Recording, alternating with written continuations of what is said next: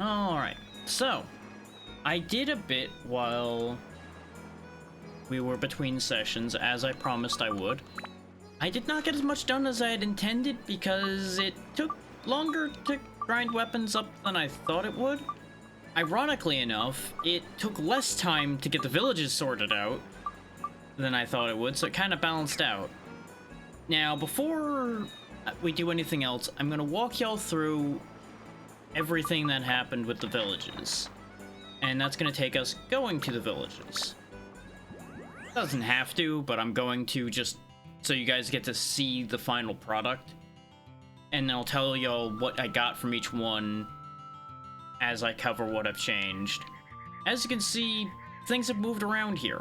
The hag wanted Dran's windmill to be pointing towards her because of a superstition involving the magic boosting the energy of one that's near it. Claude wanted to be near somebody that could cook. Well, he wanted to be able to smell delicious food all the time. Allnet is known as a good chef, so they ended up being put together. Allnet does not like the machos, so Allnet needed to be placed far away from the machos. The machos needed to be near the dungeon because they needed a place to fight and exercise, so they got placed there.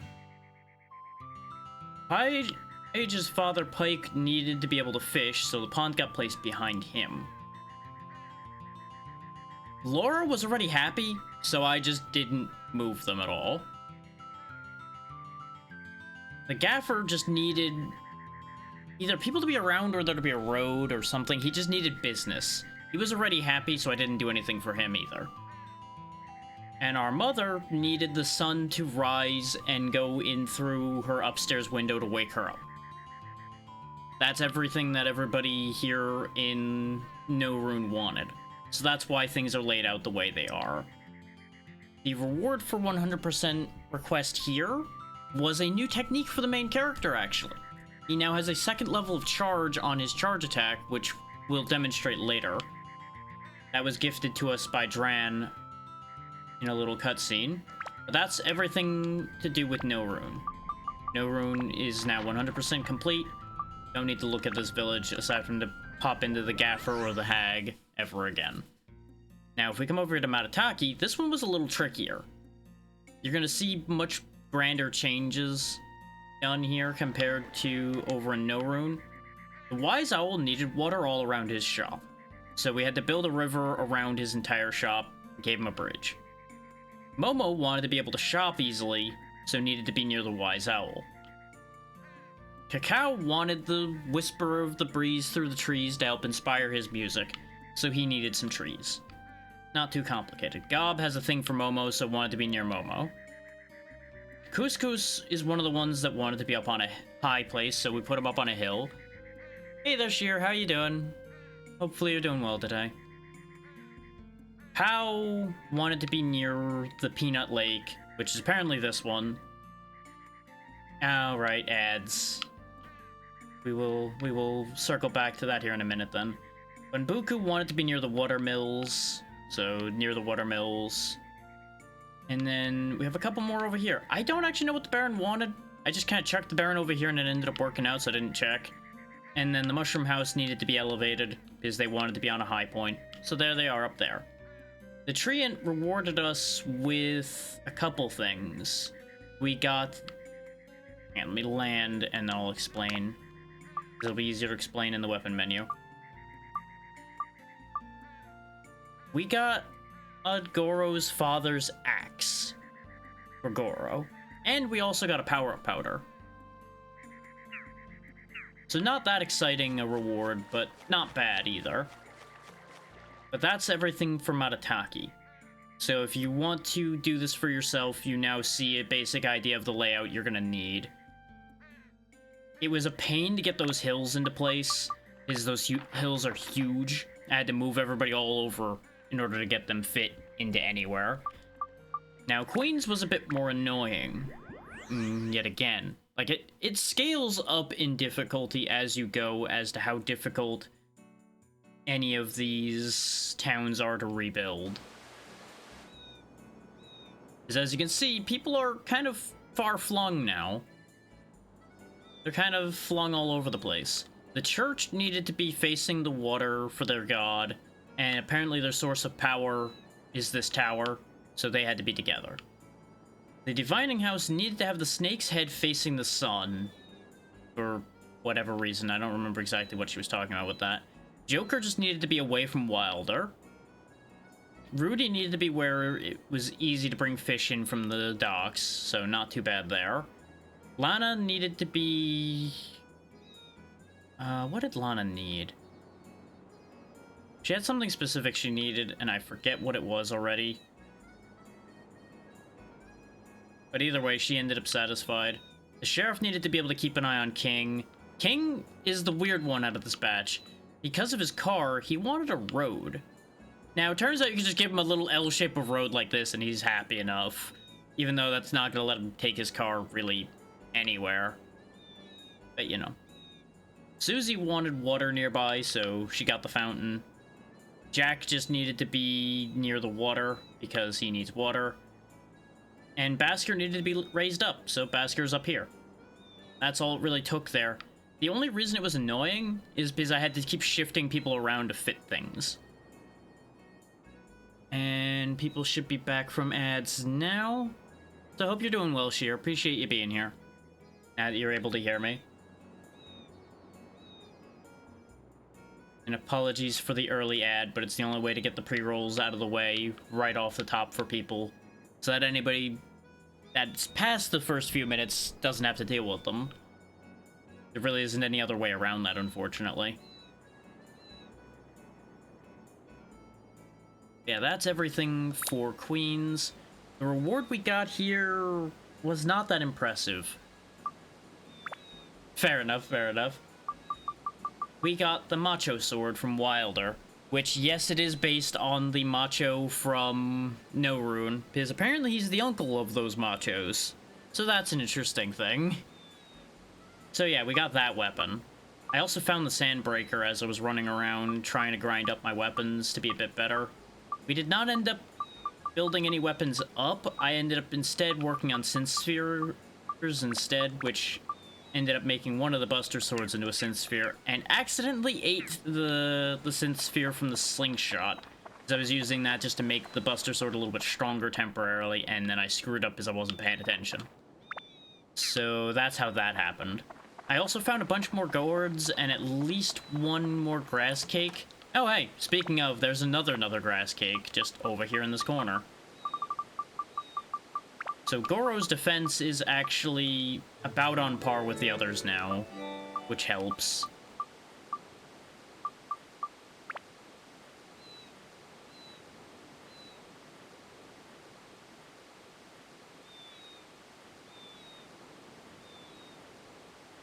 Hang on. Of course, timing has to strike the way it does. We all know how this goes. Just give me a second to answer this and we'll be back to business.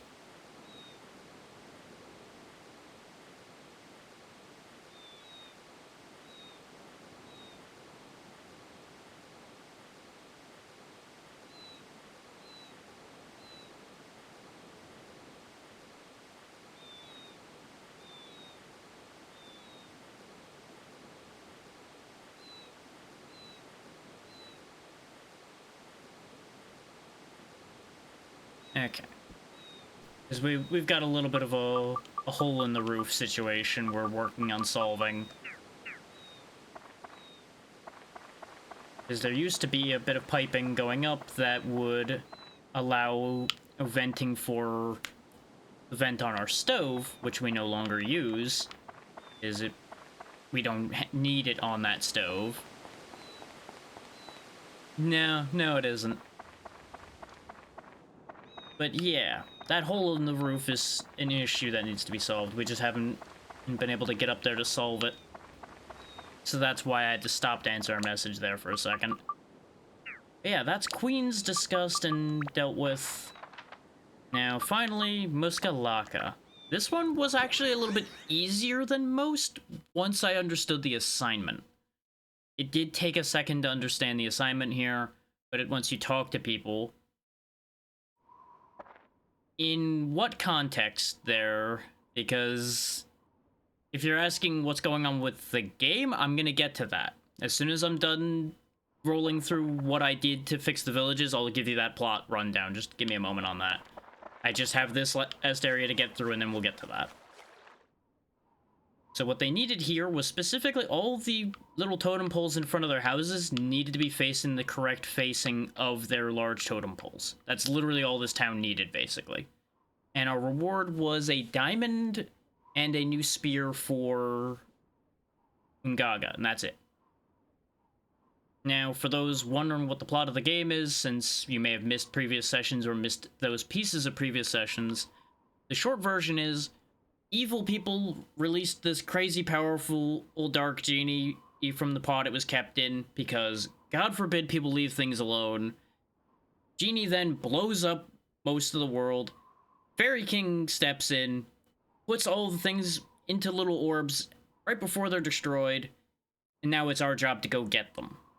Because we were entrusted with the Atlet Emilia that lets us open those orbs. And that's basically your entire plot. It's a shortened version. If you want the full version, you can go watch the VODs of the beginning of the game. But that gives you the nitty-gritty of what we're doing here. Which is why we're responsible for rebuilding all of these towns, because we are the only one with the power to do so. Fairy King entrusted us for good heart, pure reasons, etc. I don't remember exactly what his reasoning was. It wasn't very good. Good, to be blunt. But yeah, that's all of your plot and all of the 100% requests for the towns sorted out. Like I said, I did not end up getting any of the weapons fully built up. I started working on the chopper after putting the Buster Sword +5 in it, but I ran out of time at that point. 7 Branch Sword is at level 10. It's so close to being ready to build up. It just needs more wind.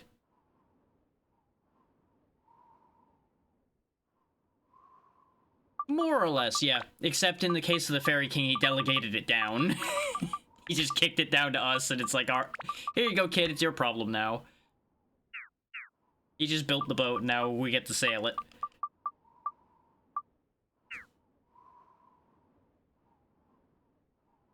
Oh yeah. Pure could either be pure good or pure evil. It's pure something.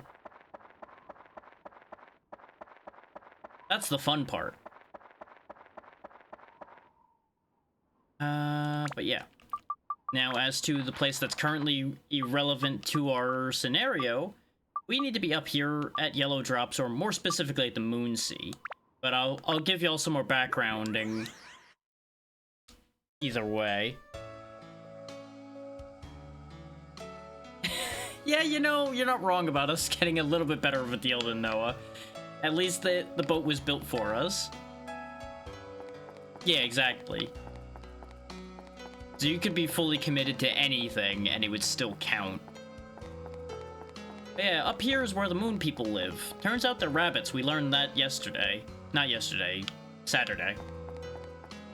From the batch of them that are down on our planet, apparently just called Blue Terra. Very creative name there. But yeah, they're the ones who originally sealed the Dark Genie the first time when it was blowing everything up. And, you know, being humanity, kind of our job to reseal it now that we fucked it up and unsealed the thing. So, kind of par for the course there. Hello there. Hey there, Callista, how's it going? Yeah, the reason why we're still having to be here is the Moonsea that we needed to cross over to get to the leader of the Moon People to find out how to seal the Dark Genie again got changed by evil magic, so we're kind of stuck having to cross over that by hand. And that's going to be our job today.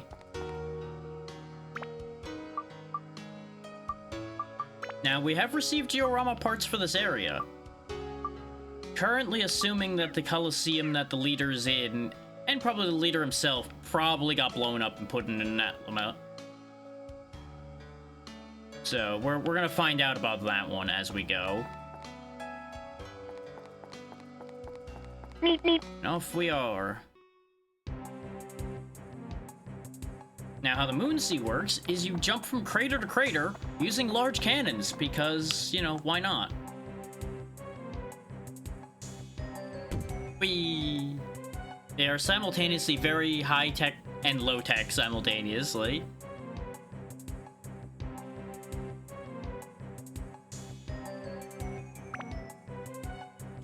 Now, as I mentioned previously, every map will tell you exactly how many Atla you need to get on that floor, how many enemies you've killed there, and what floor number it is. Nothing too much there. Every floor has a magic crystal and a map you need to pick up if you want to know things about that floor. Oh, there's space fish. Look at that. I forgot to restock on repair powder, didn't I? Sure did. That's gonna be awkward. Well, we'll deal with that in a minute. Apparently the Space Gyon drop flopping fish just like Terragyon do. Interesting. Yeah, I'm gonna keep using the weapon I'm trying to upgrade it for the time being because it's good enough. It is obviously gonna slow me down for clearing these guys out. But once it gets slower and durability, will swap to the stronger weapon. Don't you steal my money. That's my money.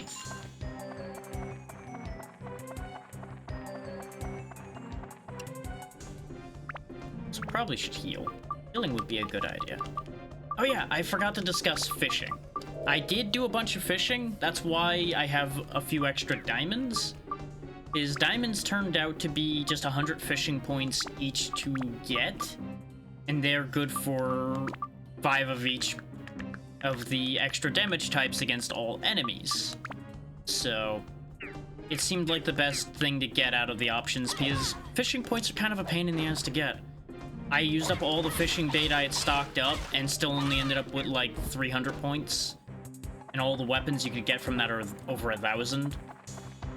Half of which you already got from random chests. So I see no point in saving up for the fishing weapons. Okay, speaking of, we got another Sandbreaker. Stop giving me more swords. I don't need more swords.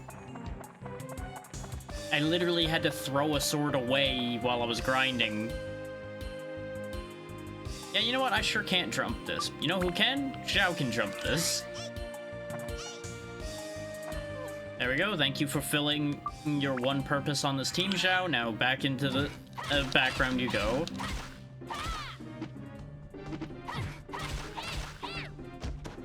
Because unfortunately, with a party as large as this, there are going to be characters that aren't going to really see any limelight. And in my particular team right now, Xiao is basically the primary one in that regard. Goro also isn't seeing that much use either. Because Ungaga kind of fulfills the secondary melee guy role a bit better for me than Goro does. So, he just doesn't really have a role to fill. And he doesn't have high enough defense or health to be the tank either, so he just doesn't have a job. I opened my menu for a reason. What was it? Is it to repair? Probably to repair. Yeah, the whole team can breathe in space for some reason. I assume the Moon People did something up here to make it more breathable. Okay, that charge attack did not work because I did not time it properly. You'll notice we flash a second time now.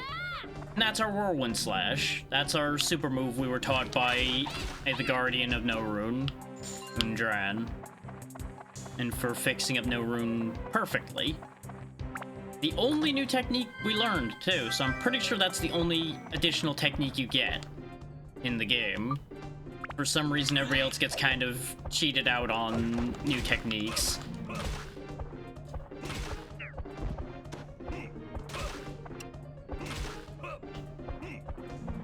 Something main character privilege.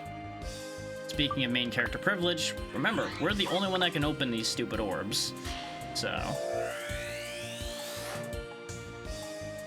hooray, we found a ladder.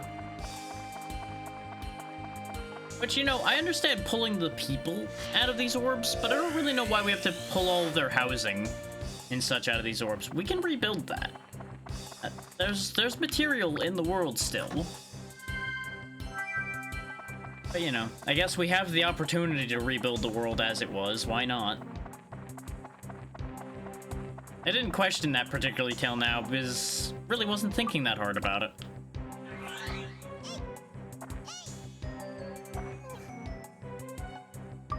Yeah, despite the fact that we have a genie of our own in Ruby who can fly, we need Zhao to jump across those gaps.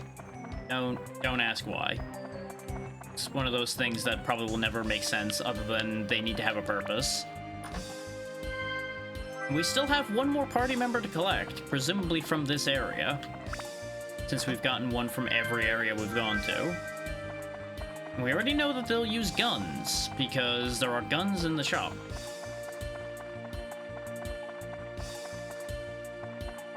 I mean, this is true. A pillow is useful. Definitely not the wish-granting type, I can tell you that one in both cases. Ruby very much does whatever the hell she wants, and the Dark Genie, unless your wish is to have everyone around you die, including you, probably not really granting wishes. So he is technically following the guy that released him at the moment. But I'm pretty sure that's just more of a, you know what? This is funny, I'm gonna go ahead and do this, rather than actually abiding by any rule there.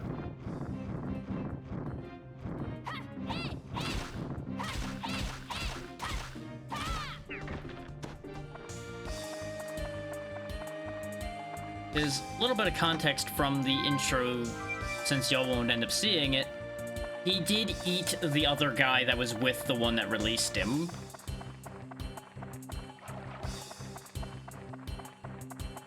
Like, there were two guys involved in releasing the Dark Genie. The general that is still alive, and this, like, sniveling, like, merchant guy. Merchant guy got eaten. Just, Dark Genie just picked him up and just went, oh, gone. Just swallowed him whole straight away.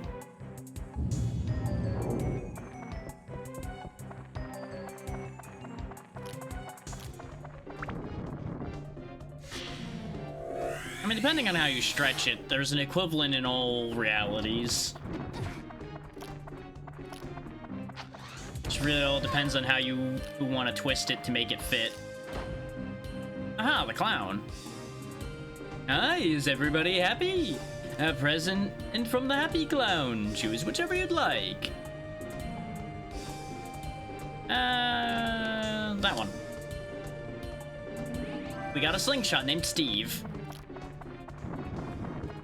Ordinarily, you'd actually get Steve a lot sooner than this. I've seen Steve basically every time I've played this game. Let's just not even deal with those guys.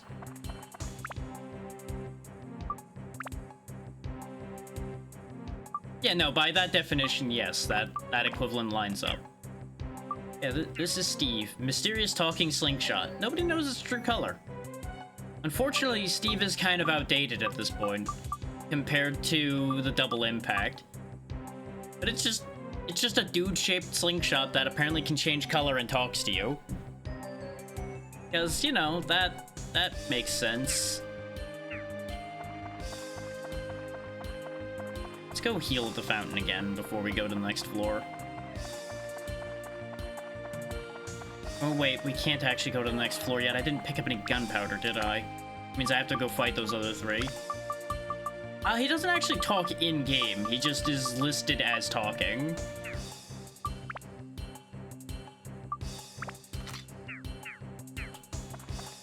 Personally, I think he just says pew every time you shoot the slingshot. Whether it's true or not, that's what I choose to believe.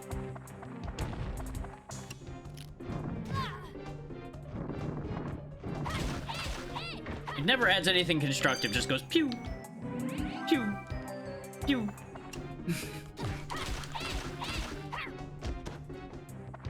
Maybe occasionally patooey.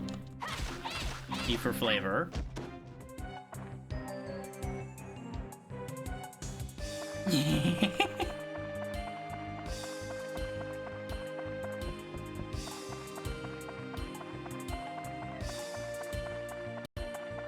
Good question. Though, judging from the look of most of these creatures, I'm not sure most of them are living, if I'm honest. Is we got robot fish, we got beetles with cannons coming out of them that may or may not be organic to begin with. The witches might be alive? And then there's the little gremlin dudes who might just eat the witches.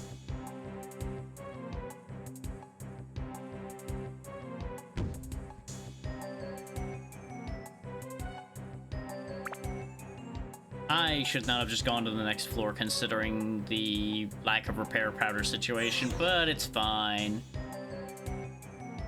You know, I wouldn't be surprised if we find sharks with laser beams.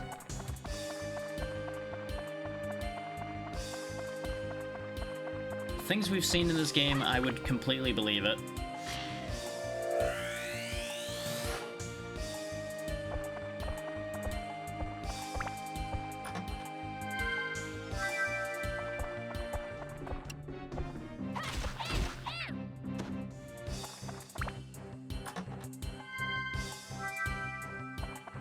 Yeah, it's an Austin Powers reference.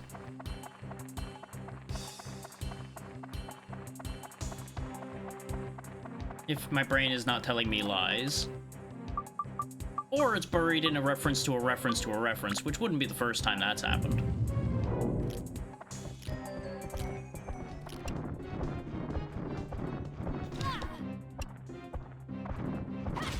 Okay.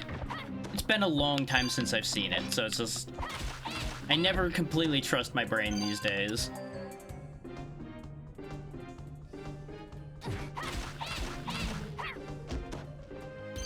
Oh, there's the gunpowder immediately.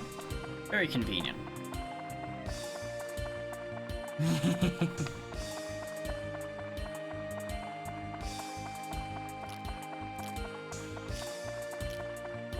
There we go.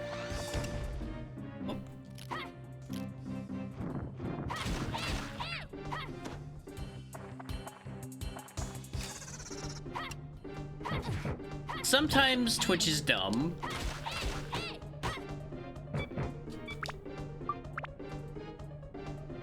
Okay, I'm gonna have to put that 7-branch sword away because I have no repair powder left, so Sun Sword, it's your turn. I mean, really, at that point, you can do all kinds of evil and just say, what do you expect? I'm evil. It's in the name.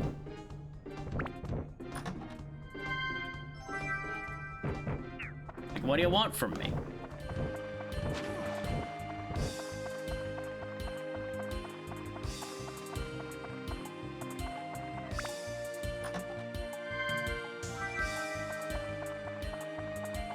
I am gonna have so much to fix after this area's done, since I can't repair my weapons because I don't have any damn repair powder. You know, your weapon's not much better off, but this hits hard. God damn it. Of course I find an immediately.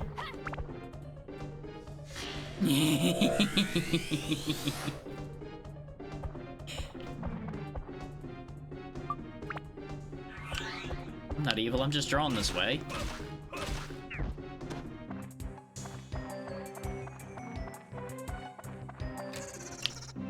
Fucking mimics, man. I did learn one good thing about mimics while I was doing the grinding. Turns out, if you kill mimics with a thrown weapon, they always drop Mimic Breaker or attachments. So that's a thing.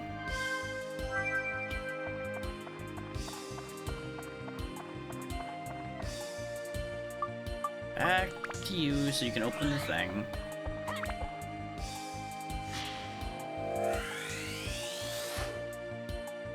Parts AMR, okay. No idea what that's gonna be, but I'm sure we'll find out. Here, how about you mimic a corpse and leave me the hell alone? There we go. I mean, they are my source of feathers, admittedly, so they're good for letting me be able to run around the map faster as well. Sounds good, Sheer. Or take care. Hopefully all goes well for you. I'll be sure to kick a moon rock at something for you.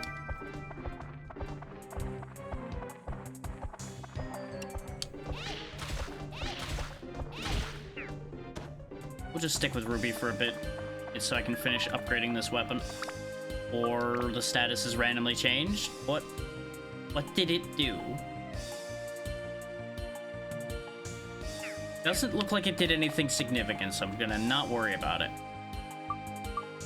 'Cause I've never 100% figured out what it means when the status of this weapon is changed, because I've seen it do a few different things with that one. So I don't know what the limits as to what that effect does are. It makes me nervous every time.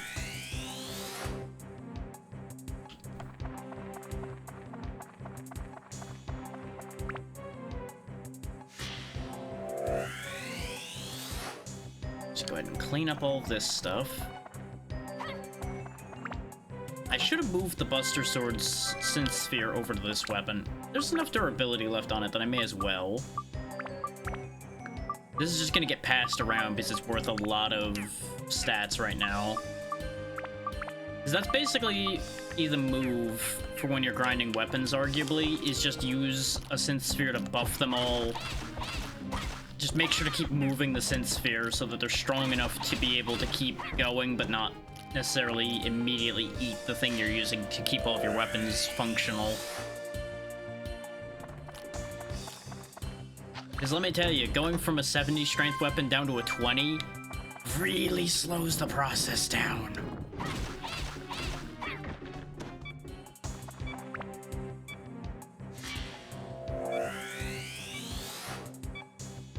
Okay, this sword is definitely about to break now.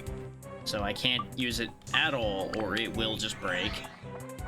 And for anybody that missed just the explanations about that in other sessions, if a weapon breaks, it's gone. There's no fixing it. It just goes poof into the ether forever. And you'll just have to get a new one. Unless it's a character's starting weapon. If it's their starting weapon, you'll get another copy of it because magic. The Fairy King put a spell on our starting knife, but apparently it worked for everybody. One wonders how that really works, but best not to worry too much about that. Yep, you can tell it's Monday because the Twitch chat is disconnecting again. I still don't know if that's a Twitch issue, a me issue, or what. But it's a thing that happens. Anyway, we're gonna get shot out of that cannon, but go back to town. This way we'll still get credit for completing the floor. There's another benefit of the Fairy King is he can teleport you out of dungeons via Mind Connect, as long as there's no enemies there. The monsters block his ability for some reason. Undisclosed reasons. Every town also has randomly spawning treasure chests based on your progress. And in this case, it actually got Goro some more defense, so I am very grateful for that. He may actually be a useful character yet. Now that he's got some good weapons and he's got on par defense, he may actually see some use. That's not the shop. Shop has the ones that are spinning. That's the entrance.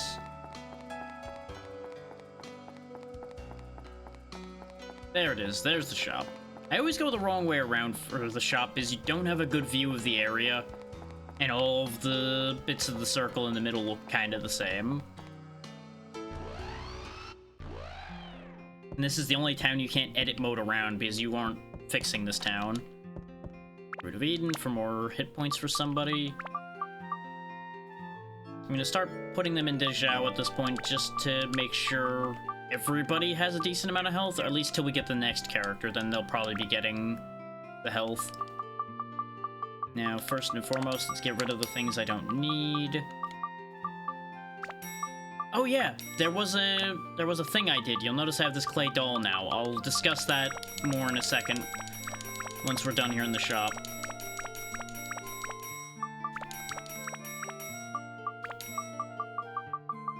go. That should do for a bit. Now, you may remember I had that foundation. I accidentally used it when I was cleaning up the towns, because I went to talk to Jabubu in Muskalaka. He wanted the foundation, because remember, he's the guy who thought he was himself beautiful and all of that, and was upset that the people in town didn't agree with him. So he heard that there was foundation that makes anybody beautiful, so he wanted that. And he gave us the clay doll. Now, I have a theory as to what the clay doll's for. I just gotta find the moon person that wanted moon stuff again. There's something that Jabubu mentioned about the clay doll kind of keyed me into that idea. Also, it's been somebody in each town going forward that's wanted the next thing in the trade line. So it kind of makes sense that he would be giving me something to give to somebody here. Ah, there we go. Collector of rare moon items. You like old stuff. Like, Jabubu had talked about something like involving it being like a caveman toy or something like that, which kind of keyed me into this thought. Whoa, cool! Where'd you get that? A clay doll. An ancient figurine clay doll made by an ancient people.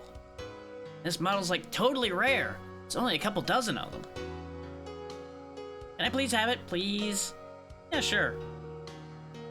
Quite the jump you got there. All right!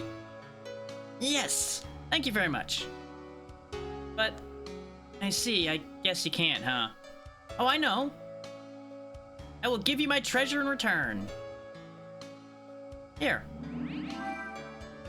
We got the sun. Don't waste your breath telling me to give it back. I'm keeping this. This will be my new treasure. Thank you very much. Now let's see, what is the sun? Okay, it doesn't seem to be an inventory item, I don't see it. It's an attachment. Counts as a gem, okay. Now let's put the sun on the sun sword, I guess. Gives 10 attack.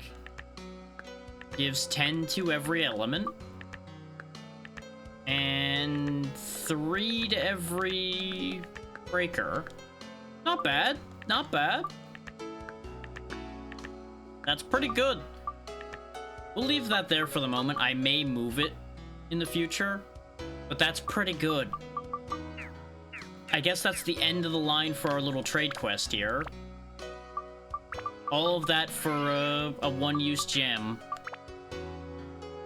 Well, not technically one use. You can use it multiple times if you don't absorb it into something, I suppose.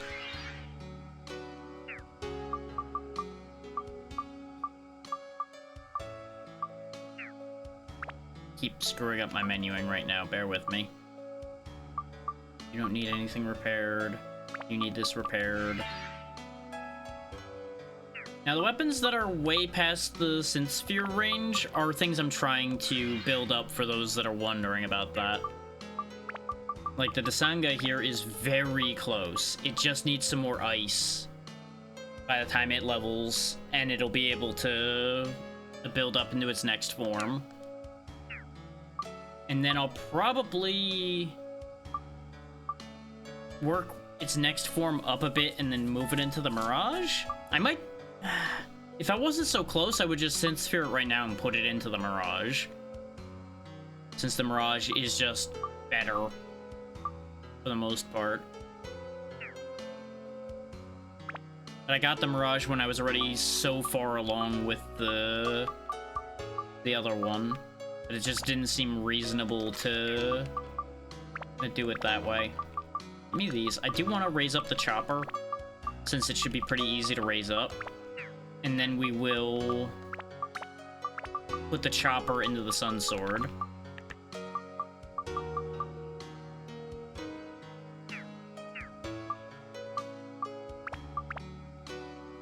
Oh yeah, and the 7 branch sword's in a similar position. Oh! It becomes the Atlamilia sword. It's already ready. Well then, let's actually just go ahead and use the power powder for that then, because that's going to take a lot of ABS to get it there.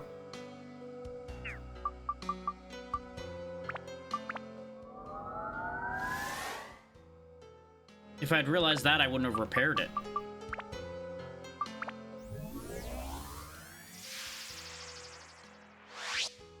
Look at that.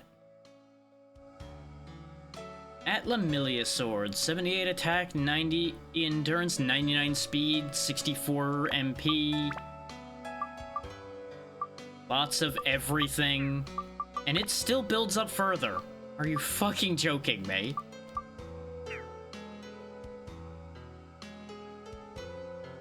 I don't know if I'm gonna upgrade that any further. I think I might keep it there.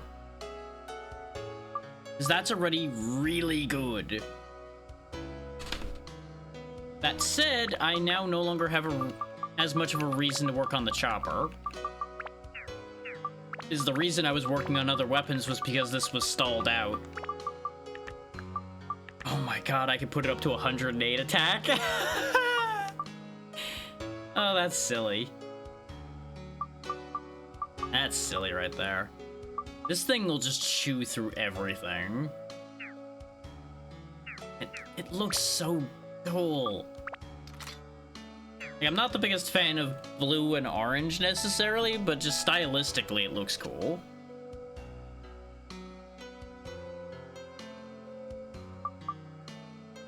Like, I feel like the Sun Sword's supposed to be important. But considering this thing has the same name as the fancy gem we're using for our main magic MacGuffin, I kind of feel like it probably is a good sword. Before we go back out, though, let me do the sensible thing and go back to No Rune for a second. And I'm gonna put some of our spare swords away.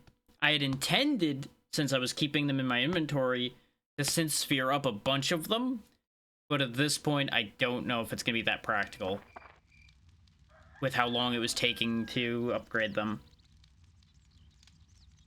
So in order to get anybody else's weapons up to par, it may still be better for me to Synth Sphere up some more of my swords. Just because that's the one thing I have lots of. So we'll probably do a middle ground on that.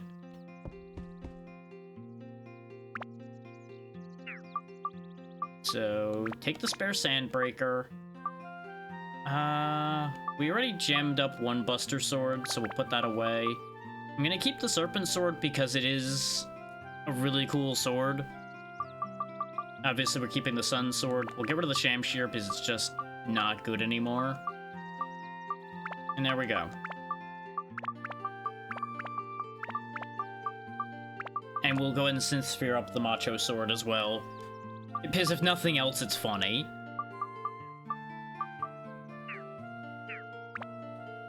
So I think what we'll do is we'll focus on using the main character throughout the moon, so that he trains up all of those weapons. And I know I'm moving stuff around and fiddle-faffing around and waffling. Just bear with me. Y'all know I'm indecisive. So we will actually go ahead and level up the chopper and get that turned into a Synth Sphere.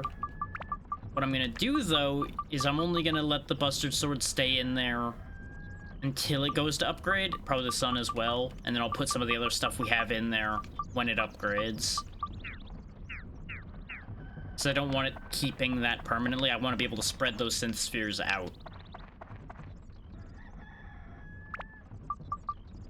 Let me grab a couple repair powders to replace the ones I just used to repair everything.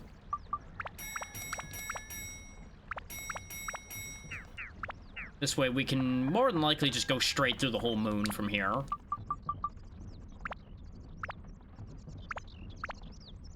Because that's what a little bit of prep does for you. A little bit of prep can carry you far. Not the most exciting way to handle things, I know, but it's the only way we're going to be able to move things along with any real speed.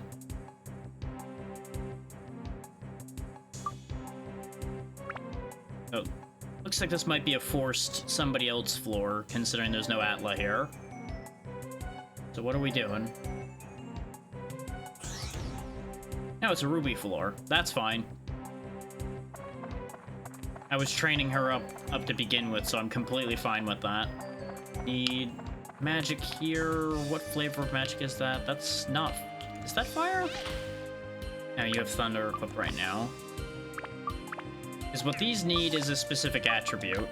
It's either Fire or Holy. I'm pretty sure that's Fire, because I remember complaining about that being... Oh no, that is actually Holy this time. There's a slight shade difference between the color they use for Holy and the color they use for Fire on those gems. It's kind of annoying. Honestly, you may as well leave it on Holy. Holy's probably fine here.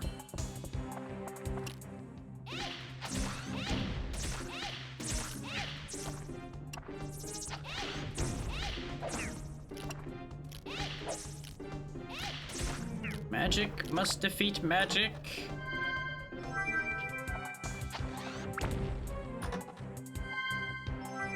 Oh, the Bravery launch. That's the way to get to the secondary area of this floor. Every floor has a secondary area for those who missed the previous sessions.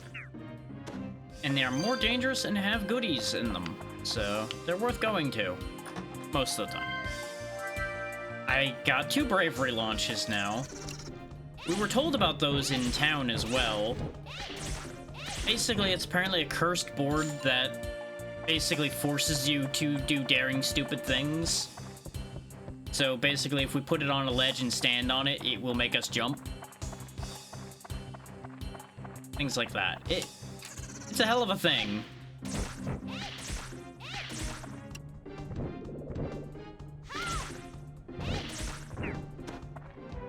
Now you might be wondering, how does that benefit you here? You'll understand when you see what the access to the secondary area is. So based on the description, you can probably already guess the kind of idea that's going to be going into that. If you're thinking it'll be something needlessly dangerous, you'd be correct.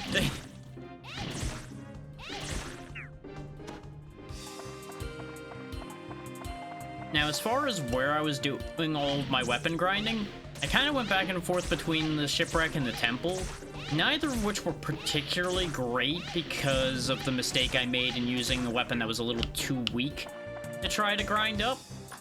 His enemies started taking so many hits that I just could not make fast progress on leveling, and it took a lot of repair powder. I made the mistake of basing my intended time frame on good weapon killing rate, not starting weapon killing rate, basically. So it just did not work out. And by the time I had realized my error, it was kind of too late to fix it, since it was like an hour or so before start time when I had set all that up. Aside from the little bit of grinding I did last night when I went to fish and everything. Which fishing's not that difficult in this game. It's just a matter of patience for the most part, just like real fishing to a certain degree.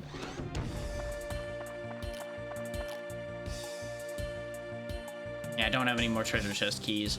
Now, for those who haven't seen this before, you have to pick between Poison, Explosion, and Curse, and hope you guess the trap correctly.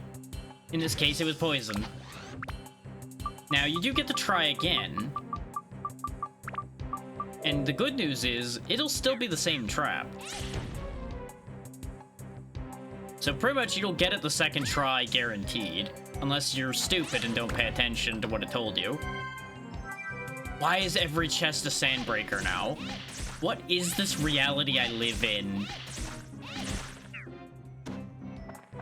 I don't even really want to use the sandbreaker because it gives you more thirst. I'm pretty sure it literally is going to drain me dry using it. I don't know if it's a positive or a negative, because some weapons actually do have drawbacks.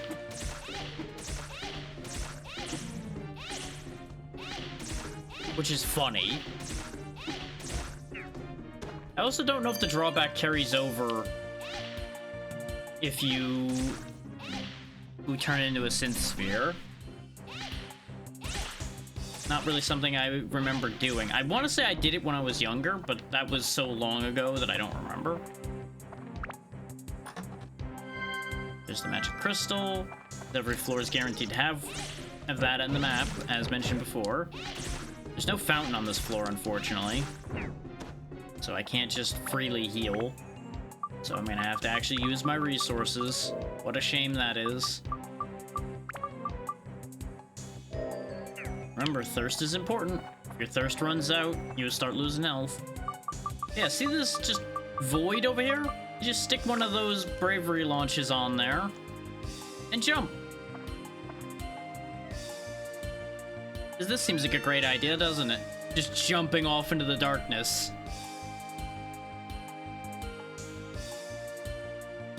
Ta-da, we're here. Now, this is about as bad an idea to be here as it is to have jumped off like that. Is all of these enemies are going to be way stronger, and it'll have enemies from later floors early. Which can and will be kind of bad, but also usually is worthwhile. Because you get a lot of higher end consumables and a lot of weapon attachments and such in these areas, which are supposed to make it worth it. Now and then, you'll be in over your head enough that it may not actually balance out that way. As I demonstrated earlier in the game, on the rare occasions I got to go there in the first area. No, the first area really wasn't that bad, even then. Ooh, power powder. Very good. I love me some free levels. That'll make the weapon upgrade grind way faster. Now, the main reason I was worried about getting things leveled up and such now is because, well, you can kind of gather that we're in the second to last dungeon, almost certainly. So if I'm gonna do my prep, it would have to be before the final dungeon. So this would be a good place to do it.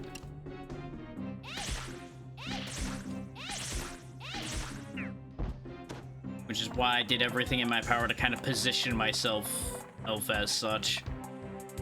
Admittedly, the intent was so that I wasn't going to have to do the actual upgrading here and now, but, you know, mistakes get made.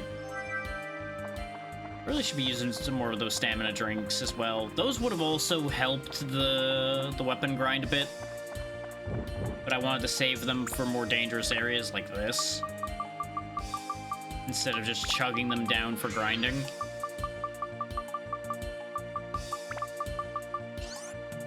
Just for those who weren't here in previous sessions, what stamina does is it makes us the same as these enemies are, where we're buffed up. We take less damage, deal more damage, and we're just better in every way. Crystal ring's done. What did it need? Fire and wind, or holy, undead, and mage. What do I have? I have fire. I don't have any wind. Oh yeah, I was going for the undead at holy and mage one based on what was in there. Sure.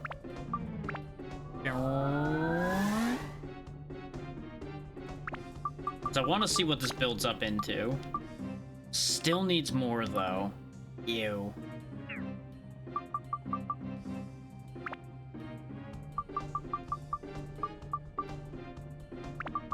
I could slap one of the diamonds in there. Help that process along. Out of holy, aren't I? Unless there's some holy and something else laying around. You've got some holies in you. Give me those. I was using the fairy ring for storage.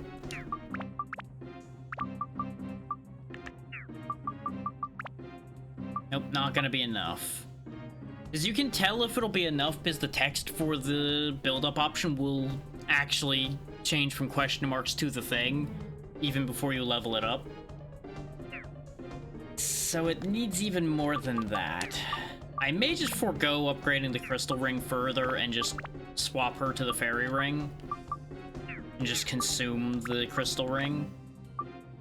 Because it will give a lot to whatever I put it on. Because it had gone through being a thorn ring, into being a platinum ring, into being the crystal ring. So it's been upgraded a lot. Well, you can probably gather that from the 99 speed and nearly 99 endurance that this ring has.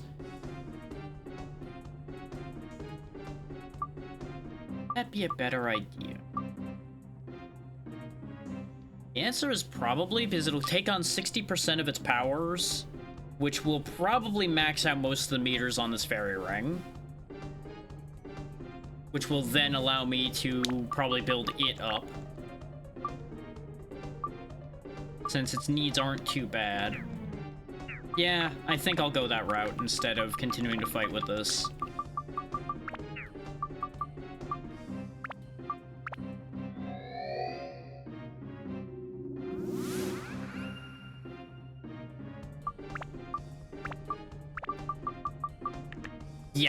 Yeah, that had a bit of an effect. Now, the downside is it may not actually be benefiting from all of the attack increase. So it may actually be losing some stats here. But it'll more than likely be most of what it'll need.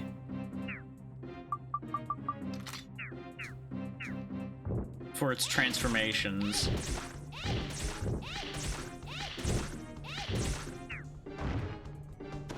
And I'm assuming the fairy ring turns into some good stuff, considering it's called a legendary item, and it's also the item you get by fishing. And usually in these kind of games, your like optional fishing items and such are either joke items or some of the best stuff in the game.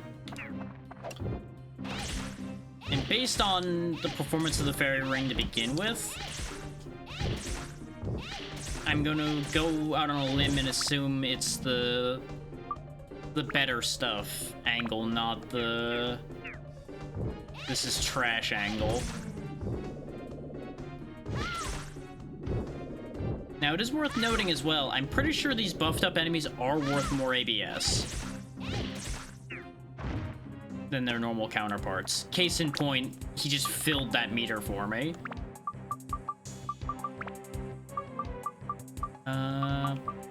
Based on the fact that it's not going to have enough of its things...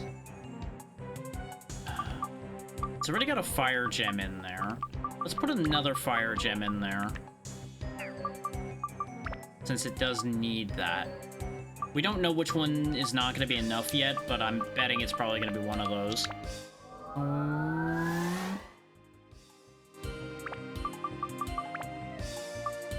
Yeah, fire isn't enough, thunder isn't enough, wind isn't enough. Unfortunately, it didn't even get any Metal Breaker. I didn't even think about that. And it didn't get enough Rock Breaker, but that's not that bad. Those stats are delicious. So unfortunately, it's not going to get any better with its levels now because all of its main stats are maxed. So we're going to get slight diminishing returns there. The argument could be made that this was an error, and I would not disagree with that.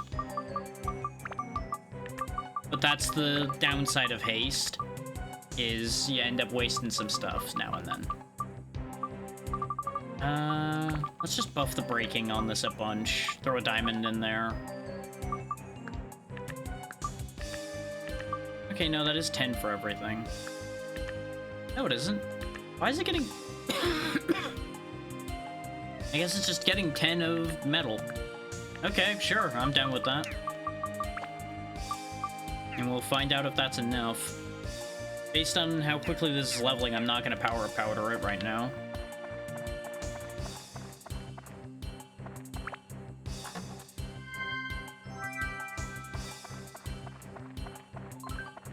Hey, we got a little bit of free money.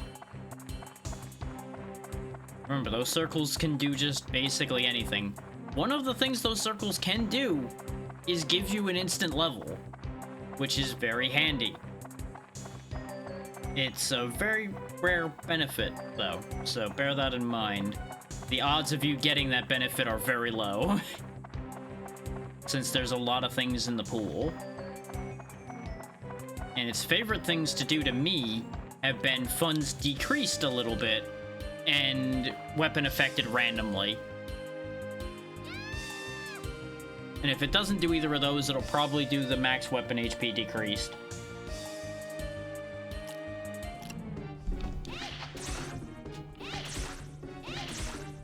And here you have the downside to going to the backside areas, is all the enemies respawn. Now, that's not entirely a downside, and I acknowledge that. There is a benefit to that in that you get to do more killing, which in this particular case is actually a benefit. Really depends on what you're aiming to do. And since the thing has popped up, I will remind you all, there is now 10 days left on that 50% discount on all commissions. So if you need any like holiday art done and you want some pixel art or anything, do let me know. Even if it's not listed on that Ko-fi, I am more than happy to discuss options and figure out what you need done and make it happen for you, including animated work. There's your short plug on that idea. Is, as one who needs money, I'm gonna kinda have to keep plugging that. I know people are probably sick of seeing me plug that on social media and plug it here, but that's what you gotta do. So understand that I would rather not have to do that, but I'm certainly not popular enough to have that just work on its own. So I kinda gotta do the legwork.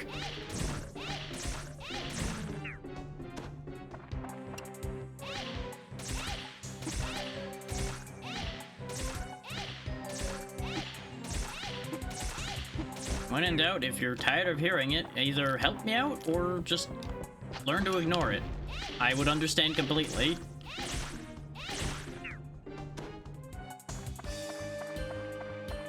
Gee, I wonder if this is a real chest over here. Oh no, it's a mimic! You weren't fooling anyone, I hope you know that.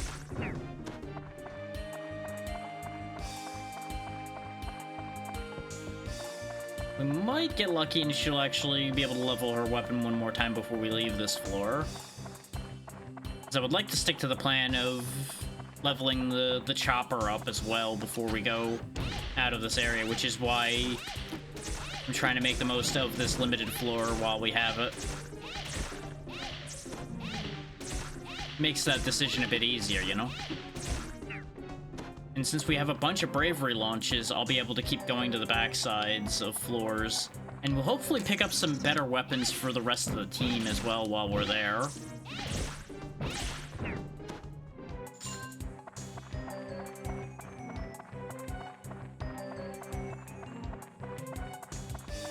But this floor is now done. I feel like her thirst is decreasing faster than it's supposed to. She really is just going through water like crazy here today. People are usually thirsting for her, not her being thirsty.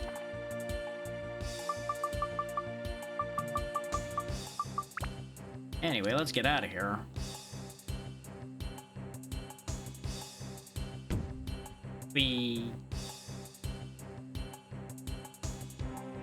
Still snowing. 'Cause yeah, it's midway through November and it's snowing already. It's gonna be an interesting winter, I think. And I don't mean that in the positive sense. Not entirely, at least.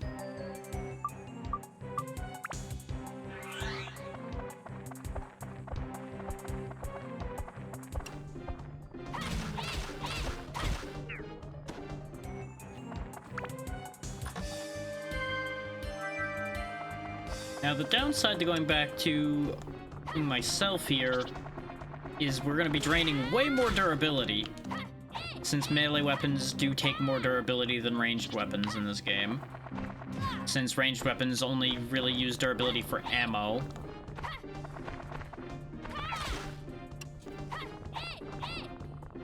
So these tunneling enemies are making me question whether I should actually be using myself here. But we're committed at this point. As you can see, I can deal with them just fine anyway. They're just a little more annoying. That whirlwind slash is going to come in handy here. Because we can counter their jumps with the regular charge attack as well. But the whirlwind obviously hits multiple times, so it's more useful that way. Always wait for them to jump. Because they're vulnerable when they're jumping.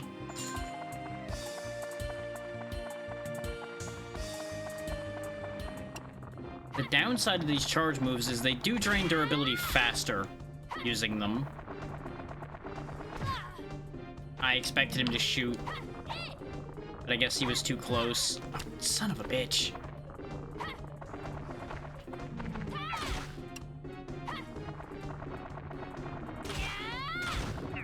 Not sure how that counted, but I'll take it. If this whole floor is filled with these guys, though, we may change strategy.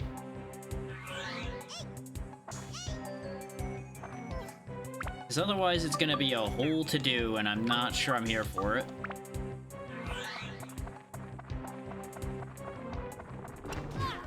Yeah, no. No. Ruby, you can handle this. As soon as I can get the damn targeting to target. Guess she's getting this weapon leveled up after all. Because this would just be so obnoxious to keep doing with charge attacks.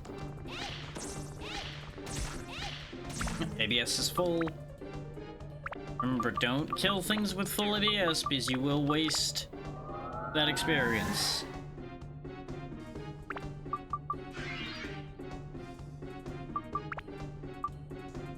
Still needs more elements. Still needs more of that. Oh, this is gonna be a pain. I don't really want to burn the other... or diamond on this. Ice was one of the ones it needed, right? No, ice was one of the few it didn't need. Fire was the one it needed. I knew it was fire or ice. Just brain did it, blah, blah, blah, blah. And it didn't work out great.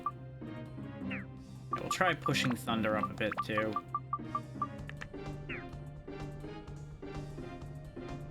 Oh, that's why Discord's yelling at me. You know what? That makes sense. There you go. Fix that.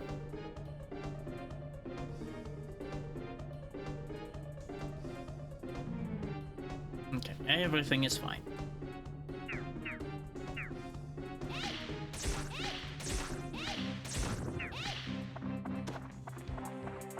Oh, and in case anybody's like, you should probably just put multiple Sin Spheres in one weapon, right? To make it as powerful as possible?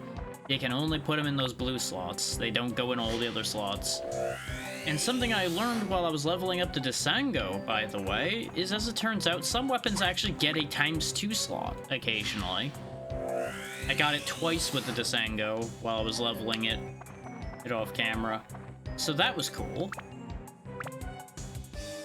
As you might imagine, that ×2 means anything put in it gives twice as much for all stats. That's that it gives, so it was kinda nice.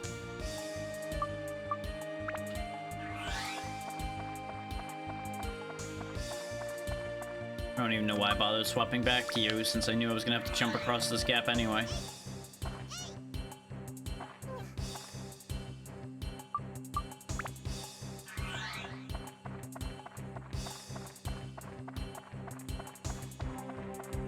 We'll deal with the outlet after I'm dead with the floor at this point. Just so we don't have to keep playing the swap juggle game. Oh wait, there's a bunch of hell packles now. Sword can do those just fine.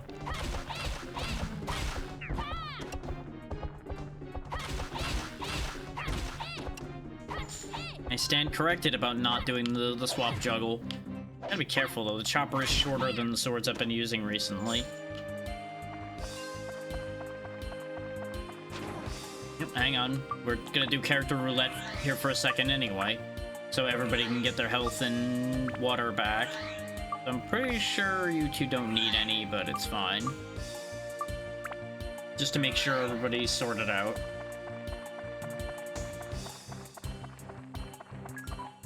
Max HP decrease, sad.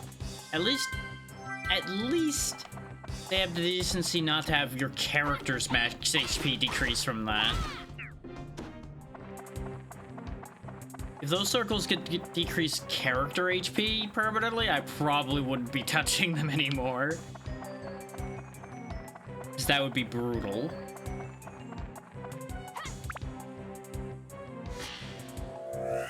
It would be funny. Ammonite?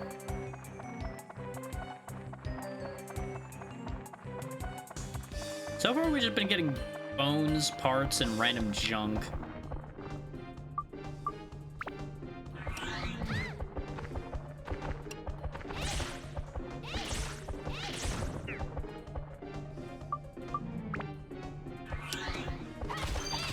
There's the gunpowder, which is why I had to keep killing, because I needed my exit item.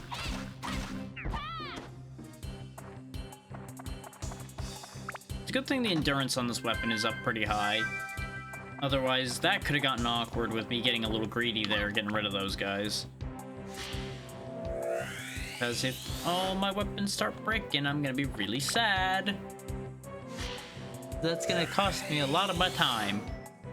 And we all know that I'm very much interested in not wasting my time. Meanwhile, off to the backside of the floor again. Which is unfortunately going to mean character roulette again to get across here, but, you know. I wanted to get the most out of the floor, so this is just how this goes. Now, more realistically, so much for getting through here fast. Like, my intent had originally been to blitz this place so we could get to the next area. And then opportunity knocked in the form of all these bravery launches, so it's like, well, guess we're doing this instead. Full clear mode engage.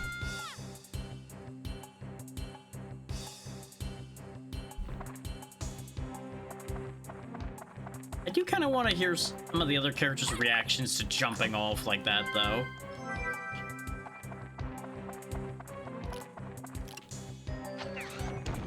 Like, it has to be a magic influence if they're jumping off and screaming like that. Oh my god. Well, that's upsetting. Turns out you don't want to fuck with the magic infused moon bugs. They're really strong. Anyway, just splash a bit of that on.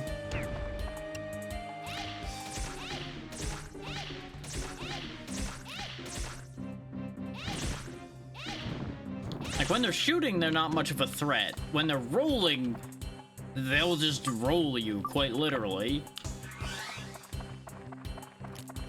Oh, and there's just a lot of you on this floor, huh?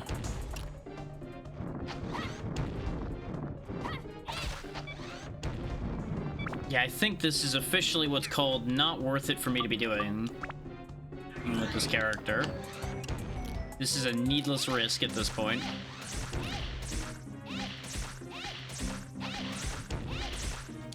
We want the XP, but we want to, you know, not burn all our resurrection powder in the process. What I can do, though, that would be clever, is weaken it down to being, like, one hit away. Like that. And then I can swap and hit it. Just gotta avoid getting rolled over. There we go. Took extreme damage, but also ready to upgrade. So let's take these out of there. Or for a moment. I'm not really aiming to build it up, so it doesn't really matter what I put in it.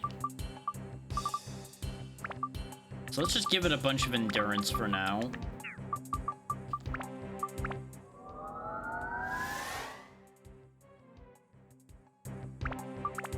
And then put those power boosts back in it.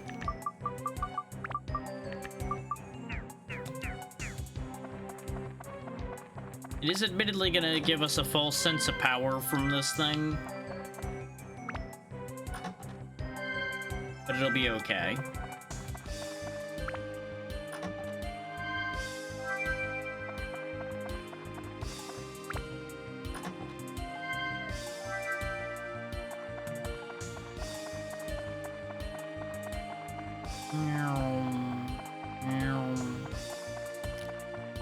Oh, it's another super bug.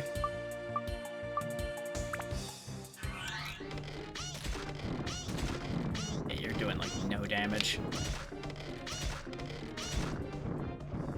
I was gonna train up your slingshot right quick since I needed to fight that thing from range to be safe. But, that is not worth it. Okay, now he's in position. Now to risk it all. Got him.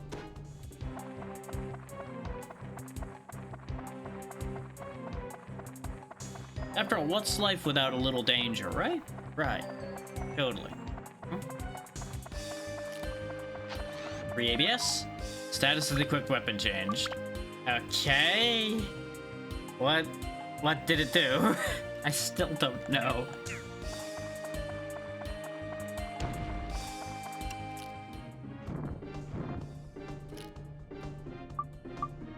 And reminder for everybody, you cannot use Dran's Feather while locked on. So if you want the increased speed... Oh, that's awkward. I really don't like how sometimes you can just both get hit there. Like, I hit him, but he hit me scenario. Because it's honestly really common to happen with enemies with moves like that. Especially for melee characters, so it's just mildly annoying.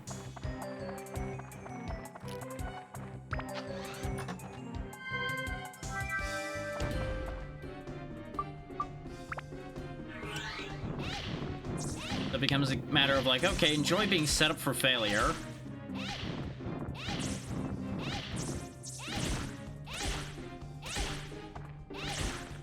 Now, the entire reason I'm making these synth spheres, remember, is so that other characters will benefit from it.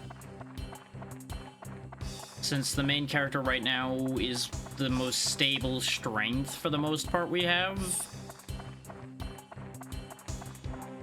And we have lots of swords. So I'm not, like, reducing the effectiveness of him by removing some of the swords. Whereas if I start synth sphering out, like, Ruby's other rings, for example, we'd be putting her in a potentially more difficult position because she would only have one ring left, for example. Whereas I could synth sphere out, like, 3 swords and still have a full inventory of swords. It's a very different situation. Actually, you should be able to finish it off from there after a few shots. There you go. Start working her slingshot up a little bit.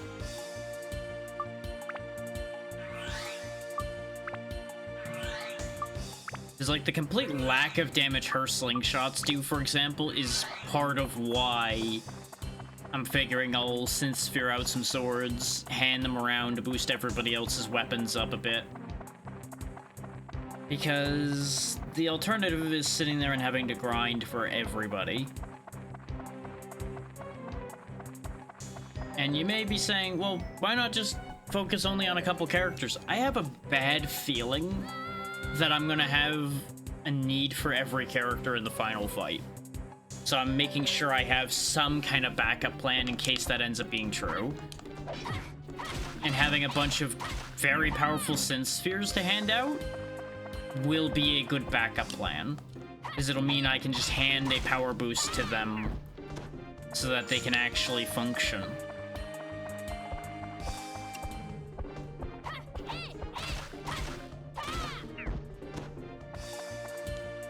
Otherwise, if we end up with, say, a Zhao section that's required in the final battle, and her DPS is like 1,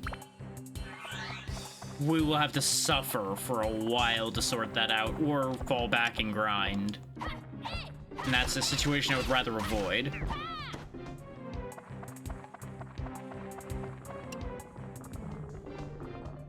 So remember, the intent with this was to get this done, not in a rush, but, like, relatively efficiently. So that we can get other games done before the year's over.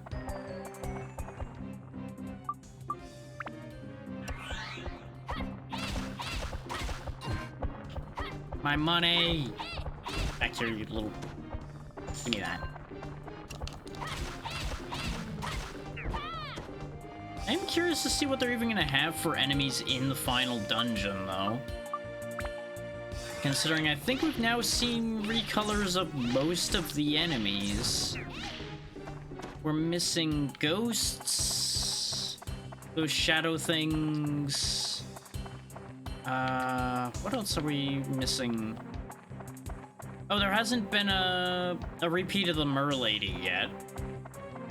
Or the Mask of Prarna from the water area.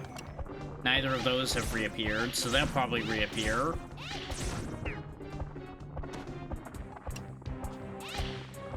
We've had like 4 different flavors of big golem dude, so I don't know if we're gonna see any more of those. There may be another dragon though.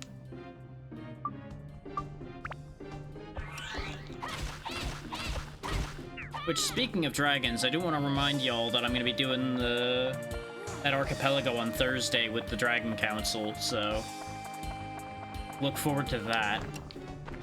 I will actually go ahead and reveal my games since I put my YAMLs in now as well. I'm going to be doing Metroid Fusion, Circle of the Moon, and Time Spinner. All 3 of those will be my contribution to that archipelago. So it's going to be a lot.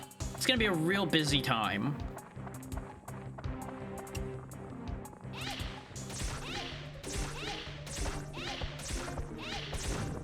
Now, more than likely, I won't be making all of my progress in that async on stream. Just purely because there's going to be times where somebody's going to need something outside of my stream time.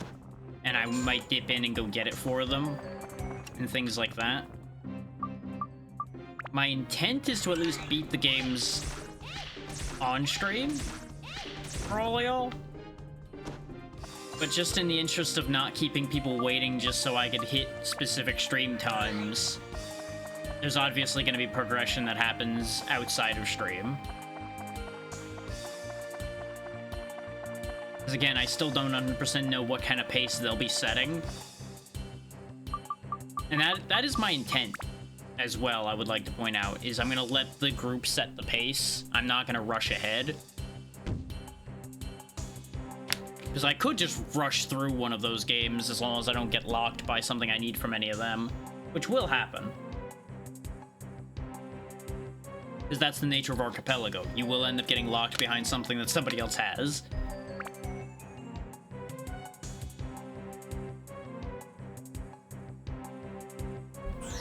But, like, it's gonna be a hectic first day.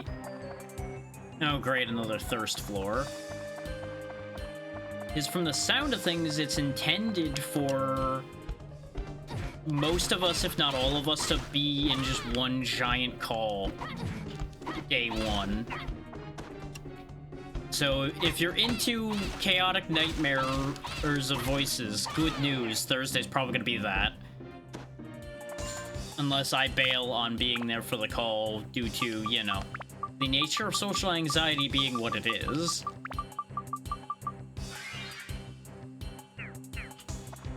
And it may also mean that I may not talk with y'all as much. But I think y'all are used to me not being particularly interactive on Thursdays at this point, since Thursdays are usually collabs anyway. We'll let that also stand as a bit of a warning there, too. I may end up focusing a lot more on keeping up with what they're all doing and talking about than necessarily being the most interactive with y'all.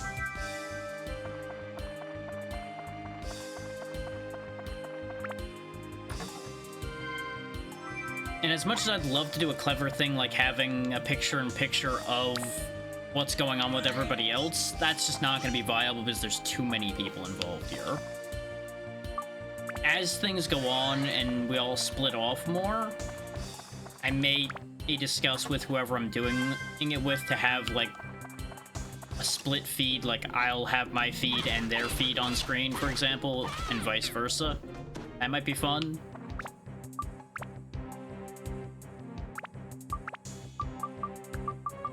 But that'll obviously depend very much on who I'm doing it with at the time and whether they're into that idea or not. So I will not be doing that without the express agreement of the person involved there. So why am I even looking at the build-up? I'm not building this up. Let's just buff the thunder that's on this, I guess. Sure. Because that might be useful for building something else up in the future, so we'll just buff its main element.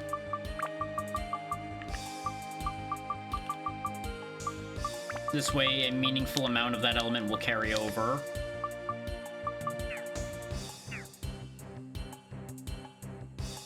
And based on the amount of increase that sun does, I don't think I'll put it in permanently for the synth sphering, is it won't transfer. It would be better to put it in on the final product item.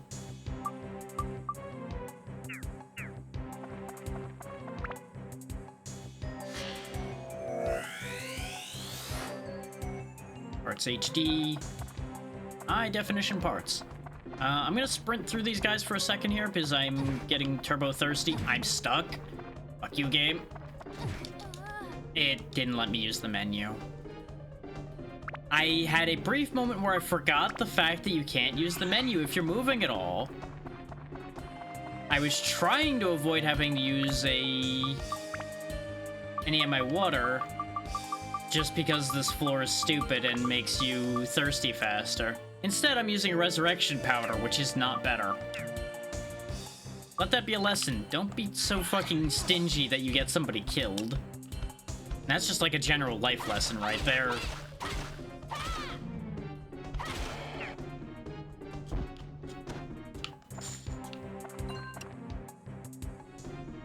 So I have seen it in games and in life where people will try to cut corners and somebody's gonna get hurt. Exactly, Resident Evil Knievel, and welcome in. Hope you're doing well today.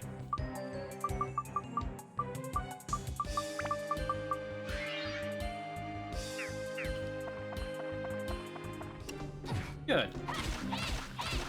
Honestly, with the way things are these days, I would not be shocked by anybody that doesn't say, hey, that it's going great. But I'm glad it's well enough. And yeah, so far so good here. It's snowing, which is making my head angry, but other than that, everything's fine.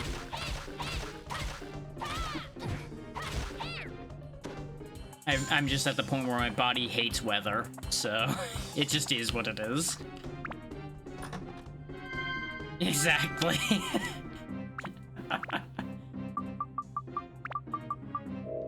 I could turn around to heal, but I'm over it at this point. With the amount of damage I'm taking from this guy, I may as well turn around. Hopefully it ends up being a reasonable winter this year for all of us, but it's not looking like it's gonna be too reasonable from the initial spurt that's happened here at the very least. It's not heavy snow, but it's like way colder than it usually is this quickly.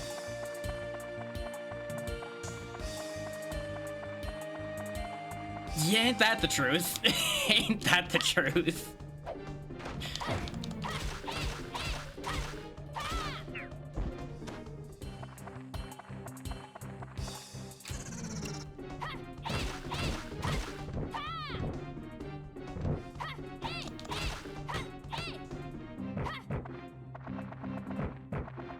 Missed. Nope. Come on, try to bite me. There we go. Had to make sure he moved in a way that I could actually hit him. Went the wrong way around. Look at how fast that water goes down in here. These limited floors with the thirst increase are brutal. Since that fountain was so close, I'm better off touching that and then saving the rest of the water for the rest of what I'm going to be doing over here. Though there is a fountain on the other end, too. So it'll work itself out either way.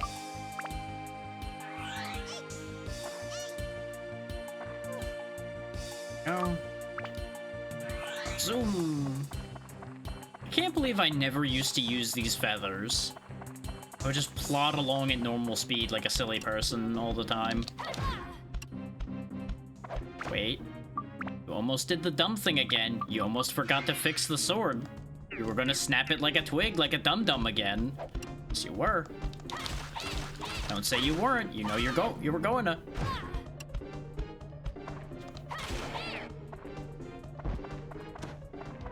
I mean, sure, that auto repair's up there, but I still don't trust that. Sometimes it doesn't work. This witch is the biggest pain. There we go. It's so weird how the bodies sometimes just stand up. There we go. This one doesn't have room to run as much. Apparently enough room to... Still didn't hit it. Oh my god. Why are you spamming so hard now? Okay, you know what? Fine. You win. You will die from range. There. Die. Remember, you did this.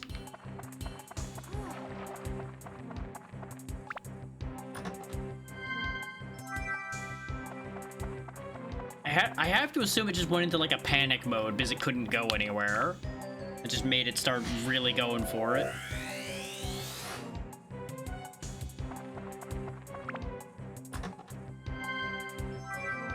More amulets that I won't use. And what's in the ball? Parts HGRS, okay.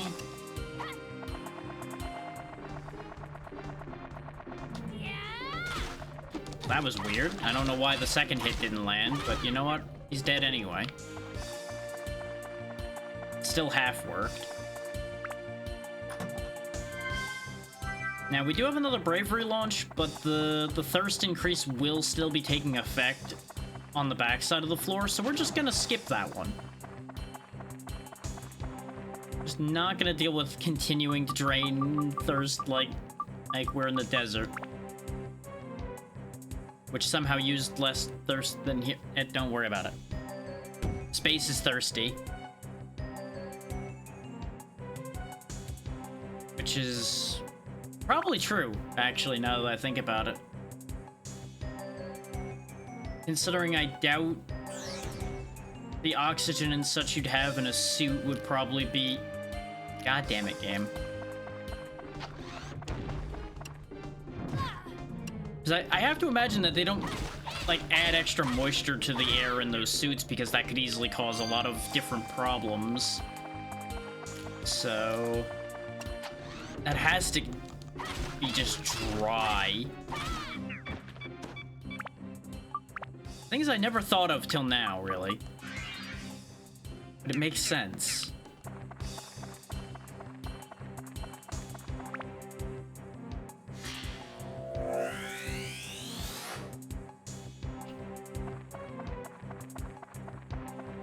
That's just the way it goes, though, is... fiction makes you think of a lot of things that you may not have necessarily thought of on your own. And it goes for books, movies, games, everything. All it takes is the right switch to be flicked and you might actually have a whole new idea pop.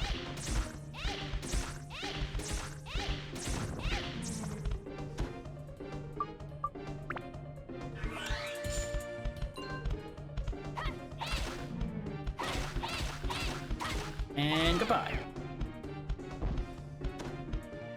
Almost got enough to level this.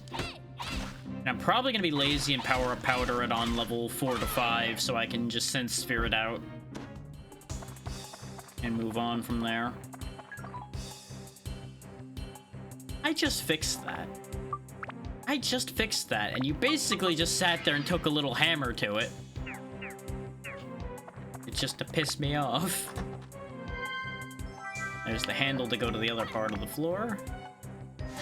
Oh yeah, that reminds me, I did add a little lurking redeem now to hopefully let people remind Twitch they exist without needing to, like, actually put emotes in chat or do anything if it makes them more uncomfortable at all.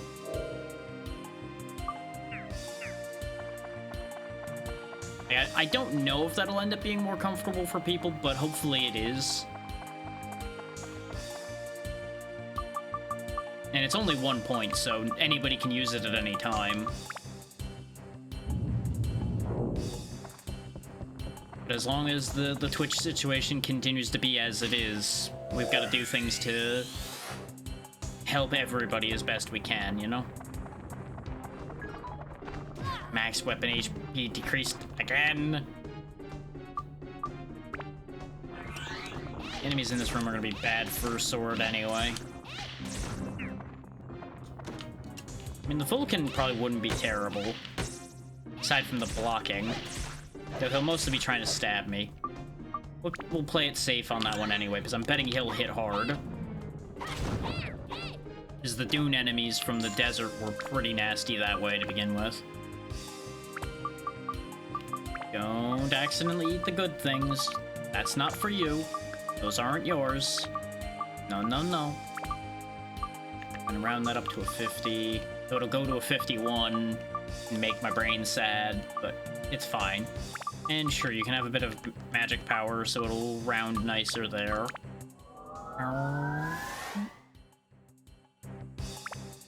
And now we power up powder it after putting...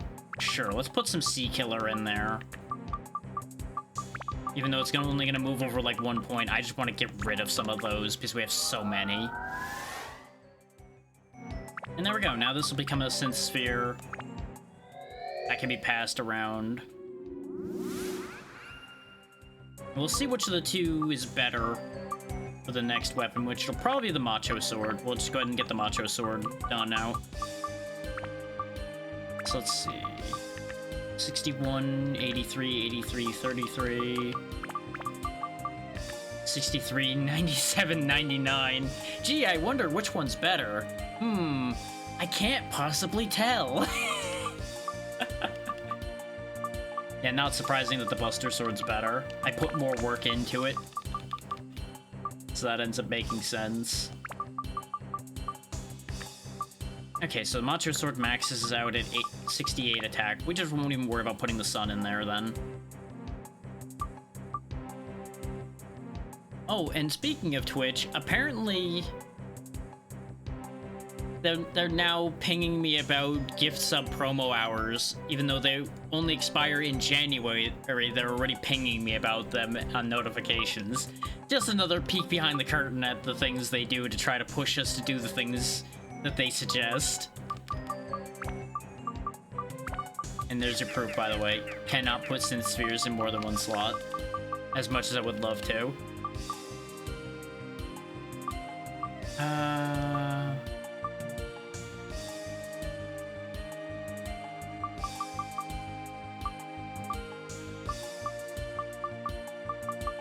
Sure, have some Sky Hunter, I guess.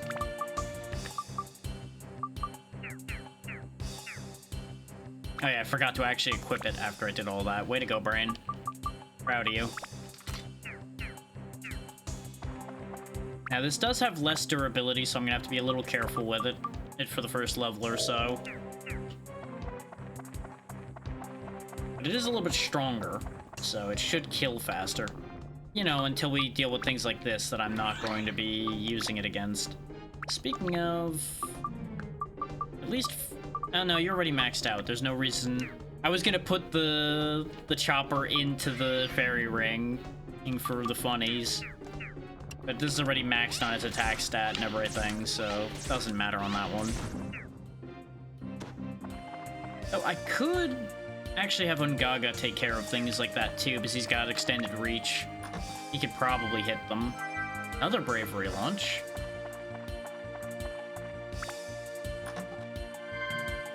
So we could probably handle it that way as well, so that he can finish getting the Dsango done. Because he's very close to finishing that weapon.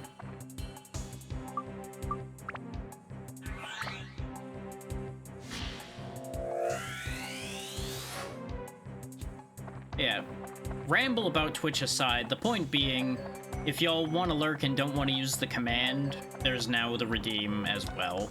I genuinely don't know which one works better in terms of making Twitch actually keep count.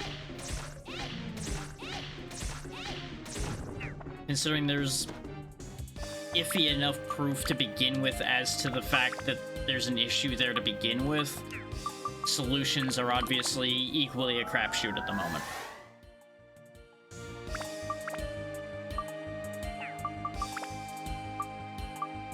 It is so hard to find trustworthy sources on any of that topic.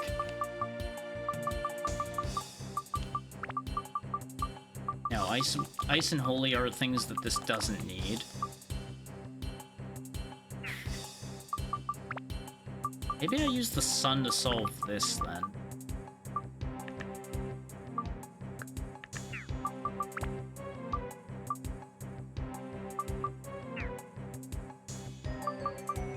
At the very least, the sun can sit in there for the moment.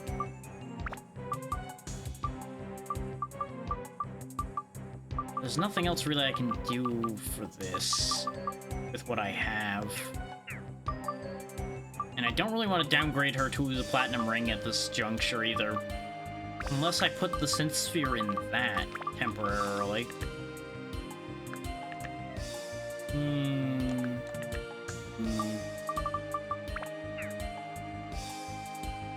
No, I think we just have her take a break. And we'll circle back to her Fairy Ring situation soon, TM.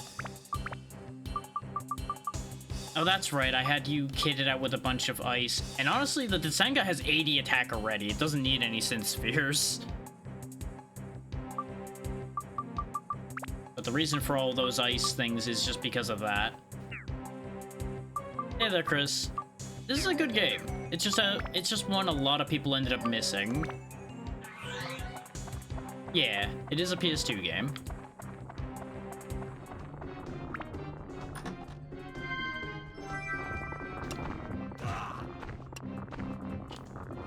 God damn moles. There's another one behind me too. Okay, maybe you're gonna have more trouble with these than I thought. Really thought the extra reach was gonna be good enough, but he's a little too slow on his swings. Because as you can see, they're immune when they hit the ground, so that doesn't work. That's gonna complicate my plans. I don't think you have enough damage to make this worth it. You know what? That's good enough. You'll be able to make it work. Except you can't hit stun them. But at least you'll get to do something for a change out. Oh, that was important too, because that was the one that had the gunpowder.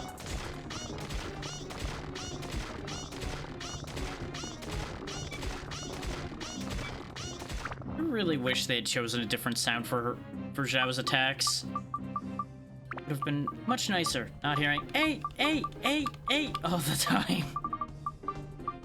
Definitely part of the reason for not using this one at all.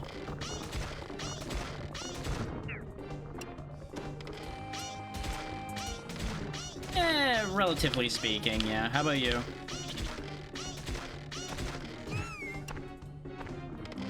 You know, 'tis the year of everyone could be doing better. Yeah. Get to the fountain. Nah, you can't hurt me. I'm in the Fountain of Invincibility.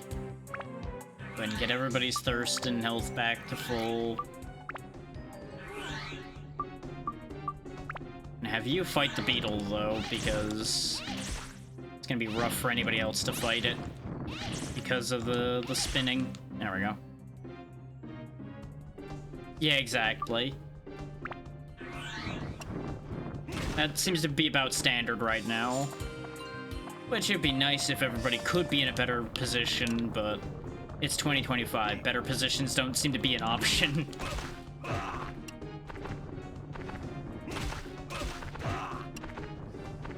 I really need to stop going for that third swing. 'Cause that was the thing we learned with Ungaga, is just hit once and step back against some enemies. And he does way better. His second swing is just so slow. It's got good clearance because of how wide it is, just speed is a risk.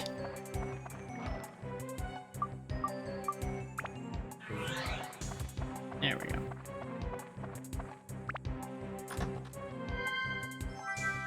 Or stand powder for when I invariably get somebody killed again.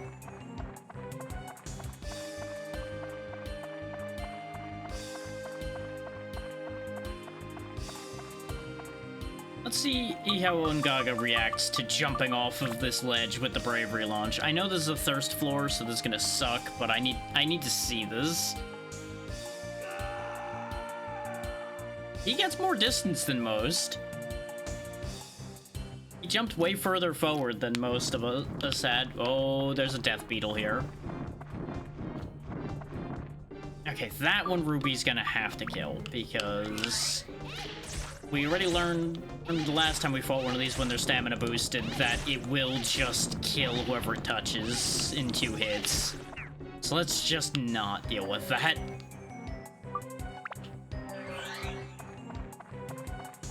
With all the defense in the world, those things will still truck you.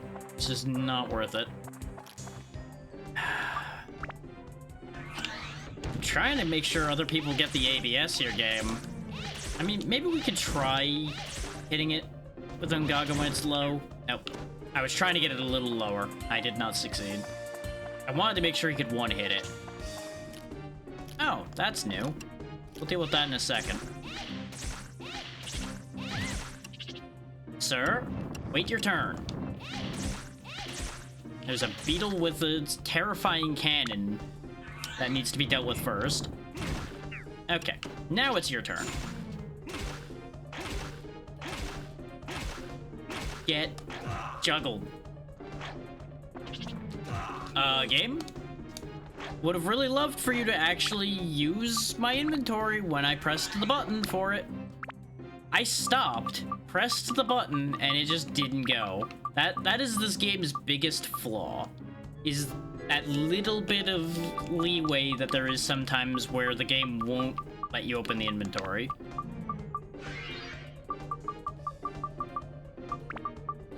It's like, oh, you needed to use your inventory? That's a shame. Perish. Also, it'd be nice if it didn't break your lock-on when you switched characters, but... Okay, never mind. That thing's just angry now. And I'm out of stand-in powder, so I actually am gonna have to leave the dungeon for the first time. I thought I had more stand-in powder left than that. Otherwise, I wouldn't have taken that risk. So we've lost half our money. That's how losing in the dungeon completely works. You leave half your money in there, and it's just gone. All because I counted my stand-in powder wrong.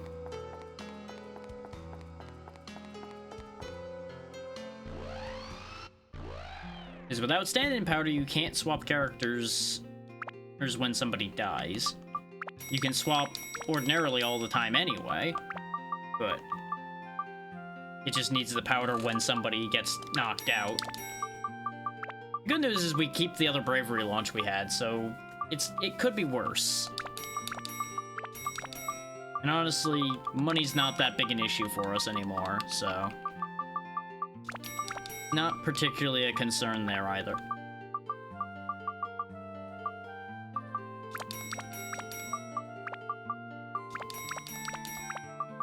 Make sure I have plenty of all of that. We definitely need more repair powders since we're still training weapons up. And just in case we end up with another one of those scenarios, let's bring a few bombs with us. Because we still have lots of inventory space. Thanks to all of the pocket upgrades we've picked up over time. So it all will work itself out perfectly fine. Now, there is a minor upside to having gotten knocked out, and it's another floor we can do again. Now, obviously, the downside is, of course, we've got to do extra work now. Hey, before I go back in, let me go ahead and save. We will put that loss on the permanent record. More importantly, save all of the upgrading we've done so that if the game suddenly crashes for the first time, we're covered. Okay, we have all the Atla at least, so we can just kind of power through the floor. Then again, yeah, we had cleared the floor, and then I went to the backside like a silly man. And got my backside whooped.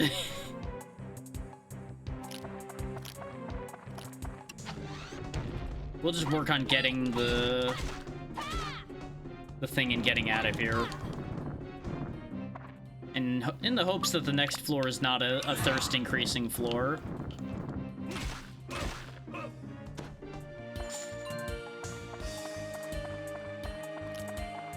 If it still is thirst increasing, I'm gonna be very upset. Because that'll be 3 of them in a row, which tells me that's probably hard-coded to be the case. Which upsets me greatly, I might add.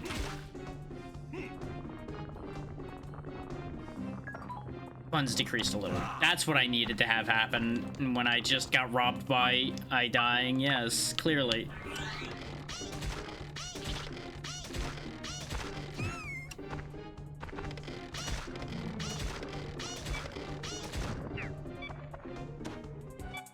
Though, fun fact, there was no explanation given for leaving half your money behind when you die that I can recall.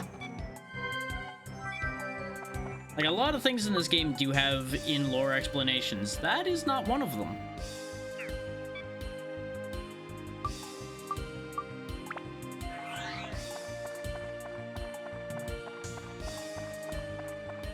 Like, I presume the Fairy King pulls you out of there when you get knocked out. But if he's the one pulling you out of there, why is half your money leaving? Is he just taking that as his rescue price? Who knows?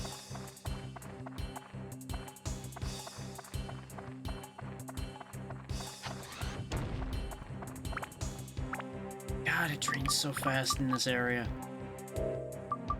I'm so glad I gave everybody a good amount of thirst meter with all the gourds we were finding. Because otherwise, these thirst floors would actually just be unplayable for some of our characters.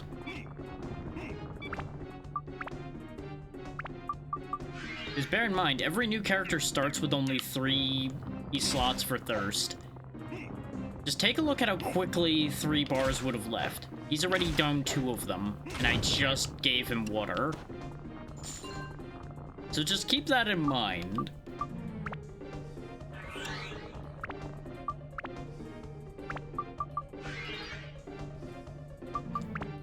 Actually, you know what? Put the chopper in here for now. We're not gonna keep it in there. But if we're gonna keep using her to clear these moles, it's probably a good idea for her to have that power up. Because that is definitely making a difference. It's almost like 20 power is significant or something.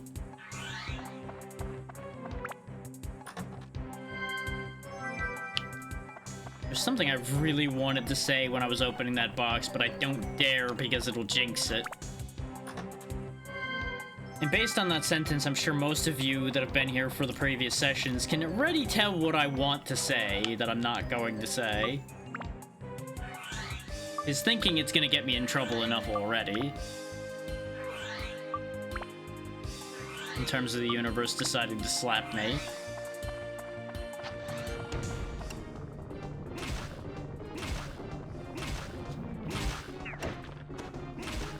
I think he genuinely might be faster just spamming single attacks.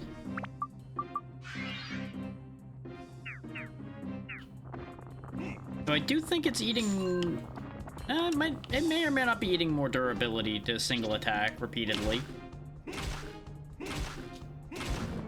There we go. Managed to catch that one in a loop. Unfortunately, this weapon has been leveled a lot, so it's gonna be hard to finish leveling it. Like, it'll take a lot of ABS to get it done.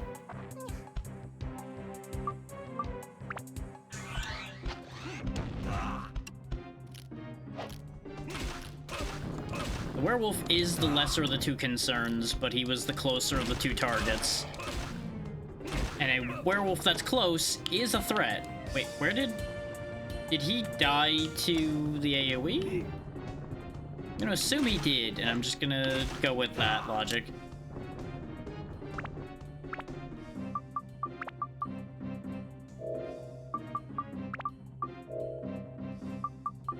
Honestly, at this rate, it's tempting to use the stamina drink, but with how far through the floor we are at this point, I don't think it'd be worth it to use it. Because there just wouldn't be any targets left very quickly. so it feels ultimately wasteful. That must be where the handle gets used. Yep.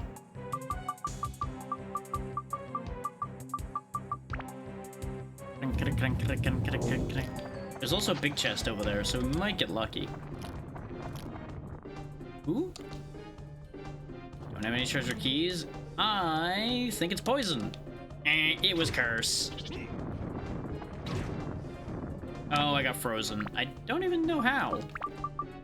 But the bright side is I can now use the mighty healing and fix both at once, so joke's on you. Oh, it probably was the mole that froze me. And in the box, we have a ring.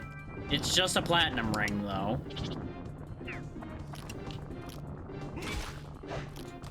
So it's fairly safe to say that that was not worth it. We can buy platinum rings.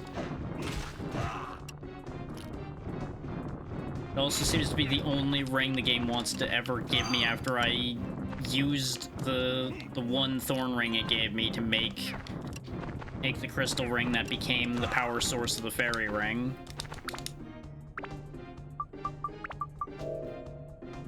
Which that was sure a lot of words I just said, and it probably made no sense, but trust me, it all is true and does make sense. This pairing is so annoying.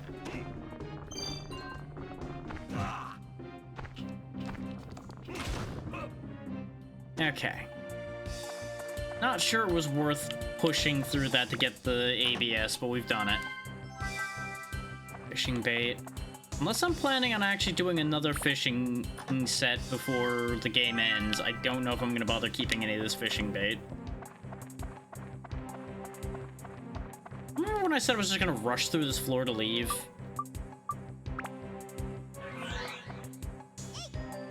I remember. I promptly told myself otherwise secretly, but you know. The idea was there.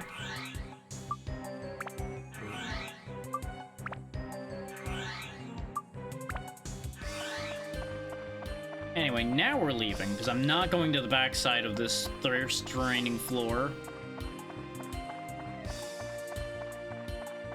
So, considering we're only at floor 7, I'm thinking this is definitely going to be the penultimate session, not the final session, unfortunately, or fortunately, depending on how you feel about that.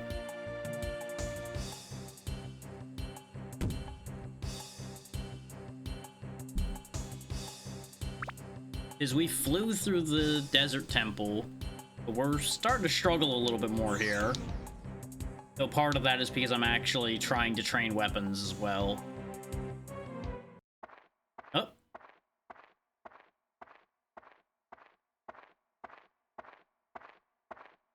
Huh?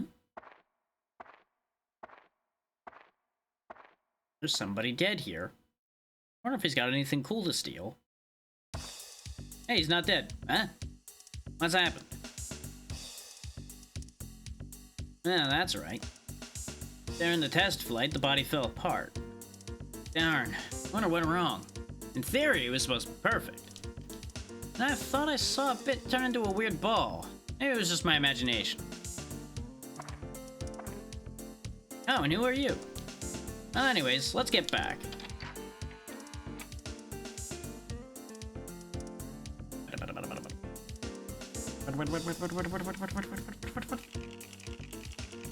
And away!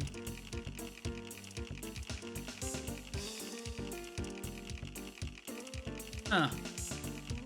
Well, that sure was something, huh? They got a little propeller pack. Wonder if they'll give me one of those so I can cross gaps. Oh! It seems like from Blue Terra. Why here? Genie?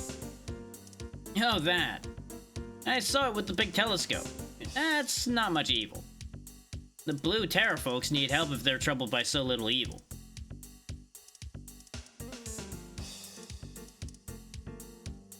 What? Seal it? You must be kidding. Sealing? That is like extinct. Yikes. Nobody near the drop knows how to seal. Probably. Isn't that when you put something into an urn or something, right? That's impossible.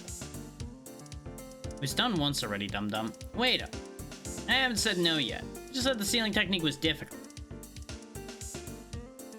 There's a cooler way than sealing.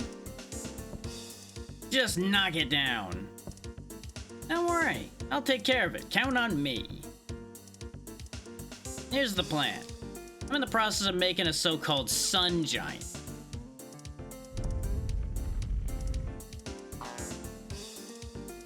I mean, that is pretty cool. It is the state-of-the-art yellow drop technology. Let's say it's like a supersized golem, to make a long story short. The sun giant could easily knock out Genie. But then this very sun giant ran away and broke into pieces during the test drive. The magical gem we have now is not powerful enough to support the sun giant. We need a Pez sphere to make the sun giant perfect. A Pez sphere is one of the most powerful of the magic gems. If we use that, the sun giant will operate at its best.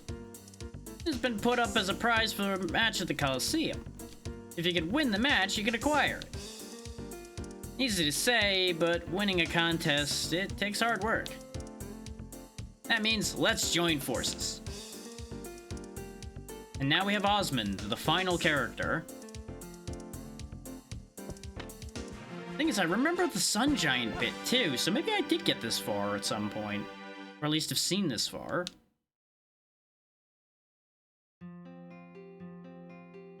So yeah. We now have our final party member, Osmond the Gunner. As you probably guessed from the fact that we could buy guns. That's his shtick. Moon People Leader, Inventor. Starts with 46 defense, which is not too shabby. We do need to get his thirst sorted out, though.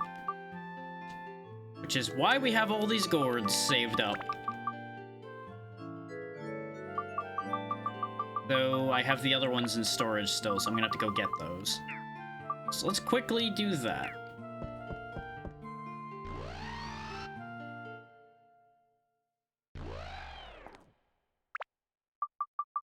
Admittedly, now that we have a third ranged character, we do have a little bit of an awkward situation there.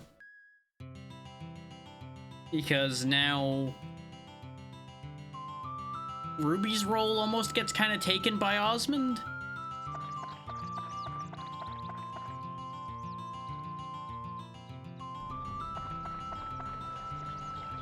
No, I didn't need to go to the Gaffer, I needed to go to the Hag. Hag's the one who's got all my gourds. While the ads are running is actually the perfect time to do this as well. I also drop anything I don't need off. Sure, I'll drop the fish off. I will make a decision in the future on that. Actually, was there anything in my attachment bin that I wanted to swap around? Also, get rid of one of these sand swords. I'm not gonna be using them. I really don't have anything in here that I actually need, huh? Grab a couple of my Beast Busters in case I actually do need Beast Buster for some... Oh no, I do have 2 of them already. Never mind, put those away. Put away another fish. Too many fish. Really should start just binning these +1s. Just get all these garbage +1s out of here. The amount of extra levels it'll take to make +1s worthwhile is just not worth my time.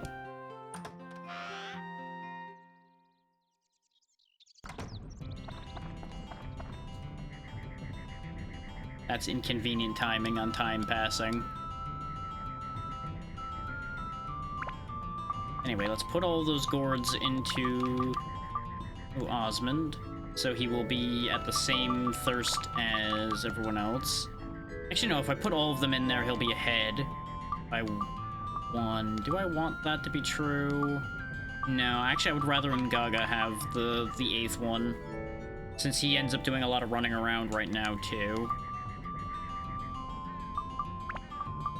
We do not have the money to buy him a better gun right now because we died. That's actually a point. Hang on. While the ads are running, I'm gonna do a little bit of inventory management. Specifically, give me some of this junk, and we'll just sell it off. In fact, give me back all that fishing bait. We'll just sell it all.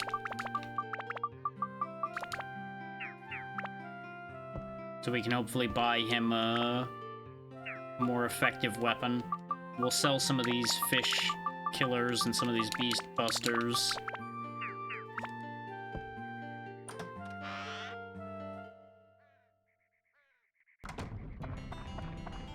It might not be enough, but I just want to clean some of this out rather than just sitting on it.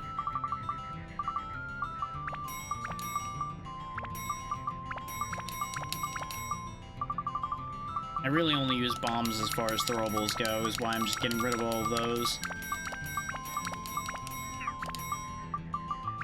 Yeah, we're recouping our losses nicely.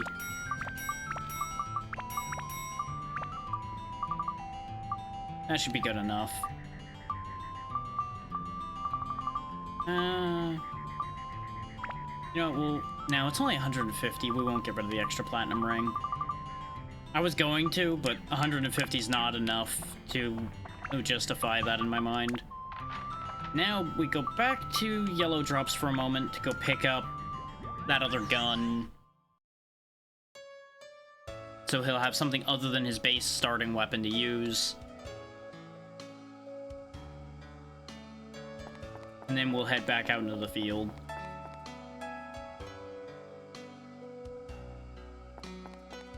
Now, coming in from this angle, the shop is not this way, but we're going this way, I guess, anyway. They already started on this loop.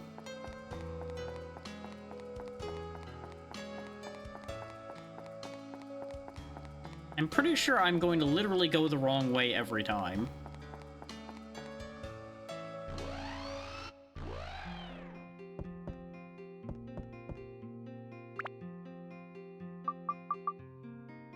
Okay, yeah, the Jackal's 3,000.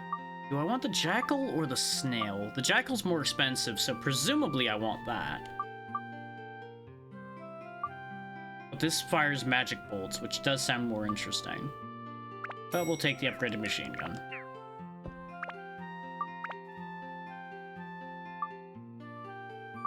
That is better. That is definitely better.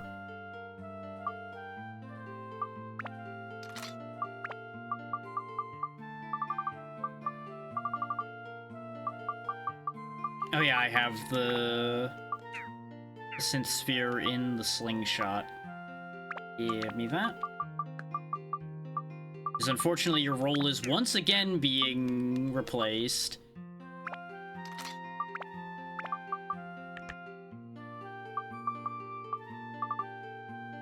What do I need to build this up?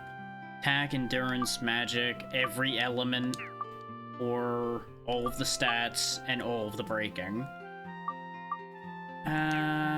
Based on what I have available, all the stats and all the breaking is probably more likely to be done. Especially if we just put a diamond in there.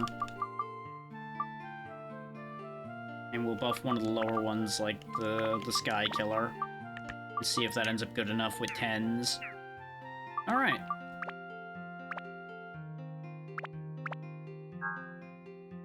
Now, possessing a full party.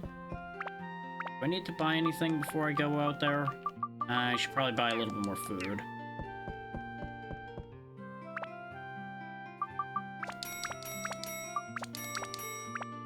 Get a bit extra water too, get a couple of those. I think that's good enough.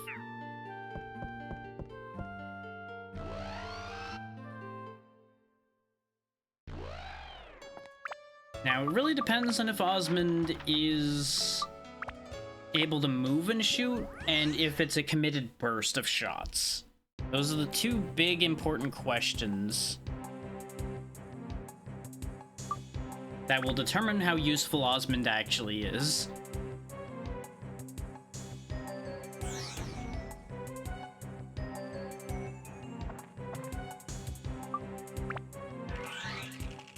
Hey, he just moves by hovering. He doesn't touch the ground. And yeah, that's what he's gonna be good for, I guess, is anywhere you can't jump across, he can just float straight across. And this cannon has gunpowder in it. He does not like the idea of getting shot out of the cannon. Or he just doesn't fit in it, one of the two. Let's go find us a target.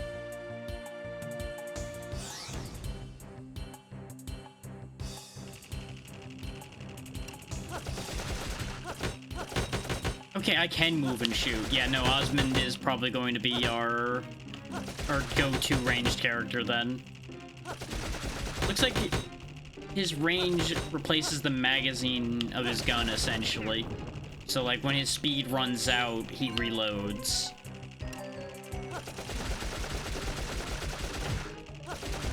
That is actually, like, very good. I am very on board with this. Which also explains why he's the last character, because this is very strong. Given a good enough of set of upgrades, this is going to be ridiculous. And look at that. I can just backpedal and shoot from a safe distance against anything with melee attacks. Like, things that block are annoying. And I'm sure ranged enemies are going to be fairly dangerous. And things that outpace him, like this Fishman, is a bit of an issue as well. And he obviously has the standard ranged character fragility problem. And he is chewing through weapon durability, considering he shoots so fast, as with the machine gun. Now, I presume that the snail that fires the magic bolts is probably more like a pistol than a machine gun. Like, it probably would shoot one at a time, but shoot stronger shots. Might even be a charge weapon. That might be interesting.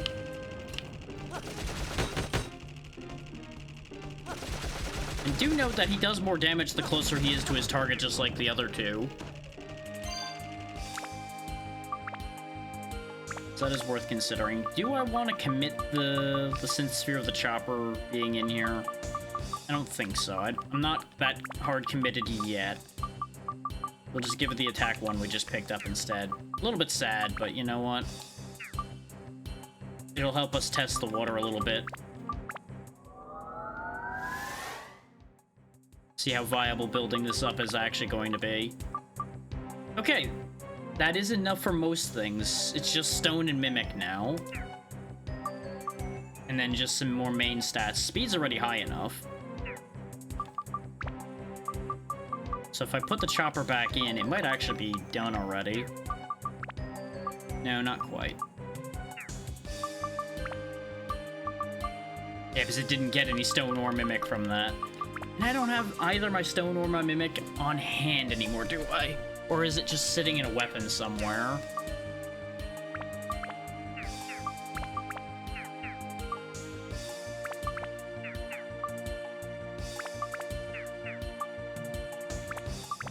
Just remember, I dumped off a bunch of them in random places to try to keep space. So I think I've cleaned most of that up by now. Oh, there's some stone breakers. The Serpent Sword definitely doesn't need those. Sandbreaker was too new. The Sandbreaker also only has 2 slots, which is another reason why it's just getting kind of rejected. I wish I could cycle characters faster. I could have just cycled the other way and been there already. That part's my fault, but it does kind of suck that it has to load each character as it cycles. I did put the chopper gem back in, right? Yeah.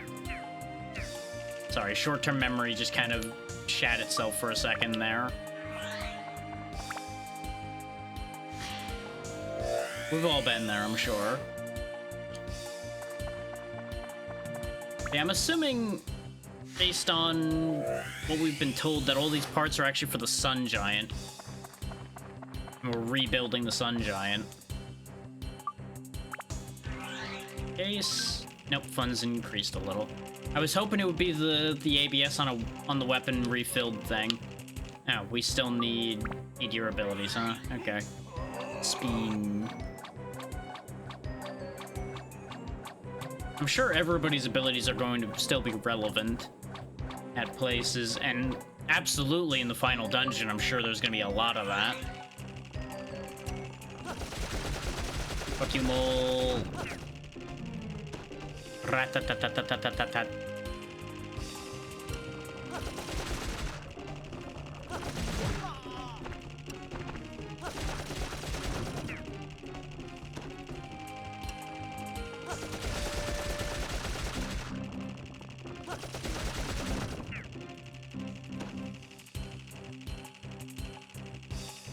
This is just easy mode right now. Just flying around. Things are dead. Next room. Everything is dead. And it's not even that demanding on the ammo. Like, if you're silly and just shoot a guy who's guarding a bunch, it can be a bit wasteful. But other than that, it's not that bad. It's actually not draining every bullet. So I think part of that's the endurance value coming into play for this. Like, it's giving it a chance of not draining per bullet or something like that.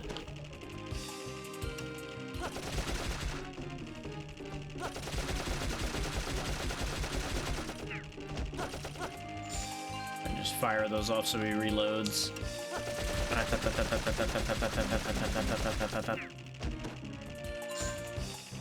Really is satisfying after what we've been going through. Just like rolling up and just gunning down my problems.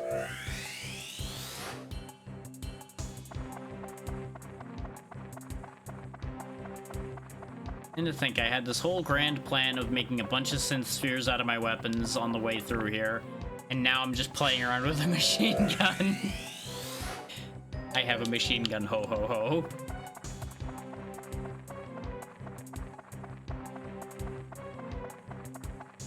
Now, I don't have the map, but I can tell you that where I need to go ain't down there, because there's no enemies over there.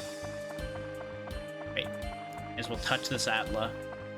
But actually, down there's probably the exit. The spot that I skipped past without looking at it. Probably the exit. Parts TIR. Oh, hey, there's the map. What do you know? That was, in fact, the exit. It's almost like I know how the map design of this game goes at this point. Having gone through all but the last 2 dungeons will do that for you, probably. Possibly, perhaps. There's the gunpowder to leave.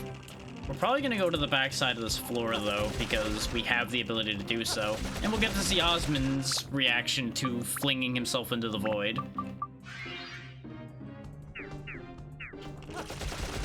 Which, considering he was test flying an untested, magical, technological golem that fell apart on him, maybe he's not that concerned about doing risky, stupid things, huh?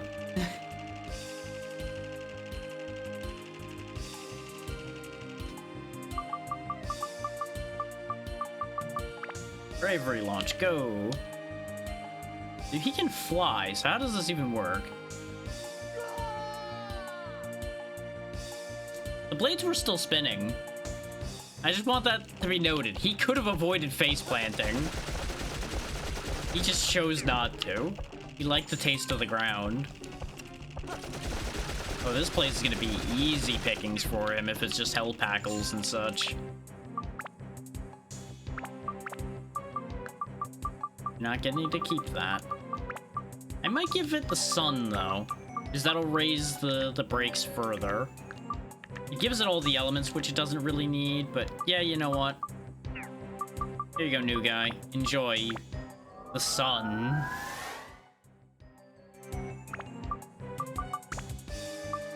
It would have been very funny if that was enough for the elements that it needed.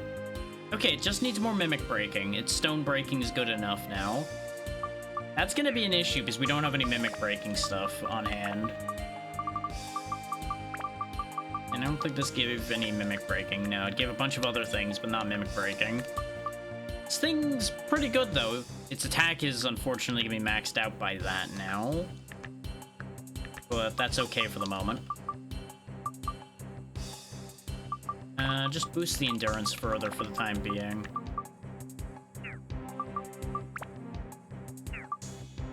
Because if we do flip to the elemental path, it needs primarily endurance for that path.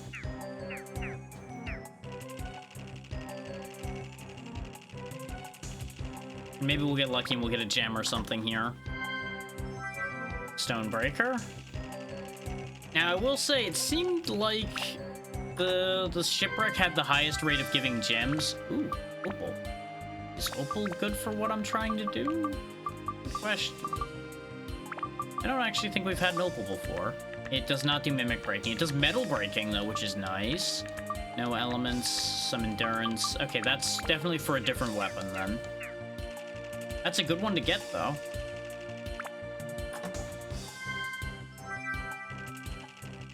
It's immensely amusing to me that he just kicks these chests open. Garnet. That's a good one to get as well. We know garnets are good. Thinking about it more and more, it must be that I tried the randomizer for this or something, because I remember Osmond's chest kicking animation. And I remember using these machine guns. But I remember using them in the beginning of the game. Like in the Dran dungeon.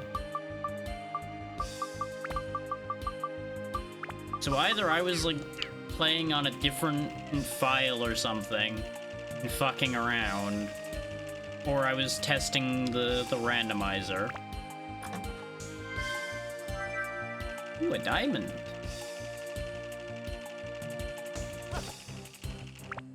The diamond will solve the problem. And a ruby. Okay, never mind. My complaint about the shipwreck giving the most gems seems to be a non-issue. That gives 10 mimic. That might be enough. Yep, it turns into the swallow. Alright, it's in position to upgrade. Does it need the synth sphere to be able to upgrade? Yes. You know, that's a price I'm willing to pay, I think.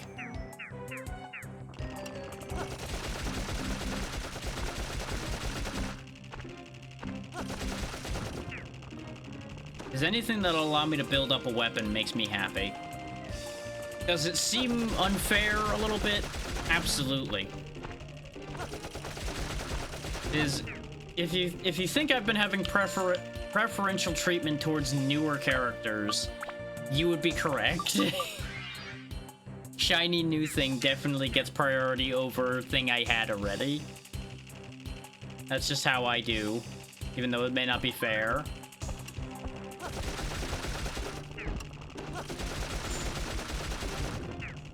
Just unfortunately, these are stronger characters as far as I've been able to tell. Because they do thing, but do thing better. So... it just is what it is.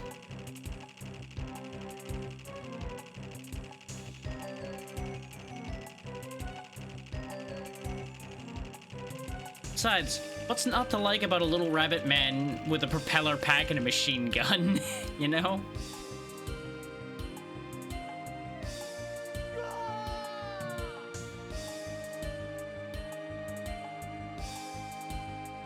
It's getting too warm in here with the thermal and the sweatshirt. There we go.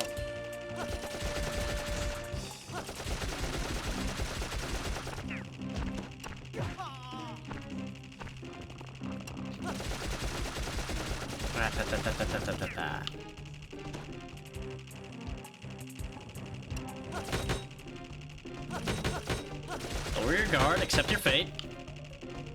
You cannot escape bullets. You probably don't even understand what these are anyway. Alright.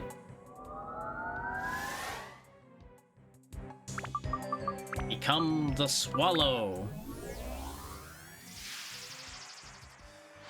Enhanced machine gun, light and easy to use.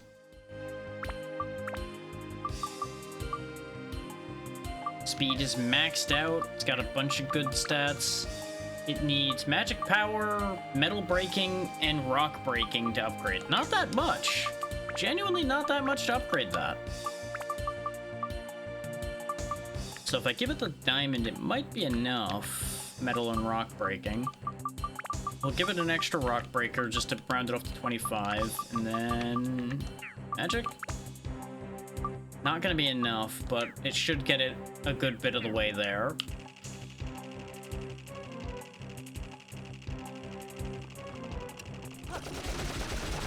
That is definitely more effective, though. God damn. It's a shame that it doesn't get its health back when it builds up. And that's gonna be the one big thing to fix on his weapons so far, is just getting more max durability for them. Not that that's particularly a shock, considering they're machine guns. Yeah, I know, you're gonna need a drink after all this shooting. We'll sort that out in a bit.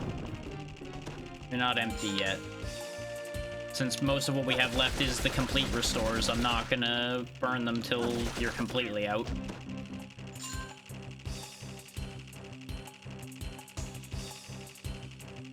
We're just quickly re-clearing to get the free experience. Yeah, I wonder. Yeah, I think we all knew that was going to be a King Mimic, considering we had cleared this area already. Would have been cool, though, if it somehow wasn't, and I just missed a big chest on this floor somewhere. I really shouldn't fight those fish with him. You'd think I would know better. After the previous incident we had involving that. But we'd also killed a bunch of them with him, so it's like, nah, it'll be okay. And then he's not okay. He's dead. Don't mind the fact that the rabbit man is eating meat. It's fine.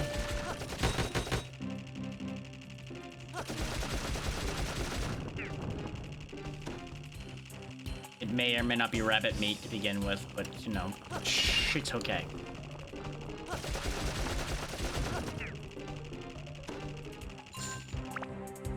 There we go. Ready to upgrade.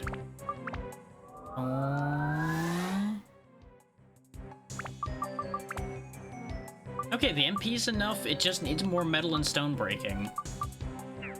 That's actually not too bad, though I do think we are lacking in things that give metal breaking, other than the opal. And I don't...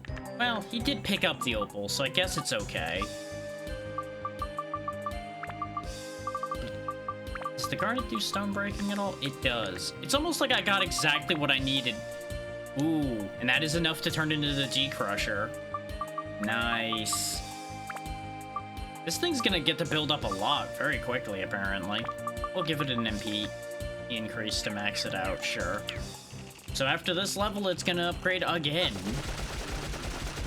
We just conveniently got everything we needed for this thing to upgrade twice. Ridiculous. Not that I'm complaining, but it's ridiculous.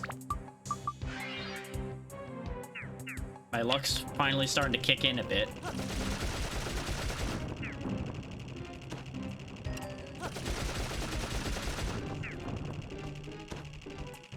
Alright. Next floor away!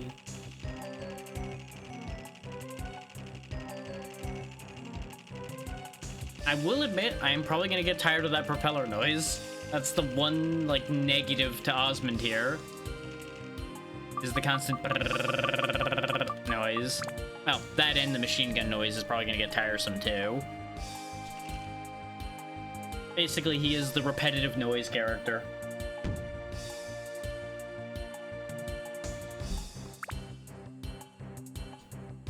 Well, mild edit. Repetitive sound effect noise character, as opposed to repetitive voice line noise character.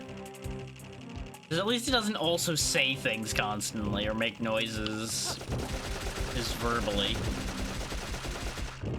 Yeah, even Titans don't stand up against his machine gun. He just goes right through them. And like a drill. There's the handle.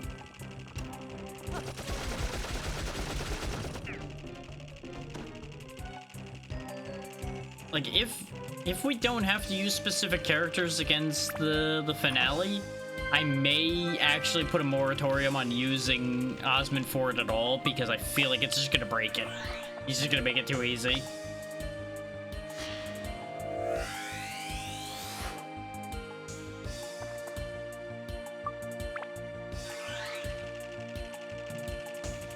But it also depends on how that ends up going. If it's a pain in my ass, I may break out Machine Gun Man and just have him sort things out with the power of technology. So if this whole Sun Golem plan works, we probably won't even need to fight the Dark Genie, haha. Pumped with energy. Yes. Give me power. The power courses through my veins. Die.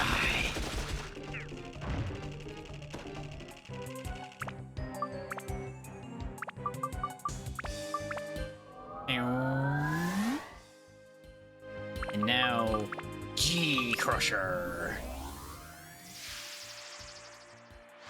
Look at that. Emits powerful shot, great destructive power. And it upgrades again, needs attack and a bunch of different break types. Okay. Probably not getting that one anytime quick. But you know what? That's already really, really good. So it needs dino, water, stone, plant, air, or metal, and mimic. Nothing ever needs fucking beast, I tell ya. Got so much beast stocked up and just doesn't do anything. Here, have some Sea Killer. Sea was one of them, right? Yeah. I had said Sea and Sky, but I was like, was it only Sky? Question mark?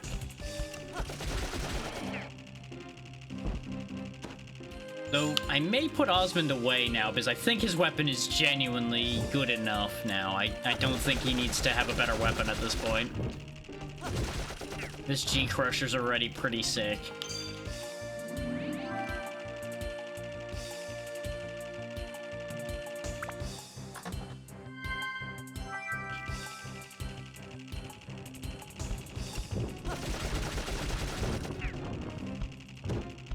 I say as I continue to just gun things down.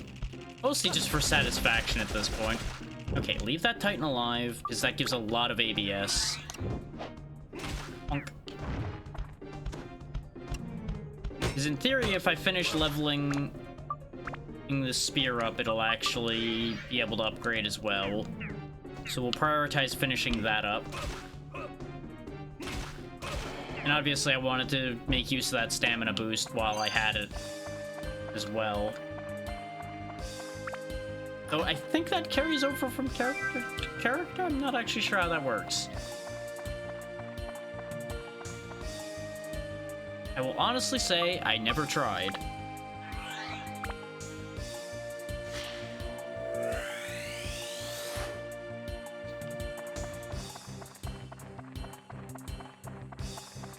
Yeah, we just gotta go win at the Coliseum, go get our fancy gem, and then save the world. Sounds great, doesn't it? I'm sure everything is gonna go smoothly and perfectly with this plan, and nothing bad's gonna happen.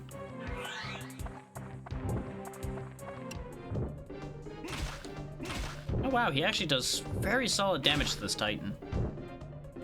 Then again, I think he does have a decent bit of Stonebreaker on this spear at this point. Because that was one of the things it needed, I think. Or it was one of the things I put in there because I didn't have anything else to put there that was going to be worthwhile at the time. We were fighting lots of giants. One of the two. Both could be true at the same time, though. Ah, now I know where all my targets are. Hooray. Another Titan. Perfect. Gonna devour my durability, but that's fine.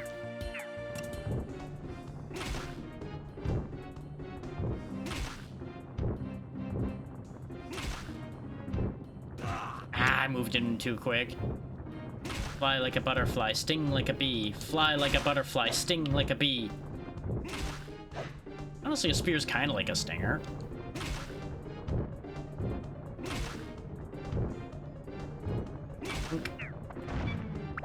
And that durability damage, though.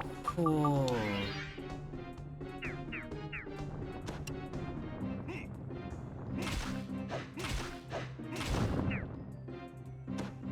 Nice.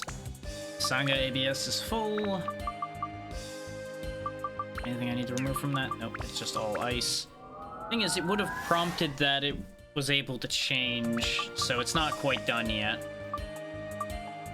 It probably is 35 ice. It probably literally just needs one more ice. Yep, and then it becomes Cactus. Cactus does not sound that exciting. I think I'm gonna go ahead and break it down instead. And switch him to the Mirage then. This has a lot of very good stats in it anyway, so it'll carry over well.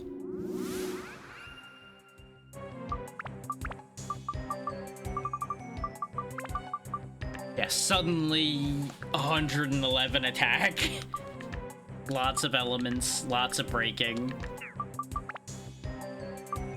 Not enough for either of its build-ups, though, which is disconcerting. Yeah. If fire isn't working, we can switch it to wind. But we'll leave it on fire for now.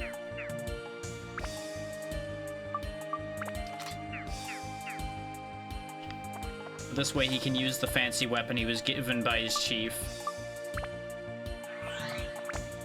For being a part of bringing his village back to full power.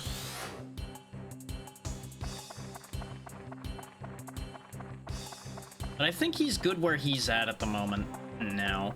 So I'll go back to synth sphering up more swords. Herdsme thinks. Yeah. How's it going, Jay? We zooming out here.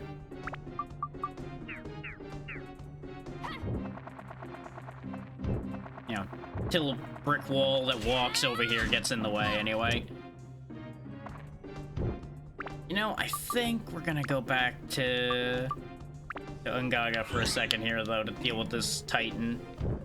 This is gonna take entirely too many hits with the Macho Sword. There we go. Now I can capitalize on getting the experience properly. Just don't break the sword in the process. That'd be very unfortunate.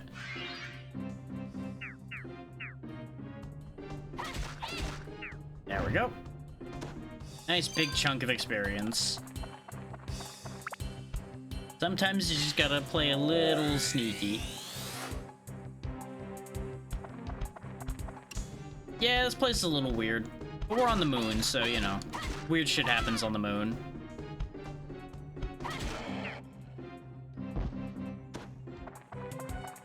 Especially when you hit the moon with evil magic, things get even stranger.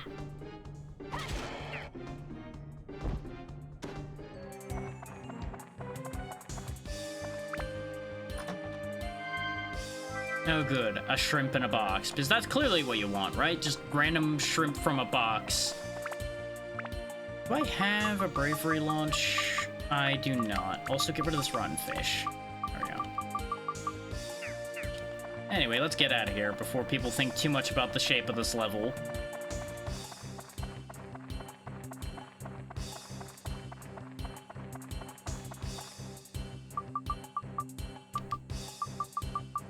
There's my gunpowder. Get me out of here.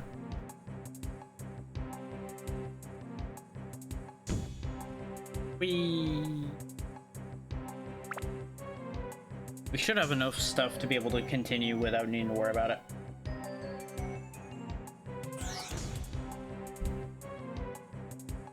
Oh, it's a Osmond-only floor after I already put all that work into making him good. Which is good, because it means this floor will go quickly.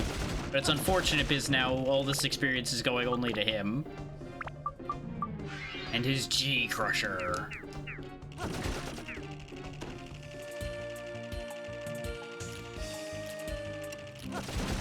So with all the moon bugs that are on this floor, I'm kind of glad Osmond is the one to deal with this, because they would be upsetting for our melee guys to fight.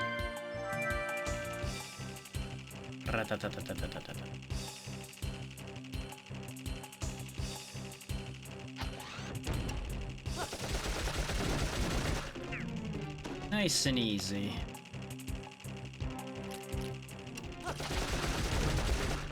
You know, it's a hell of a thing, though. If he can fly across gaps like that, why can't I just fly, like, across this gap over here and just go to the other part of the level? And just skip right over? Questions. I would say you'd see at the end of the day, but you won't.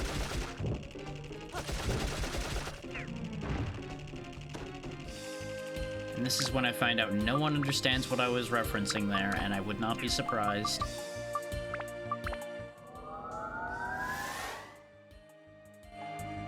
Okay, what else did this need, since we're back here anyway? Oh yeah, a lot. That is enough fish, though, so now it doesn't need that. I guess we'll load it with some more Sky Killer. And I only have one, never mind. Did it need plant? I think plant was on the list. It did, so we can get rid of more of our plant killer as well this way. In the hopes that that ends up being enough. Because I would not mind upgrading that again, it's just not a priority because he's already really strong. Eeny, meeny, miny, that one. Hey! I actually got it. And we got a Chura sword. Whatever that is. But hey, it's a new sword. I'm happy to get a new one instead of just more goddamn Sandbreakers.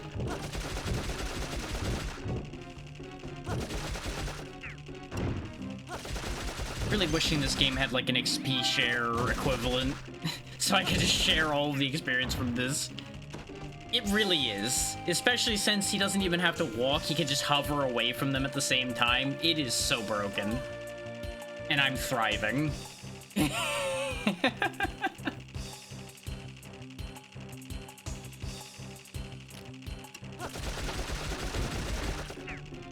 Like, he got rid of the main limitation of all of the other ranged characters in that they have to stop to shoot. He doesn't have to stop, so he just goes and wins. It is disgusting, but it's also hilarious.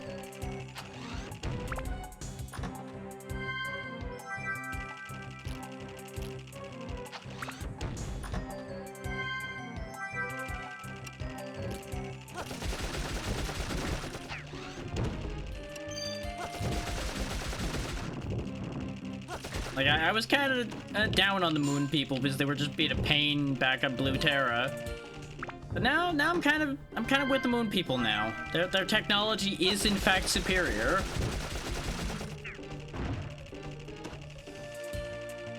Who needs magic when you can fly and shoot your problems?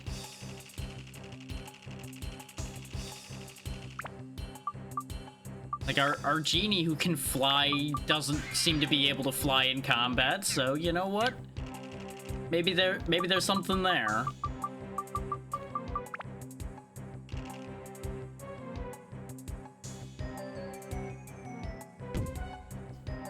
Still don't know if he's scared of the cannon or if his little jump pack there just can't fit in the cannon, so he doesn't want to get stuck.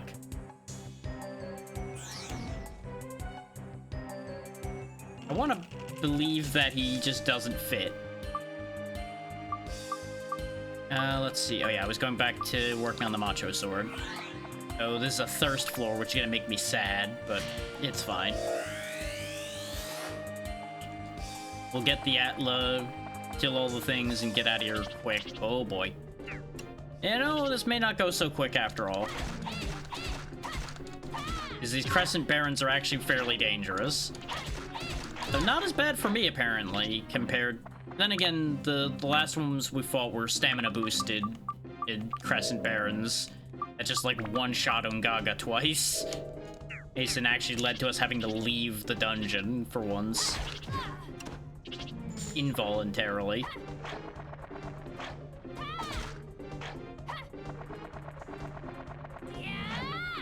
Well, we both missed. You know what? Fair enough. Can we just agree to disagree, perhaps? Fountain.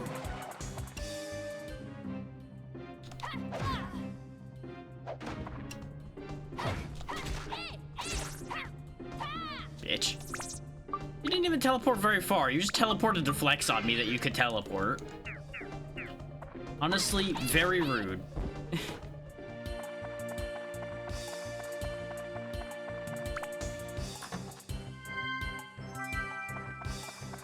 Like, don't get me wrong, if you're just gonna do the teleport equivalent of a 1-inch dodge, so you can still hit me, I'd understand, but she's a ranged opponent. She doesn't even need to be close to hit me. That's just sitting there, just teleport around going, nah, nah, nah, nah. At which point you deserve to get your head smacked in.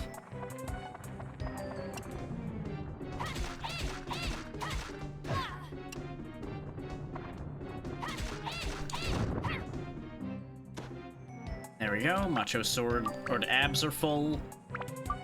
Did I want to keep the Buster Sword in this? Because if I'm synth sphering this one out, I probably don't want to do that. But at the same time, at the rate I'm going, I think I will keep it in there just to make a stronger synth sphere. This is where the laziness is going to start kicking in, and I'm going to not have enough synth spheres to go around as a result of it. I could also try to build this up, which would be funny. Never mind, all the build-ups on this suck to do. Never mind, not worth my time. Of course, now I don't really have much of anything to put in there, since most of its stats are ridiculous now. Let's put some more magic in here, because it doesn't have much of that. It doesn't have, like, any elements at all. But I don't really want to start using those that way. Most things don't need Beast Breaker. It's got a solid amount of Mimic Breaking in it, which is already good, because we've been having problems with that on other weapons already.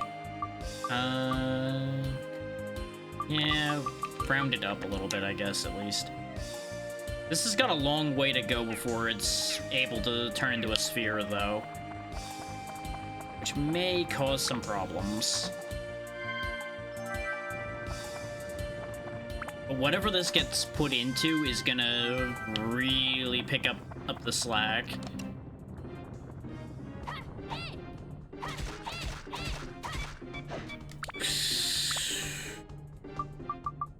I'm so glad I got control of that in time. If that combo had ended, the sword would have ended. It would have just snapped. Again, unless the auto repair actually worked when it's on the bar without being highlighted. Because we still haven't found out whether that works when it's not highlighted. And I would rather just not find out if I don't have to. I'll be honest, that... Every time I've gotten close to that happening, it's been something I value. So it's like, could I just not worry about that? Could I just not find out? Just, you know, end the game never having used the auto repair.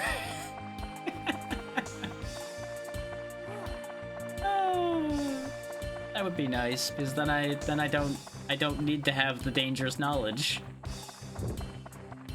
Because I think we all know that as soon as I have that knowledge, I'm gonna do risky, stupid things to get me in trouble.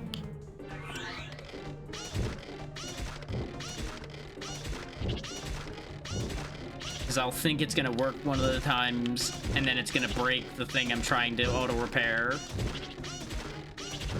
Kind of like what happened with the Wise Owl Sword, because I forgot that it needed to be on the bar.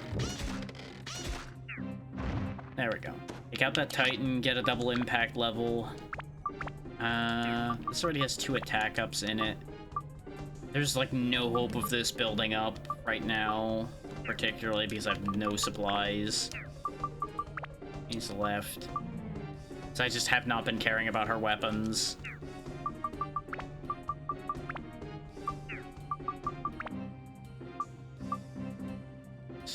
You know what? This is the only one that actually needs Beast Buster, so there you go. Take that.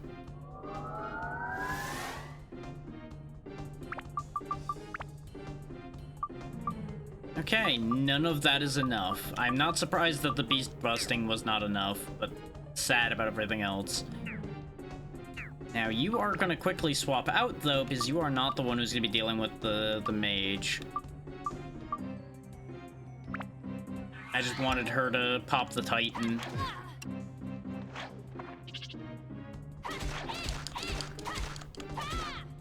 But with how low our supply of repairs are, I may end up having to do some character cycling or weapon cycling here anyway.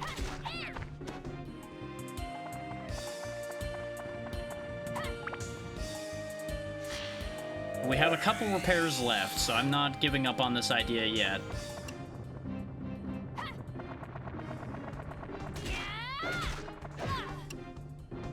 Yeah, based on the amount of durability these things take off, I think this is worth doing.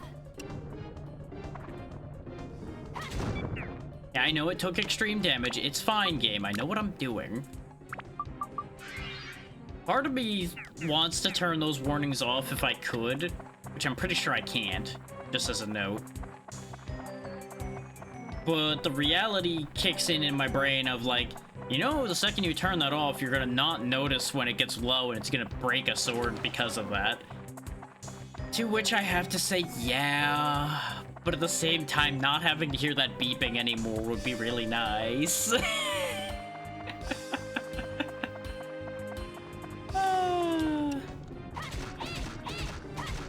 To which the rational bit kicks in once again of like, well, maybe you should actually take good care of your weapons then, dum-dum. And I have to say, yeah. Still.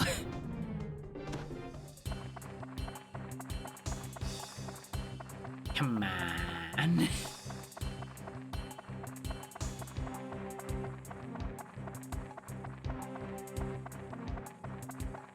Oh, right, I need to disperse the fog. The power of Ungaga. Of course, you're not facing the right way enough. Spin. I'm kind of sad that his spin doesn't gain the color of the element he's using. But he also is, like, vaunted to be a controller of the winds. So it would be kind of silly if the wind itself changed color, I suppose. Doesn't mean I don't want it to, though. It'd be cool. I can still want things, even if it's not reasonable. I'm out of feathers. Well, isn't this a sad day? I could dip into my storage for some of them, I guess. Or, wild concept, I could buy some feathers. Are you real? You are? I think it's poison. Nope, it was curse. Well, you know what? That's fine. Curse really isn't that big a deal. And what did we get? We got a hammer. You know, I mean, I guess it could be worse. Be another slingshot. Funds increased a little. I mean, you're right, game. My funds did increase a little bit because I got a hammer I could sell. I'm not actually going to sell it, probably, because he doesn't have that many hammers. Though he does already have a magical hammer. So I don't really know how much he needs two of them. I keep reflexively pressing the speed button that is no longer the speed button. It hurts. I have to move at normal speed like a pleb now. This is what it's like. Bleh.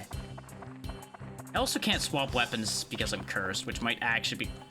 This is also real? This is explosion. Nope, it was poison. Well, you know what? Joke's on you, game. Now that I have two status effects on me, I can actually make it worth my while to use my mighty healing. Oh, hey, I joke about it being a slingshot, and there's a slingshot.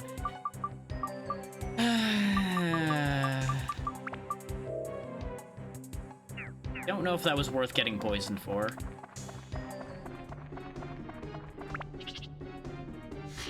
It could have at least been a Steve instead of a bone slingshot. Because then I could have put Steve and Steve together and made all kinds of jokes about that.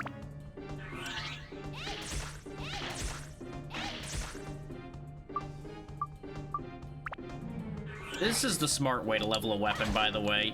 Not the way I've been doing it. You want to weaken enemies with somebody else or something else, and then finish them off with the weapon you're trying to train. It's much, much faster. I just get tired of constantly swapping characters back and forth, so I lazy it, which makes it more expensive to do.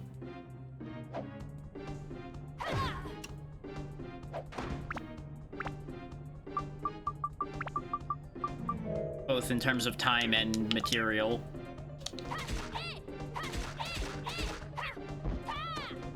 Nice, another level for the Macho Sword. It is making solid progress, it just could be faster and better.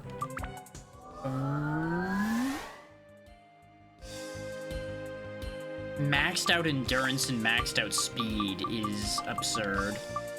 Especially with all of the nothing else it really has. But that's the power of putting a synth sphere in something. You just break the system completely. You know what, here, take the Undead Busters. And a Mage Buster, so you put over a worthwhile value of Mage Busting. I'm actually running out of attachments because I'm starting to actually run through them and use them a lot more. Okay, I can't accidentally use the auto repair powder, so when I reflexively mash the square button, nothing bad will happen. I don't have a bravery launch, so we're just leaving. Which is not a bad thing necessarily, because we need to go restock anyway. It would be a very dangerous idea for me to go running to the backside of this floor in the condition we're in. That's not to say I wouldn't do it. I'd absolutely do it anyway, but it wouldn't be a good idea. We might see about buying the snail if we have enough money now. Well, we're gonna be in the shop already anyway. Which, the shop's right there. I gotta remember, it's to my immediate right when we come back from the dungeon. It's just on our left if we come in from another town. Ooh, free chest. It's a free gourd. Hi, I'm here to buy more stuff from you. There we go. I've committed the cardinal sin of buying a wing. It's only a cardinal sin as a joke, admittedly, but still. Ding ding ding ding ding ding ding ding ding ding ding ding ding ding ding. There we go, that'd probably be enough repair powder. And we do have the money to spare, so we'll go ahead and grab the snail as well. See how those weapons work. You really don't sell anything else that I particularly want. I do need more food and a little more water. There we go. Funds are getting tight now because I bought the gun, but that's okay. Here, have some rocks. I don't need them. Have that too, because I don't want to drain my water to heal. And now we don't have enough to go buy gems or anything. But I am gonna quickly pop back to our storage to grab some of the attachments I have in there, just so these weapons have some more attachments to use.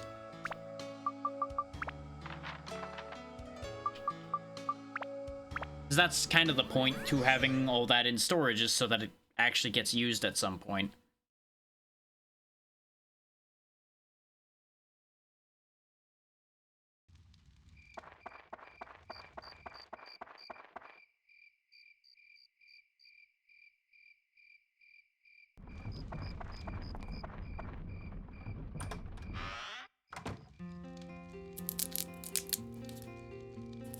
It's getting a little scratchy again, so we'll just pop a cough drop in there.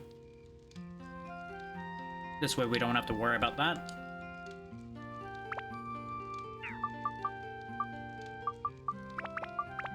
Go ahead and grab up all of those. I don't need these +1s. They're dead to me. I will take all of these. A couple of these. One of those. A couple of those. There we go. This way we have something to add to all of those weapons some more. And I guess I could... Yeah, you know what? Fine, I'll take the +1s. Just so they end up doing something instead of just sitting in my storage. Which I shouldn't even have bothered to buy that wing if I was gonna be coming here anyway. But now we have 2 wings for when one of them invariably breaks. And we'll grab my stamina drinks out, my cheese. That should be good.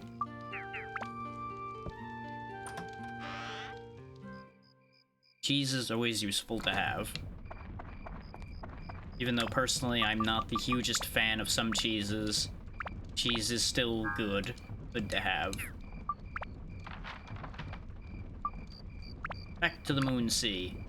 After all, why wouldn't you bring cheese to the moon?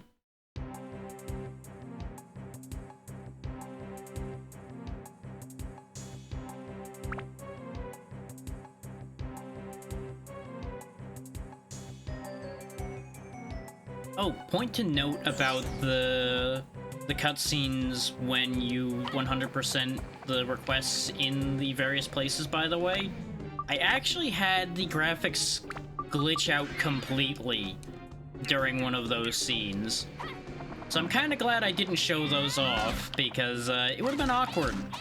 Oh wow, this guy's... Wow, his block made me use the auto repair. That's how much durability that took off. We are not meleeing him anymore. No, absolutely not. Osmond, crush his balls. Thank you.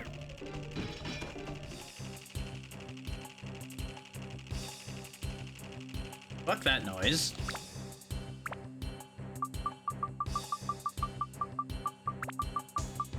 Give me my wing. I'm gonna need that.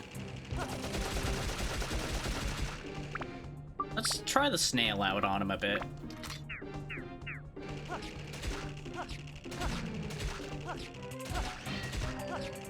That's what I figured, yes, it's more of a single-shot weapon. Not resoundingly effective, but compared to the G-Crusher, most things are going to be ineffective. Still, for dealing with Arthur, definitely gonna stick to the G-Crusher.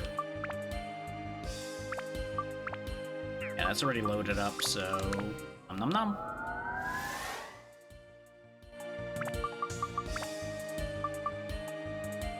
Okay, that's enough plant for it. Still needs more attack, needs more dino, needs more metal, mimic, and stone. I think I have a stone breaker. We have some dragon slayers. Please do not slay the dragon on screen. He does not wish to be slayed.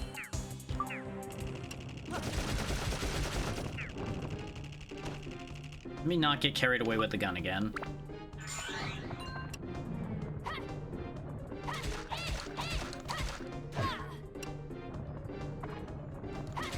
This thing's at maxed endurance. Why is it draining so fast suddenly?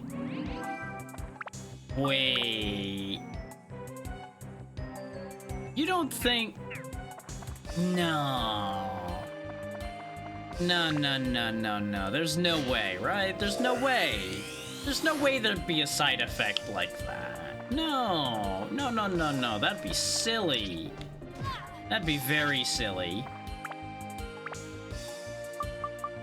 So, to explain the thought that just occurred to me, that I'm babbling about right now, I just realized, what if this is one of those games where maxing out a stat is actually a detriment because there's an overflow scenario? Okay, no, it's not an overflow scenario because it's taking very little durability damage from these guys. It's just the machines and the stone as usual that's draining durability like wild. Okay. That's fine then. That's completely fine. I got real concerned. Though, based on what we're dealing with in this room... Ra-ta-ta-ta-ta-ta-ta. So here's what we're gonna do. We're gonna drain your health down real low, and then we're gonna switch to the snail to level it up.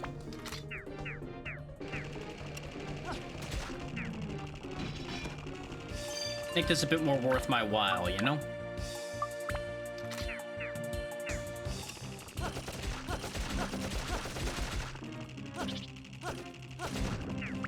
Dang it. I tried to feather it, and ironically enough, one of the shots came out and didn't do anything because I was feathering it too hard, I think. I heard the gunshot go off, but nothing happened. I'm like, huh, that's weird. No, durability decrease. Bye. I was hoping it was gonna be a free level. I probably should have switched to the snail if I was really hoping for that. I wouldn't have minded a level for the crusher. Just to make this ridiculous gun even more ridiculous.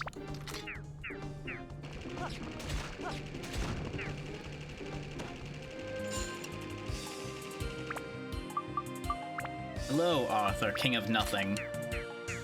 Perish.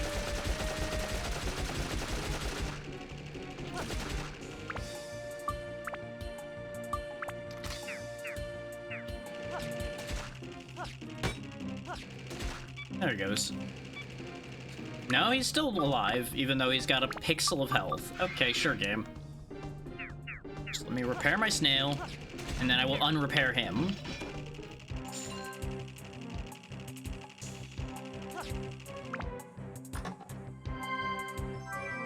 Now, I do think there's situations where both these guns are validly worthwhile.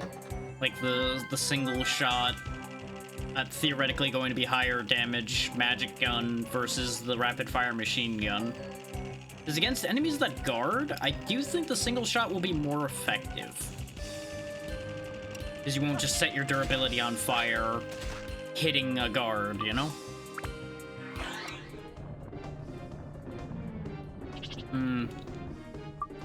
Actually, that was a bad idea. Let's do this the same way, shall we? Start actually doing durability preservation a bit. Don't guard. Accept your fate. Come on. Lower your shields. I didn't mean to kill him, but you know what? It's probably for the best.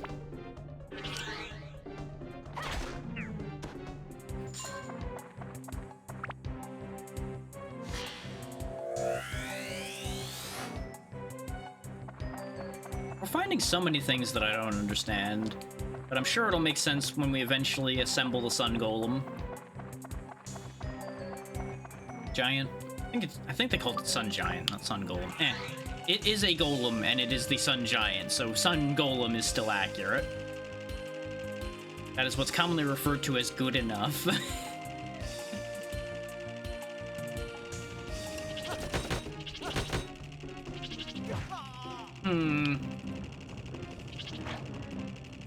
I greatly dislike this position I have found myself in. Perfect. Now, can I weaken you down as well without ending up killing you or either of the Crescent twins here? A little bit more.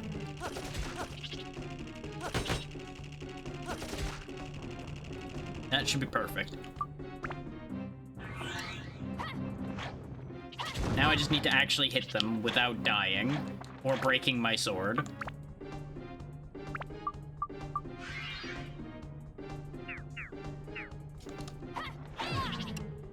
I am gonna miss the really goofy model of the macho sword when it turns into a gem. But we'll have a funny little gem with a hat instead, so, you know, it works itself out. Could I be allowed to attack, please? Thank you. There we go, 2 for 1.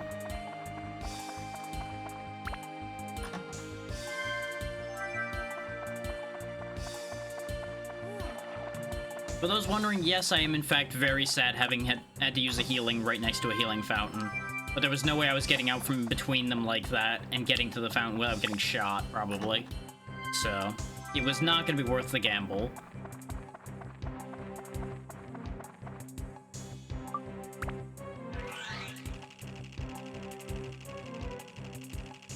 Oh yeah, you needed water. Turn around, fill your pack up with water, turn around. In fact, let's quickly top up everybody while we're here, as I usually do at these fountains. This way I don't have any of those surprise moments where we cycle to somebody and oops, they're dead. Uh-oh.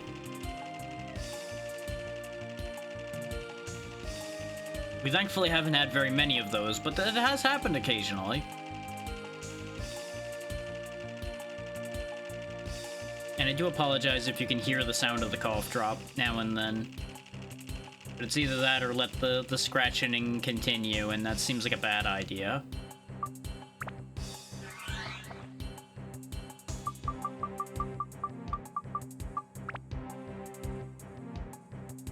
And for anybody concerned, don't worry. I don't think I'm sick currently, and I am drinking plenty of water, so I'm pretty sure it is just the side effect of all the weather we've been having. And wow, it's actually snowed a decent amount. There is actually snow, like, everywhere out there now.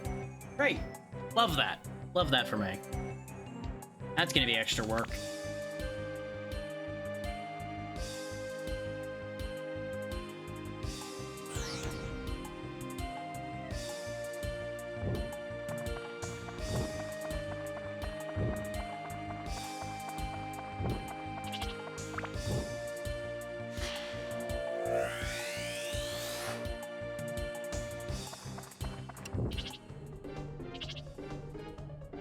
Means I may wrap up slightly early to make sure I can clear things up out there.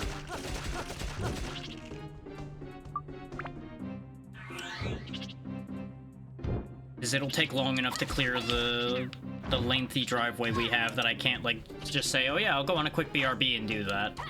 It takes a fair bit of time.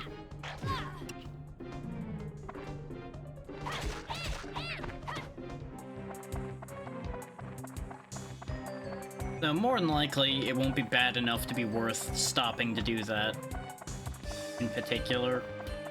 I don't even know if it's sticking to anything other than the grass and such, because all I can see out my window right next to me here is just trees and grass.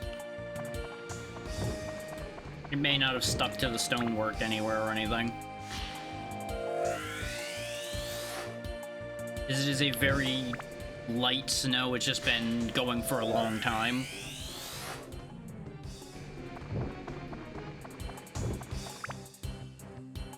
Suppose you could phrase it as light but insistent snow.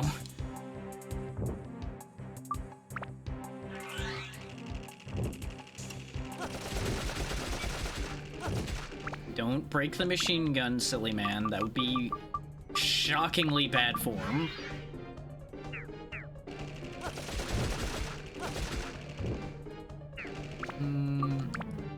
Give this to this. Oh no, that'd be a waste to give it to the snail.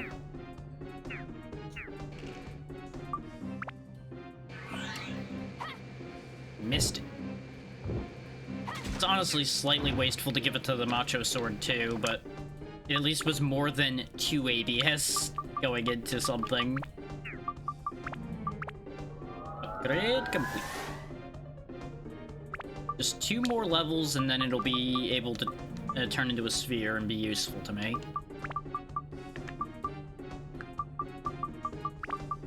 Stats already maxed out on you. You can have a bit more MP. I have not given you any elements, so there's no point in doing that. Just take a bunch of plant busters. There's, I guess, so you can give some plant over to somebody else. Why not?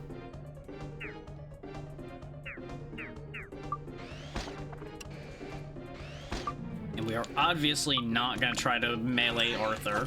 We've learned our lesson about that. We'll give Arthur's ABS on over to the snail. Even though that's a little bit wasteful too, I don't want to risk breaking a weapon on his shield.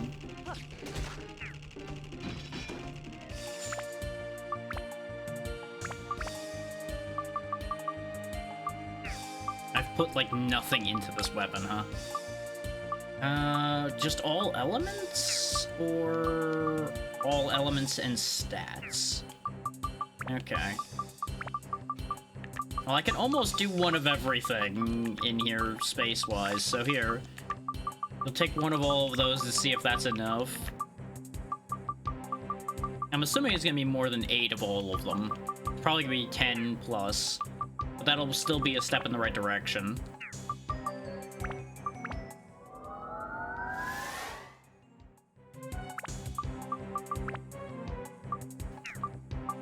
Yeah, no, 8's not enough for either version of it.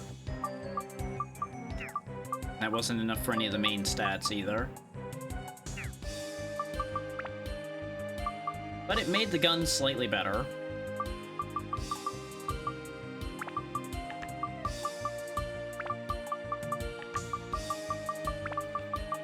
Actually, let's not overcommit there, because we may need elements for other weapons as well.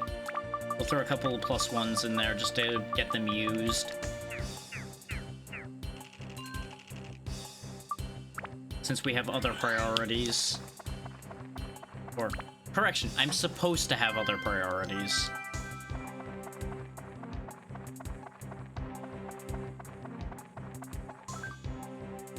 Well, that works. Free level for the Macho Sword.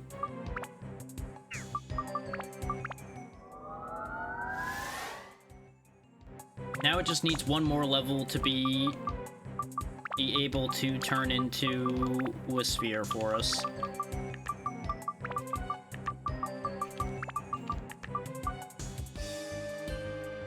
Yeah, that's fine. That's a Titan. Don't waste durability on the snail shooting that guy.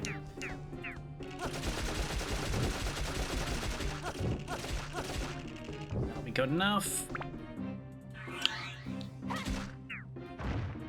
because even one hit against that thing took 6 durability off the sword. I hear an Arthur.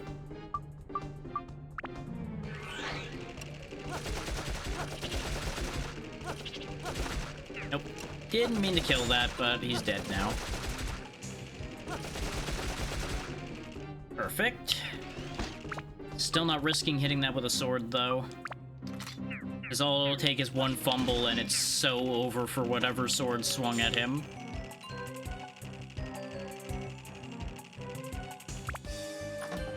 Stick with Osmond for a second here to punish any mimics that might appear. And as such, no mimics appear. They fear the power of the gun. As they should, really, because it will just rip through them. So really, I would assume all things fear the power of the gun.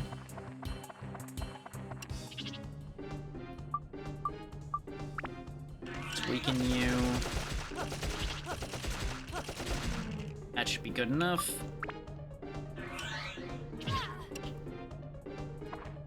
Behold the power of durability scrounging. Both in terms of health and in terms of weapon durability.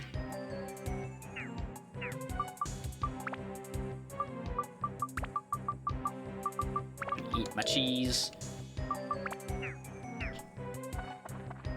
As mentioned before, you can also very easily durability scrounge without switching characters by just activating a stamina drink.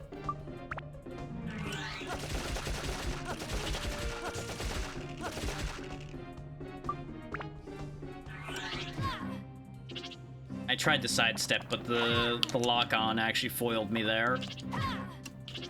How is that faster than my attack? Come on. Oh good, he gave me a banana. You know what? I'm gonna eat you. I'm gonna eat you. Nom. Because the banana looks like his head, so just nom. You ever been annoyed at something enough you just bite its face off? No, just me. You know what? That's fair.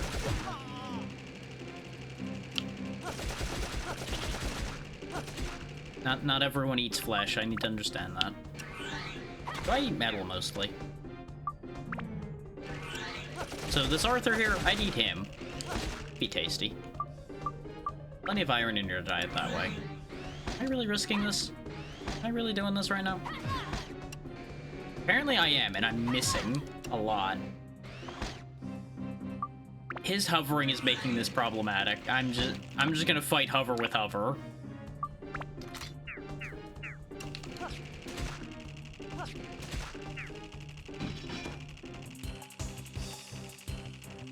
There comes a point where you're being foolish and you need to stop.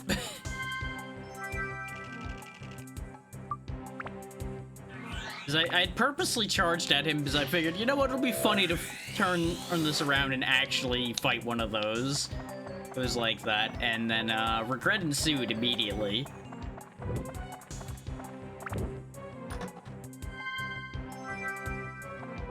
I feel like the game's trying to tell me something by giving me that stand-in powder. It's like it assumes I'm going to die or something, and you know, I can't say that they're wrong for assuming that.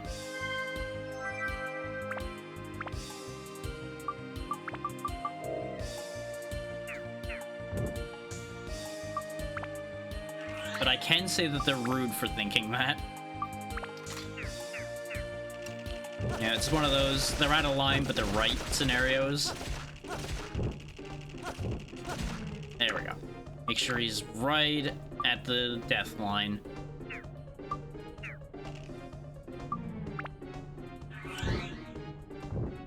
Up.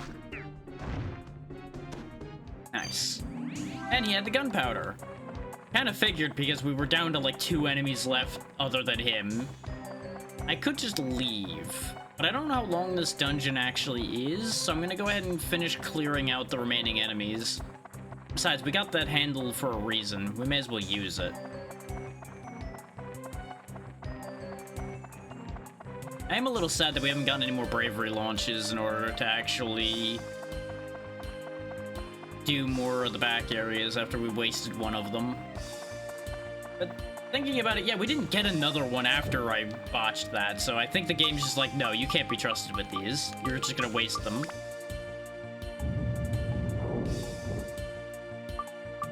To which I once again say, rude but correct.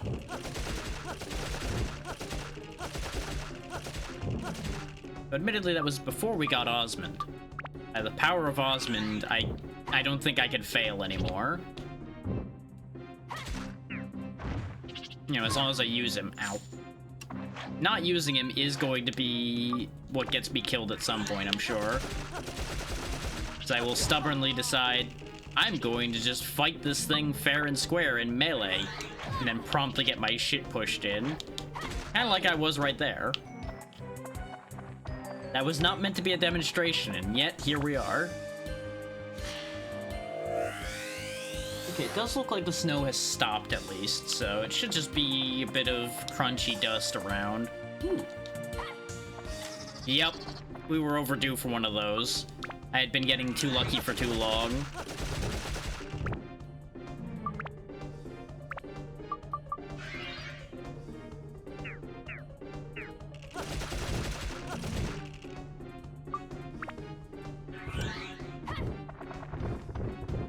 Bonk. No treasure key either. Okay. I would have at least forgiven them if they gave me a treasure key.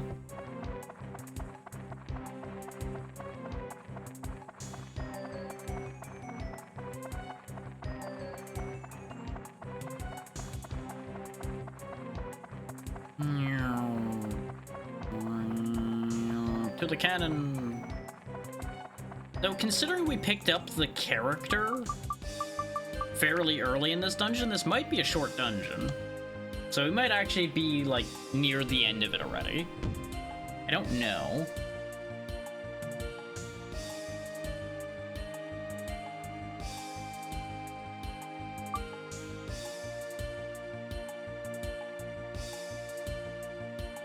Sec. Let me respond to this before I forget. Because I will forget.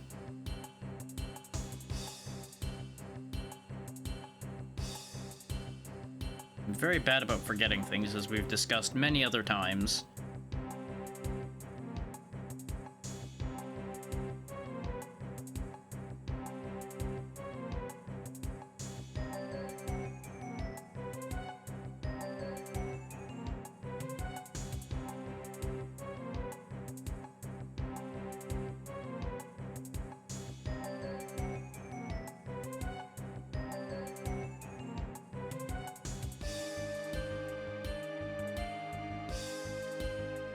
There we go.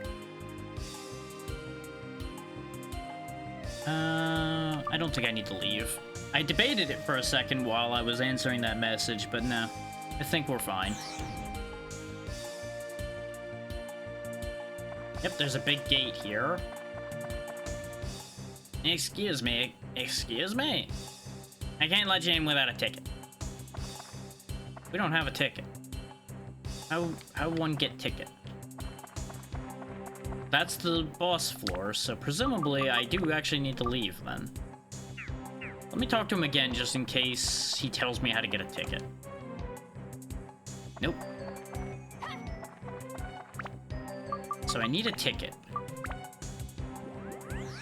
I guess we need to go talk to people in town then to find out where we get a ticket. I would have figured Osmond would have had a ticket since he'd signed up to be a competitor in the Coliseum.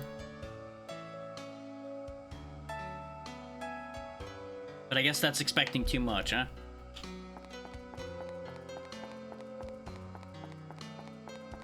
But that is the end of the dungeon, because that's it boss on that, so that's the boss floor.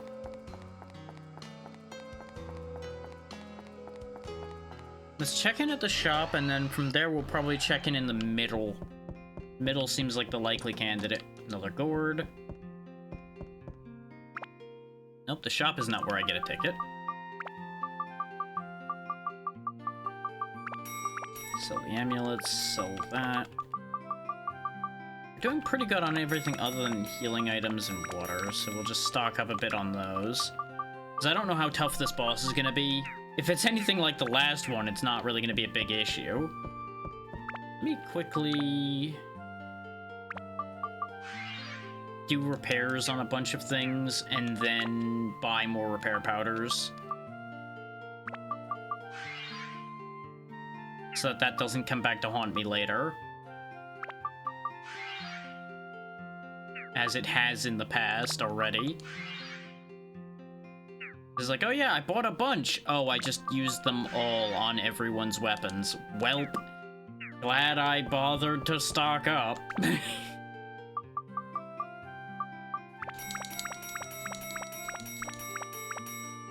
Got the inventory space, so we'll just have that many, sure. Technically, I should buy a second feather, but we already have the spare one that's in that inventory, so it'll be fine.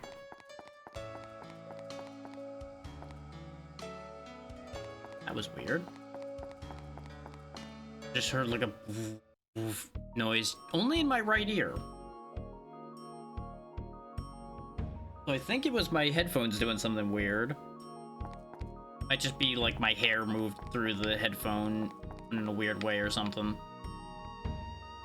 Ah, yeah, the moon factory is how we fixed the golem. Yeah, I didn't even think to come in here to try to build the golem. So there's a lookout to see the entire factory. We'll put that over there. Oh, okay, it's laying down. I wasn't sure if it was going to be standing up or laying down. And you'll notice there's a bunch of items popping up from those. I'm going to assume this is going in order, like bottom to top. So these are like the upper legs.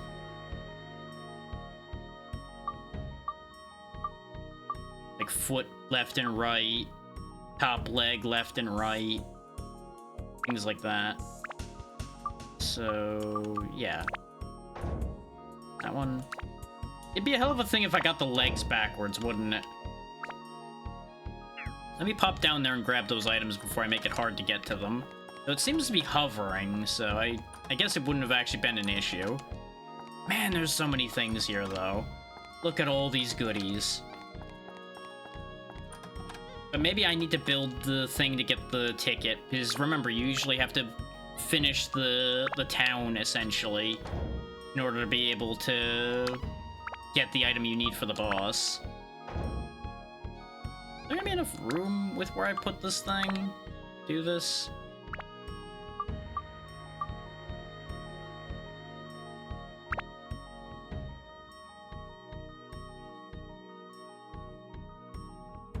Answer to my question is looking to be no. Also, I forgot to grab the thing off the lookout. Which probably is going to get put somewhere else because it's currently in the way. I also seem to not have a ladder to go onto it, but that's probably because I didn't attach the ladder. Yep, it needs a ladder. Second floor, which has another ladder.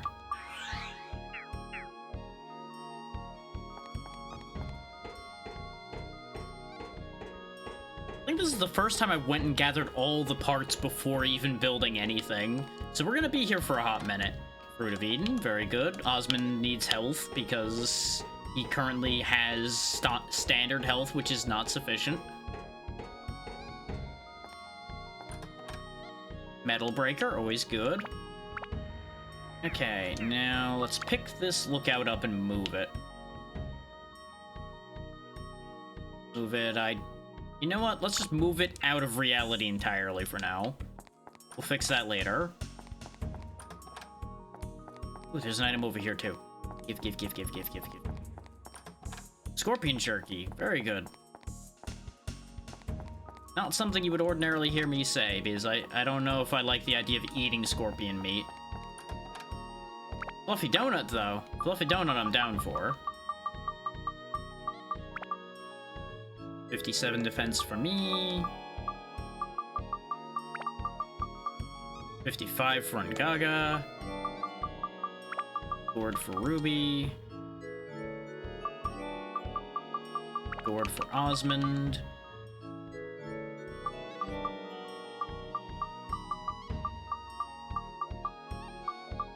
Sword for Goro.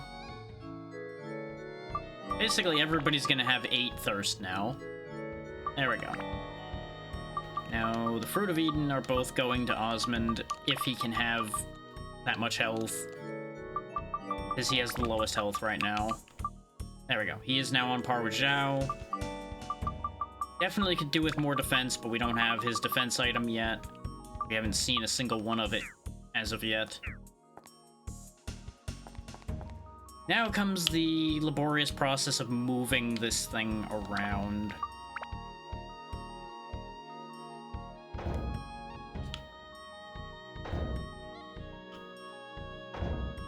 It's not actually going to be that bad, but I just feel like complaining right now, apparently. So I think with where I'm putting it, it's once again not quite going to work, but one problem at a time. Put the head on, because that'll help me determine things a little bit more.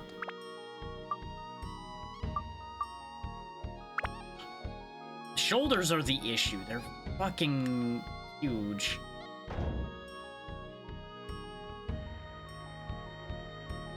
Okay, yeah, they go around like that. I understand now what the assignment here is. Think? No, I don't. It doesn't help that they're awkwardly sized. Maybe these aren't the shoulders. Are these the shoulders? No.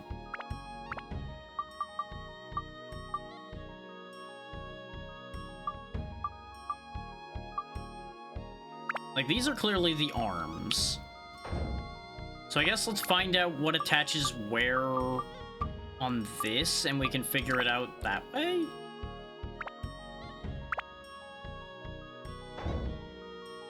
Yeah, it doesn't attach that way.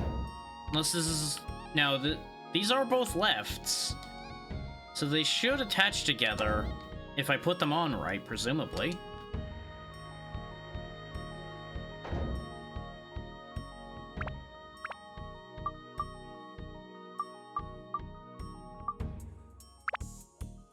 Aha!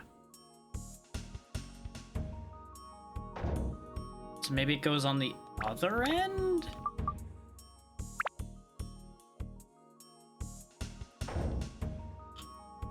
No, I think I was right the first time. I think that attaches to this. No, but that doesn't line up. Because this is all left limb here. And this is left. So these should go together. There it goes. So yeah, that is the shoulder then. It's just finicky. Okay. Move this down out of the way then, now that we know what to do with it. And we now know the correct angle.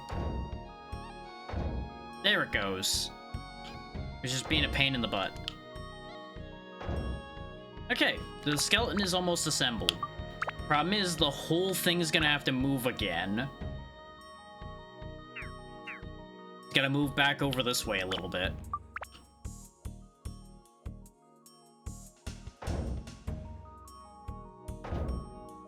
Probably position it all to match that spot if the head fits up there. No, the head has to go here, so this whole arm has to come down a step. You know, I end up feeling like this with art all the time, too. It's like, okay, this doesn't quite fit here. I'm gonna move this whole thing over. Now this has to move over here. The leg bone attaches to the arm bone. And the head bone attaches to the I don't fucking care anymore. I feel like we've all had days like that.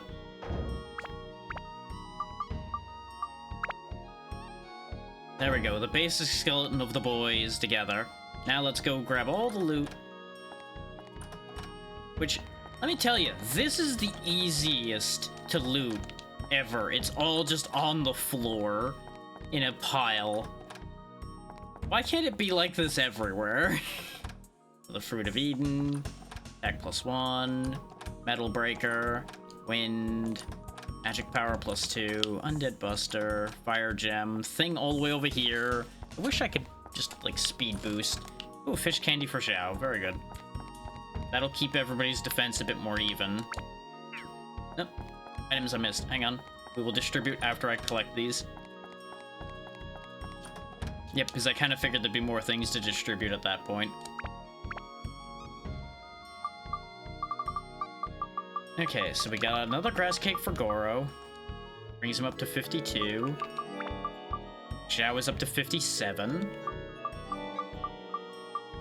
Osmond gets the health again. And I will take the newest gourd for myself to bring myself up to 9.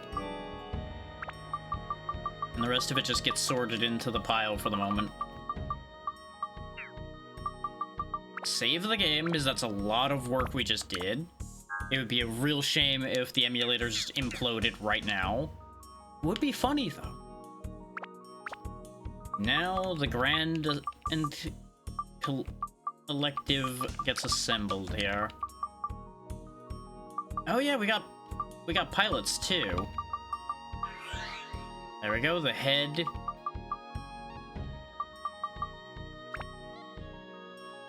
Okay, it looks like these might actually have a specific... No, they do not actually have a specific bit to them. I thought maybe they would actually be, like, in their part order, but they're not.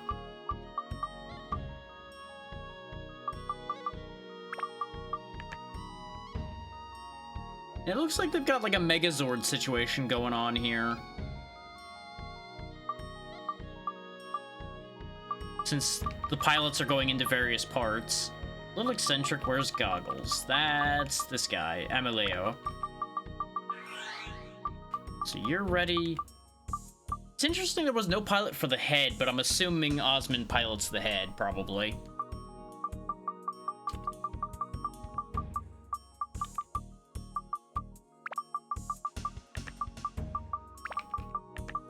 If anybody needs to, like, go get a drink or anything, now might be a good time, because I'm going to be sitting here just moving things in a menu for a little bit.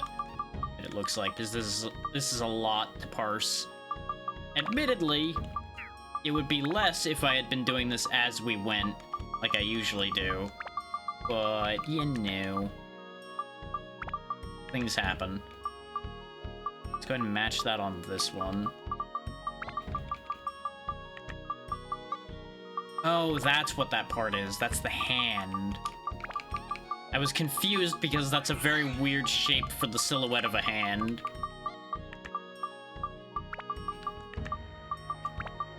Okay, the hands are done.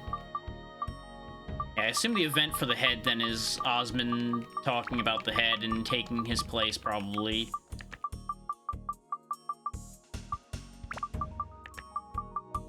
And we'll have an event with each of the members of the team. What's the description here? Full of enthusiasm. So that's probably Gotch. Yep. The urns are just to hold these together. Torso. Not that part? Oh. What do you mean it's not that part? Oh, this part first, then this part. And then the pilot goes in. Essential part, Power of Giants.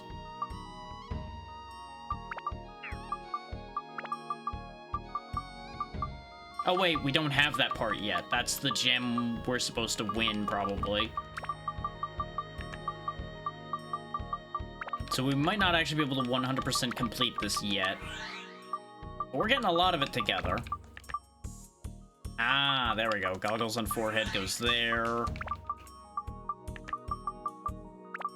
Boom goes there. Now we're getting there. Now we're cooking. Toenail. Turtle shell. Spines. I love this thing. I gotta say. Like, as somebody who enjoys Big Mech, I like this thing. And the best part is, the majority of assembling this thing makes sense. Which is what makes me happy. They could have had this be, like, really goofy, and they didn't. Boom! Look at this thing. The boy is almost ready. I'm assuming my events will be talking to each of the pilots. So, since I don't see any more items scattered around, let's go ahead and talk to each of them.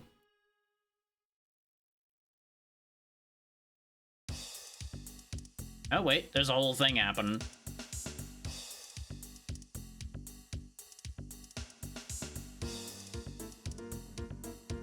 I see a chest against the archway. Make note of that.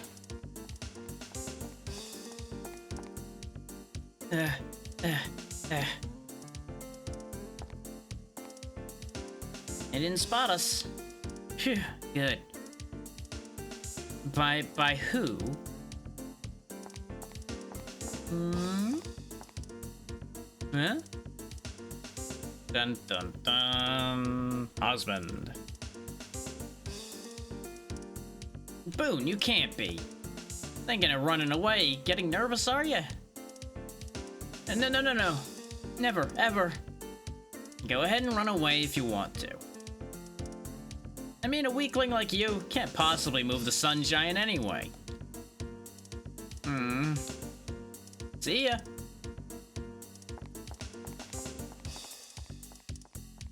Well, that was harsh. Reverse psychology, though, I assume. Oh, wait for me.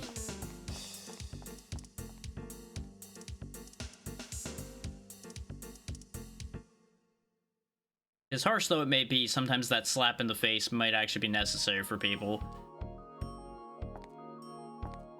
Now, next one. Why was the Sun Giant broken apart in the first place? It looked perfect. Can't you see? The Sun Giant was, of course, without any defects. But we overlooked one thing. Overlooked something? What was that? The power source. It was impossible to even think about moving it with an ordinary magical gem. The only power that could possibly move this thing is the legendary sun sphere that's generated on the sun only once every 10,000 years.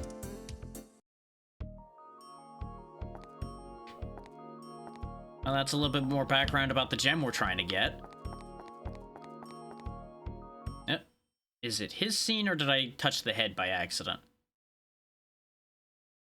I touched the head by accident. That's fine. We'll do Osmond's scene now and then do the last guy then. Or maybe I can't tell whose scene this is supposed to be. This is Gotch, just returned. Ah, good.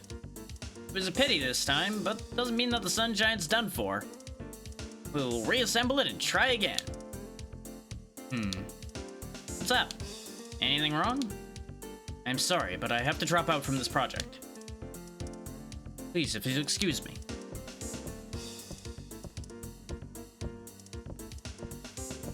Wait a minute. It sure is a dangerous mission.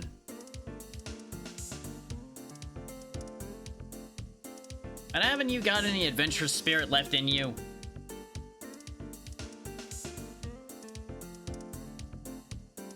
Don't you want to be a hero? Eh? Hero. Me?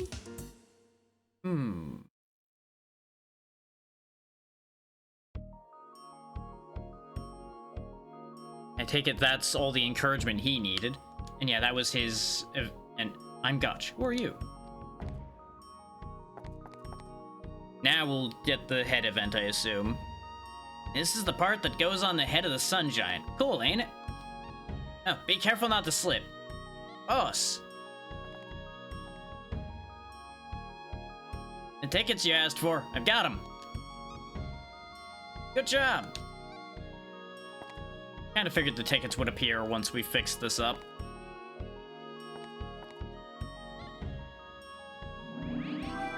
Admission ticket acquired. Now we can enter the Coliseum where the competition's held. Finally, we're moments away from storming into the Coliseum. Let's go for it. Right, let's do it. Gotcha again.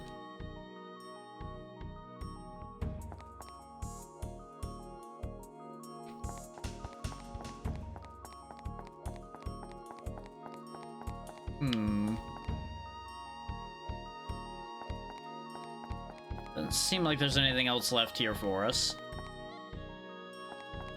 So I assume it is in fact off to the Coliseum we go.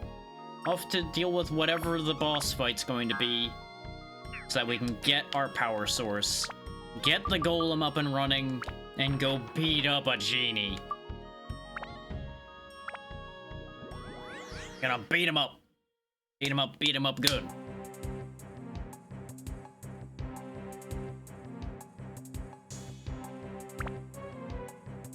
Isn't Coliseum spelled with 2 L's?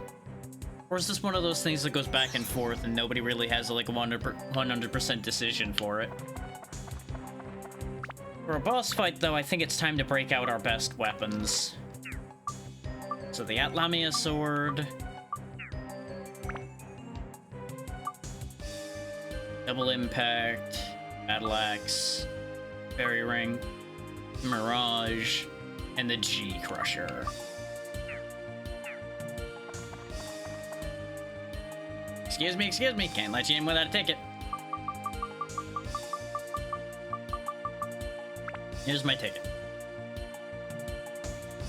Ticket received. You can enter the Coliseum. I'll open the gate.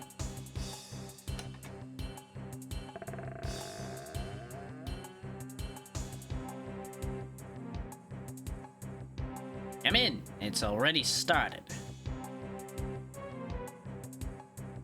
I could try talking like he should be with his mouth wide open and his tongue sticking out like that, but that would not work. Big Minotaur, huh? Okay. I can take that.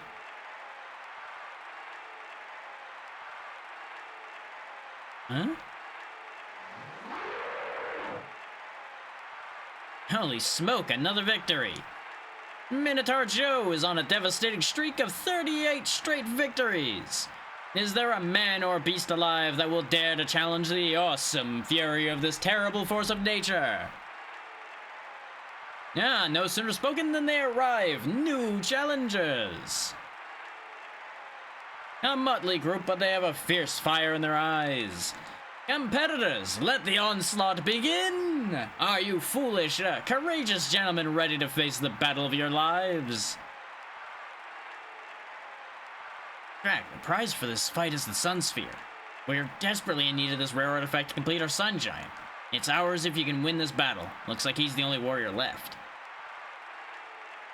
So all you have to do is beat him and we're good to go. No problem, right? Yeah, you know, his axe is only like twice the size of me just with the blade alone, but you know, it's fine. Big guys are slow. We got this.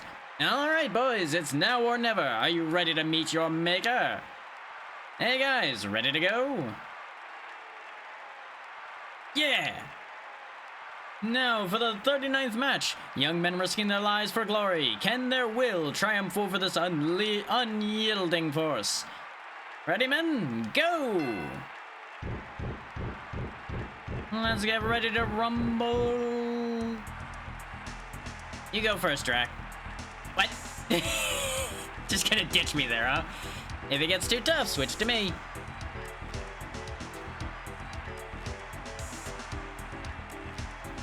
Raging Moon Warrior, Minotaur Joe.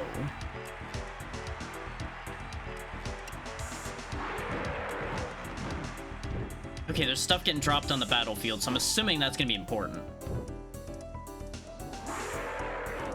Like, I need to make him, like, charge these or something. Oh, nope, he wanted that. He's drinking that. No, no, no, no. Oh, wait, he had a negative reaction there. I don't know if that's good or bad for him. I think it's because I'm managing to hit him as he's drinking.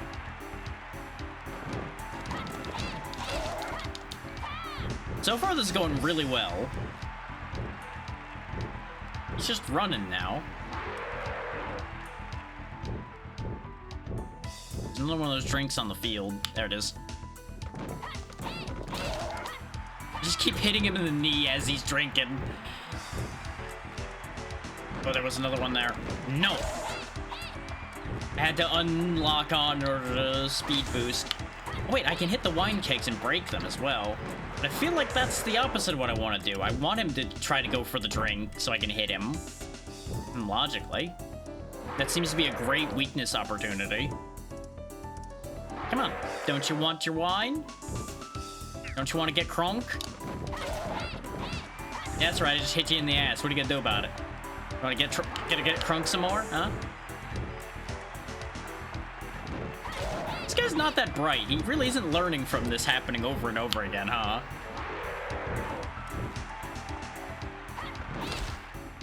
Did I really just win that without even getting hit? I sure did. Wow, he was just an idiot. Oops. Finally, the earth-shattering fury of the indomitable Minotaur Joe is quenched. He has fallen. His was the record-breaking streak of 38 straight undisputed victories. The new champion of the Colosseum is the steel-hearted Beastmaster, Drac.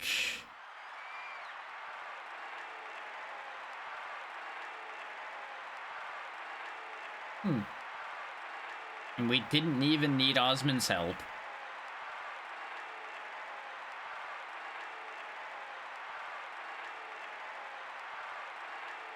Is there a brave soul that will dare challenge the young hero?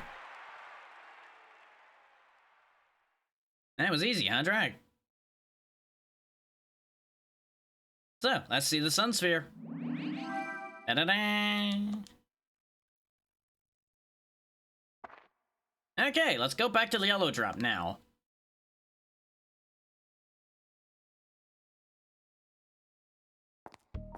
Oh, we're just here immediately. Okay. Works for me. Now we can complete the Sun Giant. Why don't you assemble it on your own? You couldn't have just phrased it as like you do the honors or anything. Now you're just gonna say, how about you do all the work some more?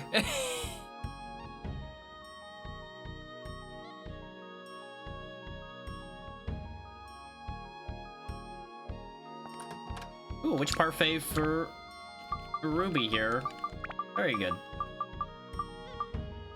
That brings her up to 50 defense as well. I think, yeah, everybody other than Osmond has over 50 defense now, which sounds fairly reasonable, honestly, with his machine gun. I don't think he really needs as much defense as everyone else. So we'll take a quick scan around to make sure I'm not missing any items before we put the final item in place. And how's the analysis here look? Yeah, the request is just, hey, assemble the thing. I was worried that the lookout tower thing was gonna matter. There we go. Oh no, it does matter. Because the request isn't at 100%. Oh, but I didn't check all the arms either, so the other arm might matter. Can I fit the lookout tower somewhere? I can. Put it there, then. Does that bring it up to 100%? It does. Sweet. Okay. Hopefully we'll get to do that arm event before or we leave. Yep, everybody's aboard. Guys, line up. Roger. One of them is not lining up. There he goes. Okay, now this is the mission. Listen up real carefully. Right now, at Blue Terra, they're in trouble. A monster called the Genie is eating up the ground. And this is where we come in. Boone, the data is here.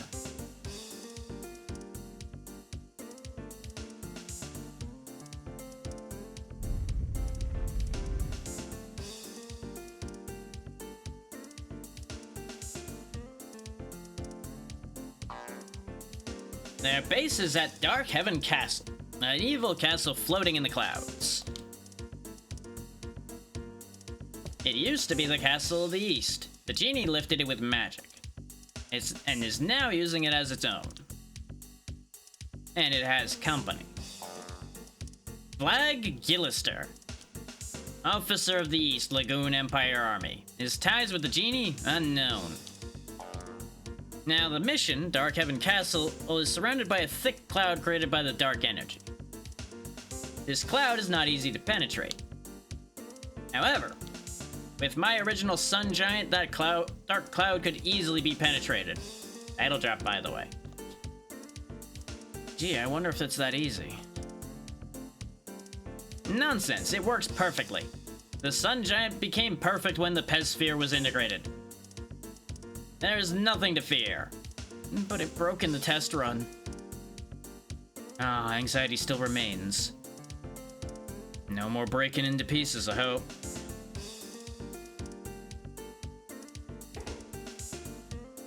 Shut your mouth. Stop fussing, let's get ready to attack Dark Heaven Castle. All in position. Roger.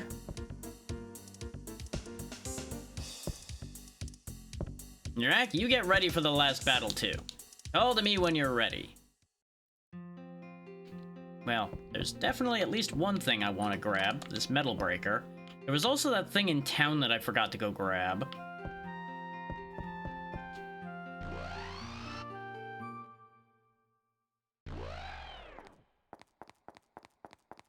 Okay, we're in that building in particular. Okay. Now, I don't know for sure which of those archways it was. It wasn't this thing, but I do want it. That, I presume, is the defense item for Osmond, it being a carrot thing, and he is a rabbit man. That would make a insensitive amount of sense.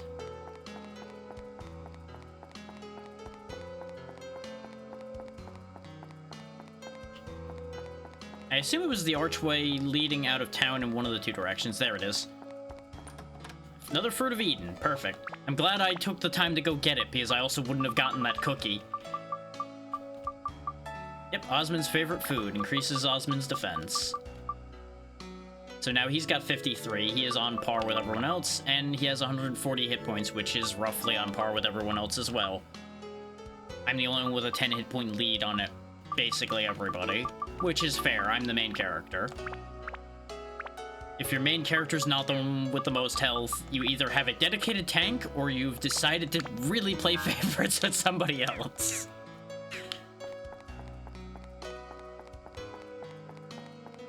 Now, unless the castle isn't a dungeon, which I'd be very surprised by, we're probably about to end... If the castle isn't a dungeon, we're about to end the game. And presumably, like, it'll be the final battle and then it's over. If it is a dungeon, it'll probably end up waiting till tomorrow. Like, we may dip in, but, like, finishing it would be tomorrow. So I don't strain my voice, since my throat is getting a little angry.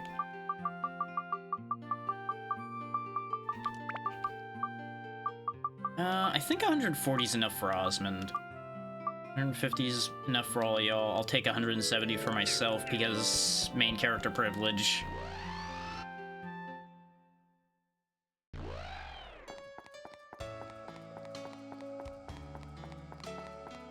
I also don't know if I need everybody. That's still an up in the air scenario there.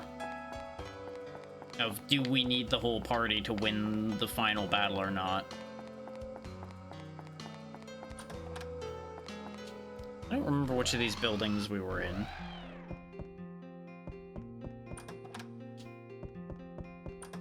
Oh, there's another Fruit of Eden, so I'll probably give this one to Ungaga. It's either Ungaga or Goro, and I've been using Ungaga more.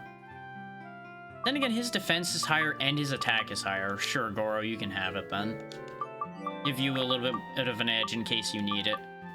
And Osmond, you can have the gourd.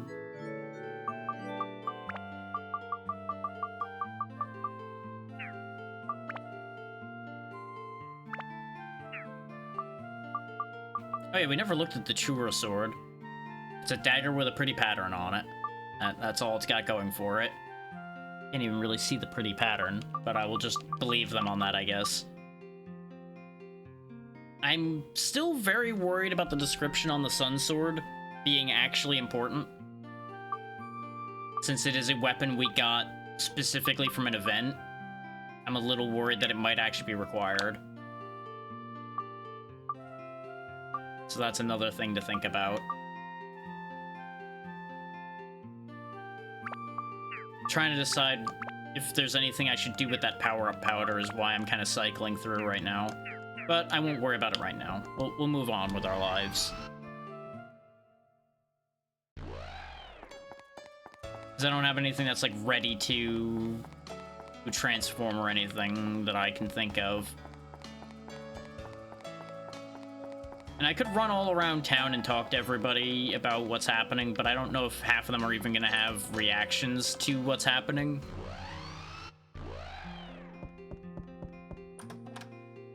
It is a good thing I'm running to all the houses, though, because there's so much stuff. Okay, now I can give Ungaga another Fruit of Eden as well, and keep the layering I have going, where all the melee guys are slightly ahead of the ranged characters. Because again, being melee, they do need the slight 8 health edge there. Otherwise, they'll just die. Okay, I feel like I've done a lap around the entire town. Down here. Were we in the shop? Be silly, but it's possible. What, you won? Wow, I wanted to see the fight, too. Well, too bad you missed the fight. Oh yeah, it is the shop.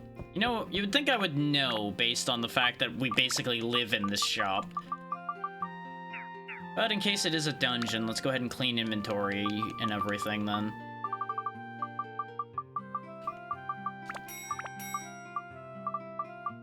Always known to sell all the amulets, sell the throwable gems.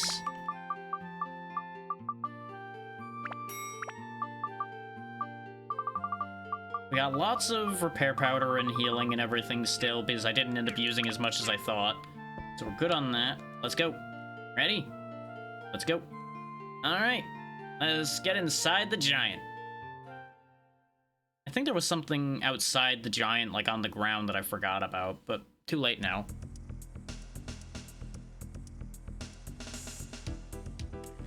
Let's do this. Super fighting, robot, sun giant. Come on, guys, let's move it. How do we do this again? This is all just a tad unsettling. Ready here. Oh, I get to have a seat too, huh? How does it feel, Drac? The seat has been customized to fit you. Don't worry, it's easy to operate.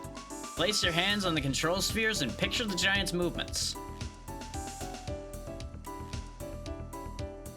Do I actually get to control it? Alright. Sun Giant, launch! Let's do this. Dome open.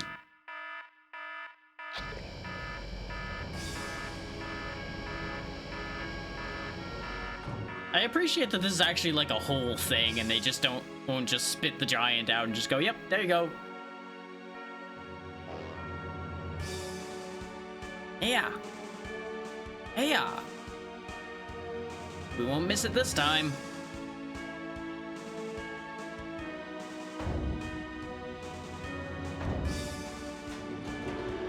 Arise, sun giant. Rise from the moon as the sun rises in the sky.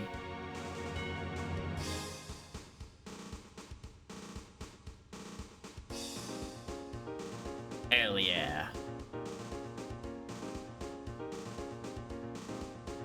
I have some concerns about it being mostly built out of pottery, but you know. Listen, Drac, the destination is Dark Heaven Castle. Cut through the clouds now.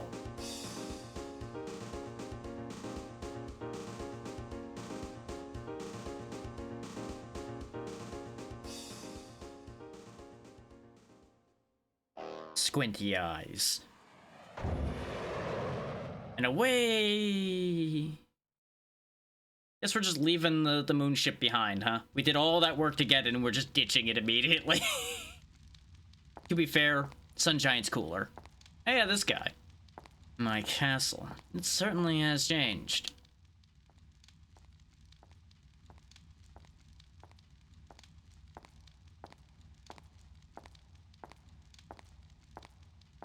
Seta, what do you plan to do? Oh, the old man. Simba, what are you doing here? That's my line. It's you who's unexpected here. You haven't changed. Maybe you're a little older. Bree, thank you for the raid. What were you up to today? Let me... No, the ads should have ended by now. I can't really do anything about it if you did get caught by the very end of the ad break there. But hopefully, you all had a good time. Ooh, Battlefield 6 some more, huh? Glad to hear you're enjoying that. And welcome everybody to me working my way through the last bits of Dark Cloud here. We're currently flying towards our final destination with a giant golem we assembled out of pottery and a magic gem. Yeah, I can understand how a new keyboard would make things a little tricky. But hopefully it was working well. For anybody not familiar, I'm Dracobot. I do a lot of old games, weird games, you know, things of that nature. Nothing too special there. Basically indie games and retro games. Hold that thought. Thank you also for the raid, Cribs, and what were you up to today? Hopefully you had a good time with whatever you were doing as well. 2 raids back to back, look at that. I appreciate the both of you. Thank you so much for trusting me with your people. But by all means, Krem, what were you up to today? It is always good to see the both of you. Yeah, that introduction again was, I'm Dracomut. I play retro games, indie games, all things in between. Usually the weirder the better. So, anything old or odd, I got you covered. Understandable, you go grill, they're free. Hopefully you get to cook up something good. Thank you again. Yeah, you're all just in time for us to be flying toward the last of Dark Cloud. We're about to pierce the protection around Dark Heaven Castle, where the final battle will take place in a golem of our own making, powered by a sun crystal and built out of a bunch of pottery, because that's a great idea. I've heard great things about Crime Scene Cleaner. Apparently it even has like a paint mode if you're uncomfortable with blood, which is fascinating. And hell yeah, steak sounds fantastic. Of course, it's been 400 years. So you've been living in this age, using the forbidden spell. Yes, I've thought about it and came up with an idea for defeating him. An idea for defeating him? At first, my plan was to acquire at Lemuria. But in this age, I realized it didn't have the power to seal the genie. And then I met him. Him? You mean Drac? Yes, one look and I knew. Drac has something I no longer have. See, I'm too edgy now. I can't possibly be the pure-hearted hero anymore. I thought I could defeat the Dark Genie with it. So I've led him on by leaving treasures in his path. Well, well, you helping others. Helping others? No, that's not it. I just want to settle this cursed fate on my own. In a few days, you will completely take over my mind. I have things to do before that happens. Soon, Drac will arrive at this castle. Before he does, open the door to the past, the day and the moment.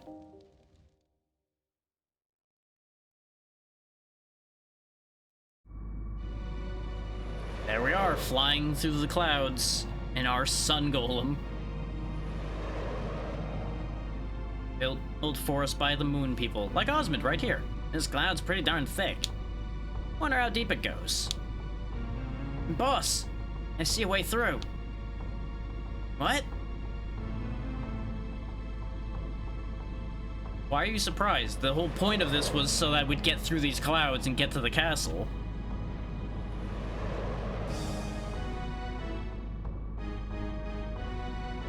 We've got to face off with the Dark Genie who's been destroying the world. That's... Dark Heaven Castle. Ah. I don't have dialogue, so I'll just make surprise noises. There it is. Dark Heaven Castle itself, which we saw at the very intro of the game and then never got to see again and outside of snippets till now. Where the final battle will take place. And there's the genie. And Flag Gallister himself, the one who freed the Dark Genie. Here it is. You're quite something coming all this way. Now then, monster, let's play.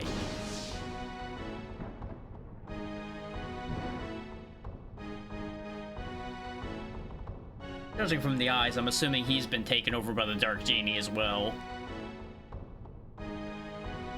Wow, this has got the full-on final battle vibe. This could be it for us, huh? Jeez, man, don't go and jinx us now. You just taking a nap over there? Okay, Drac, we're in. Boss, look, right in front of us. Well, look at that. There goes. Commence attack. Alright, Drac, it's your turn. Don't blow it. Wasn't it already my turn? You told me to go through the clouds, too. I feel like everything's my turn. I built the thing, I flew the thing, now I'm gonna fight with the thing.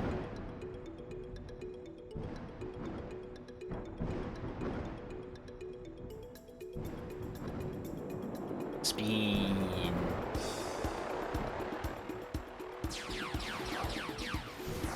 That's a strategy, I guess, just shooting wildly.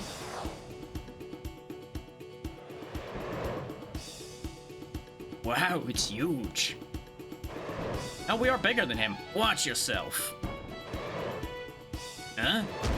Nice. Good kick. Oh. God. Deal with that later. Wow, look out, it's not getting around. Where'd the general go? I guess he just sat him down before getting into this fight. Whoa, hey! That hurt. Now you got me really upset. Now I'm not pulling my punches anymore. Get ready. Flag, can I just kill it now? Go for it. Oh, he's inside, okay. Ah, that's not good. We seem to be absorbing it. And maybe not. You got me angry, monster. Only got yourself to blame.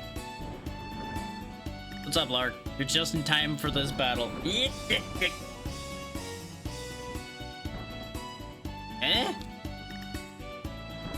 Yes, we're still here. Hell yeah. Ah, not even a scratch. That's not gonna work on this giant. And now it's our turn. Guys, you ready? Sun Cannon! Ah! Yeah, it's got big Power Rangers energy as well, considering everybody's in a different part of the ship and everything. What on? What? Ah! There's no way that's gonna completely work. Oh, they went for the whole animation and everything too. He just vaporized. Yay, victory music. Mission accomplished. We destroyed the Dark Genie. Oh, that was easier than expected. You know, it's gotta be legally distinct. Boss, look. Huh? Huh?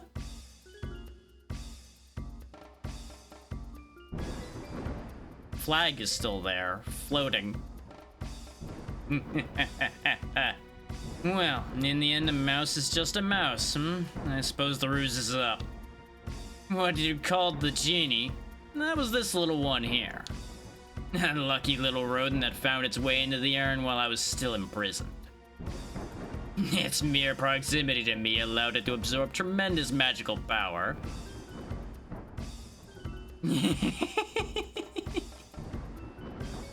But obviously, it was a poor material for the power. Your easy victory over it is proof of its limitations. The boy riding that overgrown tin can must be the keeper of the Atlamilia. Do you remember me, boy? No? But then, when we last met, I didn't look like this. Congratulate you on coming this far. Well done. I really have no tangible physical form. I used this fool's body. The fool broke the urn's spell, blinded by greed. Then the mouse was to be my instrument through this fool to bring about the world's end. That was the last time we saw these eyes. The guy from the previous cutscene was also possessed by the genie, and we had to fight him in a duel earlier. That's what they were showing off. But enough with the sharing of secrets. Do you understand now? This long game was fun, but now I will end it. Listen well, Atlamilia boy. I will rule this land and create an ideal world, an immaculate Eden where darkness rules. Now you will truly understand power. My power. The real Dark Genie's power. Your education begins.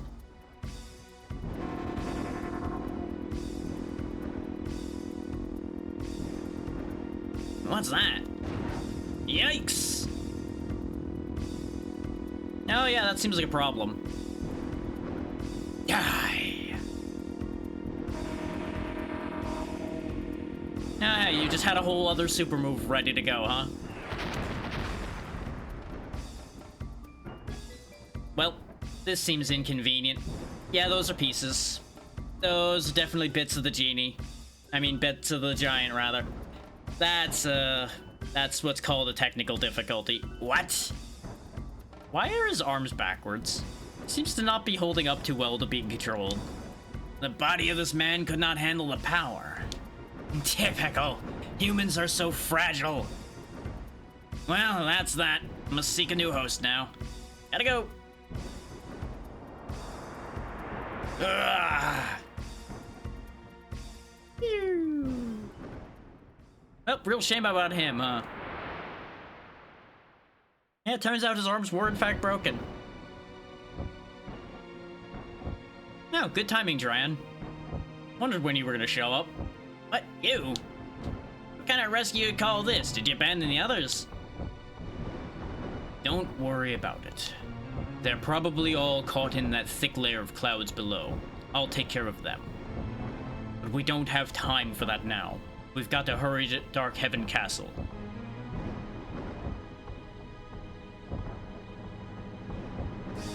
You know, it's almost like that's how he got contained in the first place or something, probably.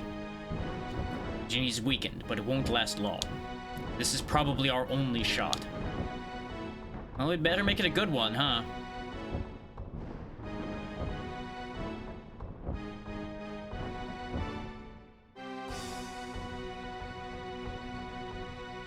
You know, at the same time, we could just put whatever host he has in an airtight container, and then he'd be stuck in that host.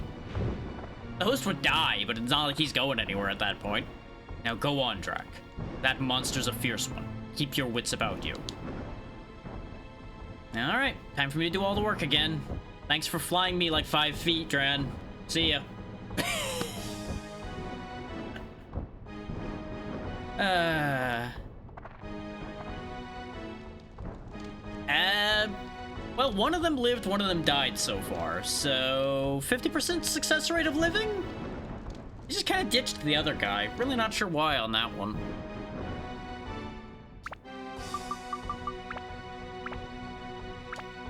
Maybe he fought him off, maybe he wandered off. Hard to say.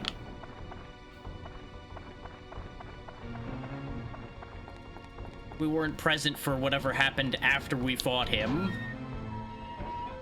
Yeah, they're probably gonna die anyway, so really just sealing whatever poor suckers in, Oh yeah, the general broke his arms throwing the energy ball, yeah. But the guy from the previous cutscene, the one we had fought before, came out of it completely intact, but then again, he also was just being puppeted. He wasn't using any of the Dark Genie's actual power.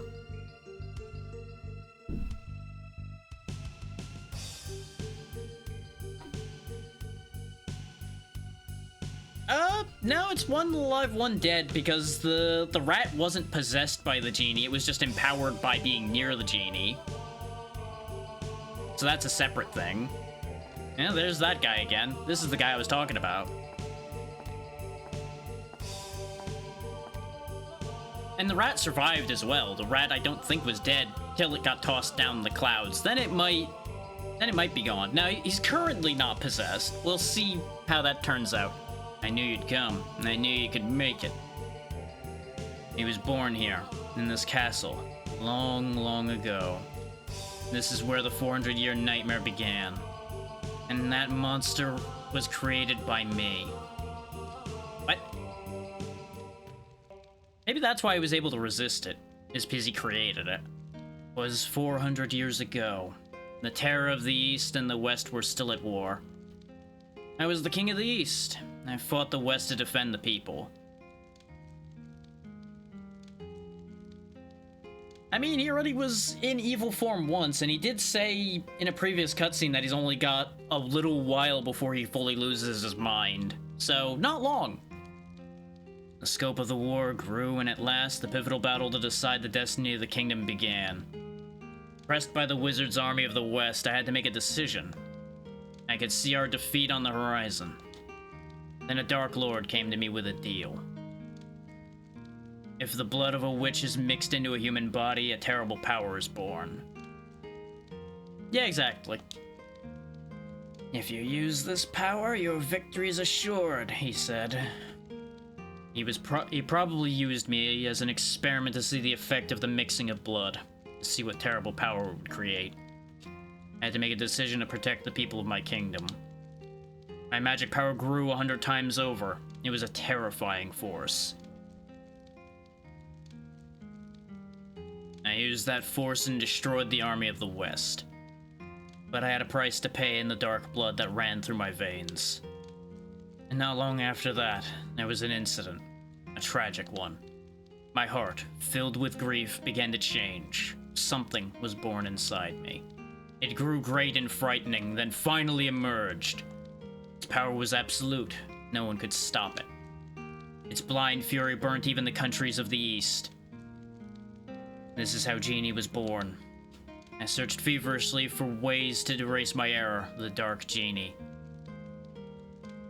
I mean, you're reasonably on point there, Lark, either way. It was then that I discovered the stone called Atlamilia from an ancient book. It is a precious gem created by the Earth only once in Aeon. I learned through a premonition that Atlamilia would appear in 400 years, in this era. I used a forbidden spell to travel 400 years to this time, to obtain Atlamilia, that legendary gem, believing that Atlamilia could seal off the power of the Dark Genie. So you conveniently left, I presume, before people sealed the Dark Genie the first time using the Moon People's sealing urn. Did you not know about that? Because you skipped 400 years?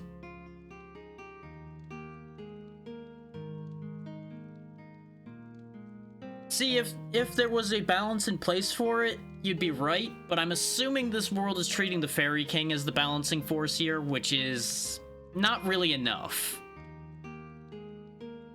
Not really enough. We do have a genie, though. We got Ruby, the lady genie, who is very useful for her magic, but can't fly for some reason. Even though she can fly in cutscenes. Atlamilia is a link to a different dimension.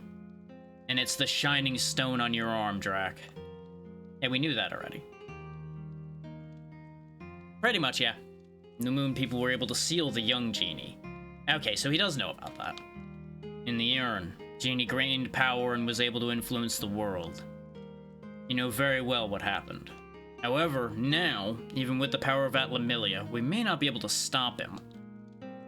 He's a force of pure evil, but his aim is not to destroy the world. Well, yeah, he said himself he wants to remake it into an evil world. Oh, you were talking to the genie. Oh, well, half of my exposition's probably not going to be helpful then.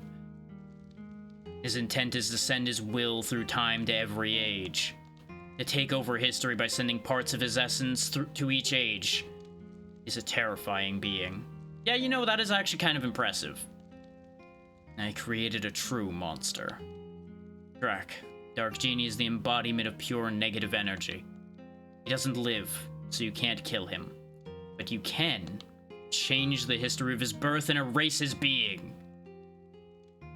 Huh. You know, that's an idea. For that. I'm going to turn evil now, right after telling you that. I have no time, and it's hard to read my text box. The dark blood running through my veins is taking over. If he controls my mind, I'll no longer be me.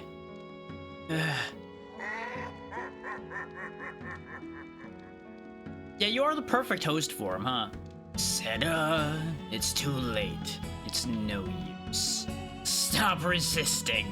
Give yourself to me fully. Your body, mind, and power.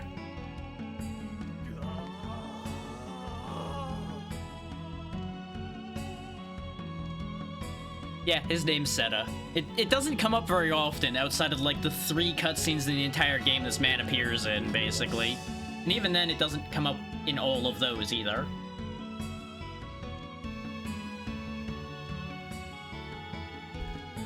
Yeah, apparently by mixing witch blood with human blood in himself, he made the Dark Genie, which then broke out of him and now is going back in him.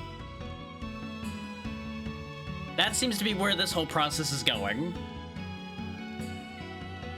And somehow it's going to be even stronger when it goes back into him. Or at least strong enough, probably. Drac, cross the Gallery of Time and enter his age. And with the power of Atlamilia, I can't give up this body yet. You know, killing it seems kind of like giving up the body too, I'm not gonna lie. Thanks for the portal though, bro. That's gonna be necessary, probably.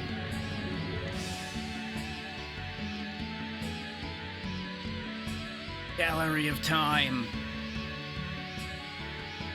No, I typoed. And I just left it because by the time I noticed it, we had already done a couple things. I'm like, nope, I'm just keeping this now. It's a quirk for this. Now I take the steps on my long journey. Open the door and guide my spirit.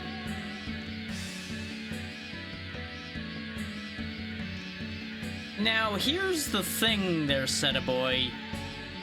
If I go back in time and do this, that's gonna fuck up the entire time stream. We all know this. Yeah, I phrased it before as everybody's just really exasperated with me, so they changed the emphasis on the word. The forbidden spell. That kid won't be able to cross the Gallery of Time. Pity he has to die in vain. Walk, Drac, into the cursed past. Erase his existence. I trust you will know what to do there. Follow the fragments of memory I left in the Gallery of Time. They will show you what you need to do. Now go!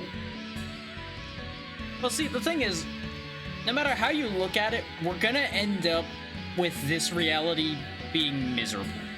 is either multiverse theory will kick in, and this reality will stay bad, and another reality will shift off and be better in the world where I do destroy the Dark Genie. If that even works. Not to mention, sealing him in the Atlamilia may only just last longer than the urn did. It may not stop him either. Not to mention, if it just is a portal to another dimension, we're just shunting the problem off to another dimension. It's not even solving the problem. We're just making it a different dimension's problem. Which, if he finds a way out of that dimension, we're gonna be back in trouble anyway. Ugh. Tired now. Taking a nap. Gallery of Time. So guess we got some more work to do after all, huh? 5 years ago. Exactly. Why don't we take the problem and put it somewhere else? Alright, we're just right in there. So we got a big old door there. There's a big clock with no hands, so presumably we gotta find the hands. Oh, there's a lot of bat here, huh? Yikes. Evil bat. Love that. Let's see. Should I worry about trying to upgrade my weapons at this point, or should I just commit to my best weapons? True. Yeah, you know what? Let's at the very least get a synth sphere out of this macho sword.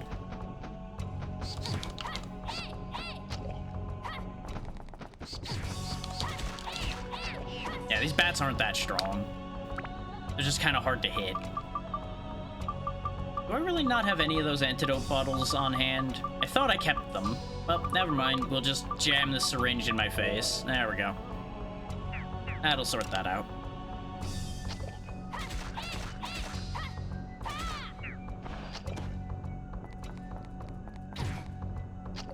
God damn it. That's a good thing I got soap for the goo. There you go, just get rid of that. I thought it would go over my head. Turns out, not quite so much. All because I wanted what was in this box, which was not worth it. Which really, it would have had to do really well to be worth getting hit, admittedly. I also wasn't expecting to get hit. There's the map, that's helpful. Notice how this is the only place I think... Actually, I don't remember if the minimap changed color in other places. But it's all purple and evil here. Looks like a switch for the door. Where is... There it is. There's the switch. Alright, Goro, you're up. That's your job. Honk. Alright, Goro, thanks. Back in the ball you go, buddy.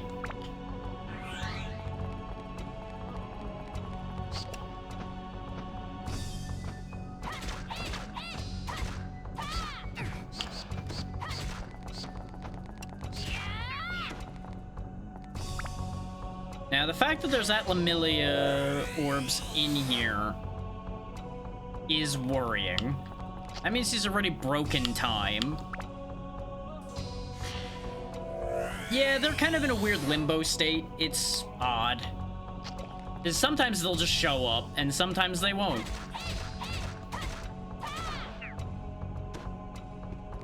Basically, that they have that weird logic of we appear when relevant and no other time do we exist.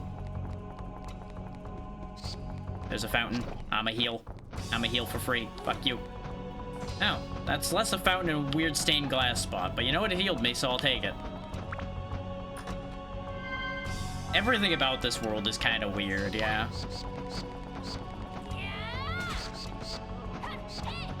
You know, there is a whole world in which, honestly, it's better that I let this timeline be destroyed instead of fixing it.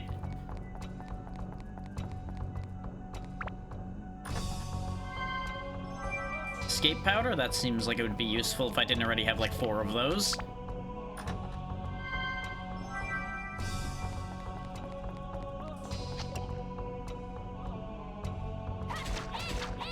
Come on, finish giving me the experience I need. Dang it. Oh, there we go. Got the level anyway. I have played a chunk of the Ys series, yeah. It's a very good series of games. I had at one point intended to do the whole series, and then they came out with more games, and I'm like, I don't know about trying to do the whole series now. That's a lot of games. Is there up to like 10 or 11 at this point? And that's not counting Origins and the other ones as well. It's a lot.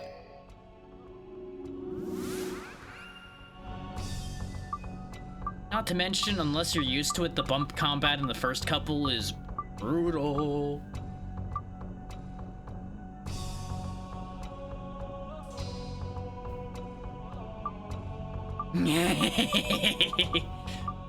See, that's spoken like an actual Ys player right there, if you are immediately traumatized by the concept of bumped combat. Yeah, that's another reason why I'm like, you know, maybe I don't do the whole series. Maybe I don't. Okay, I can nearly max out the Sun Sword with buffing it with the Macho Sword. We shall use the sword that will cut through the darkness. Powered by Macho. You know, I could switch to the cat, but I could also just kind of fly now. Just doubly making Zhao redundant. Yeah, no, once you get a handle for the logic it works under, it's not that bad, yeah. It just is an initial adjustment. Because it definitely means healing is a lot more important than in a game where you can just kind of juggle your enemies away from you. Because you no longer have any standoff range at all.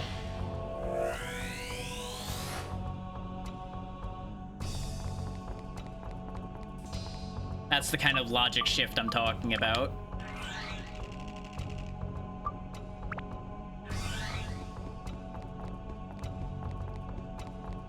Is in like Wanderers from Ys and some of the later ones, you can really get away with a lot. Just because you're allowed to move and attack instead of, oh yeah, you just have to smash your face into the thing. Good luck!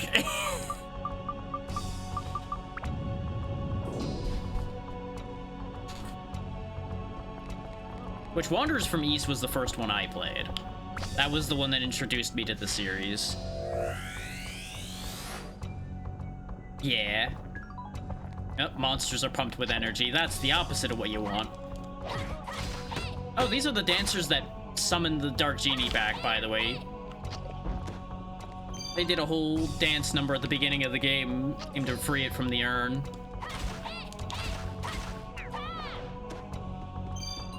Okay. I have played a bit of... Oh, I played all of Wanderers from Ys. I also beat the remade version of it, Oath in Felghana. They're basically the same game, just from two different character perspectives, basically. Both are playing Adol, but you have a top-down game and a side-scroller, depending on which one you'd rather do between the two of those. I played some of 8. I played some of... Fuck, what's that one called? It's the one on that... It was the Vita one. I forget what that one's called. I had played some of 7. Basically, I played a lot of the Ys games, but I never finished the vast majority of them. That's the short version of that sentence. Yeah, there you go. That's the one. Ark of Napishtim. That's the one that I was trying to think of. I had Ark, and I was like, what is the other word? Because who the hell's gonna think of Napishtim off the top of their head without having any idea what it is?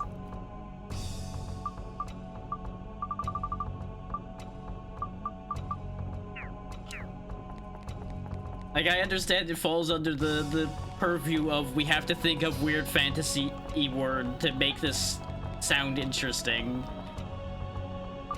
But fucking hell.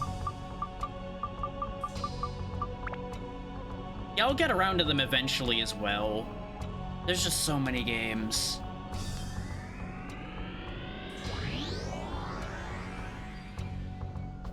Like, that's always the problem. There's just too many games. Not only is there too many games just in that series, but there's just too many games in general. Which is a good problem to have, but it still causes problems. Okay, we were at 5 years ago, now we're at 18 years ago. We've just gotta fight our way further backward through time.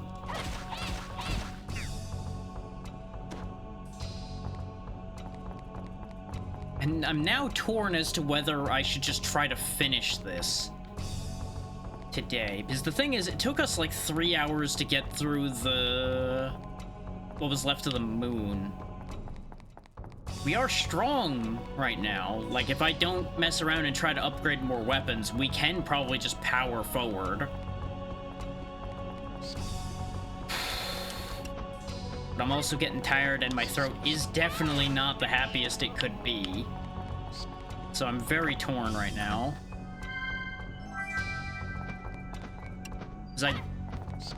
We need to go 400 years in the past, but it depends on if it starts skipping ahead by large quantities, because we went 13 years in this jump.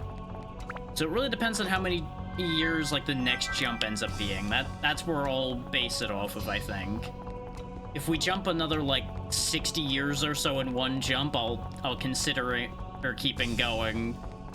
If not, I'll probably wrap up for the day and then finish it tomorrow, so as not to push too hard.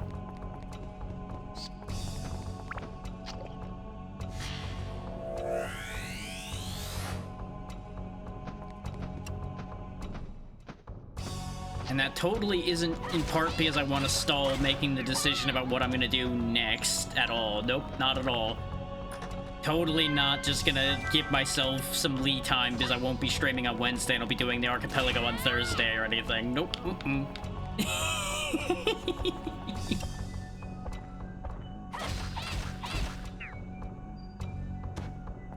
Never stalling. Never, ever.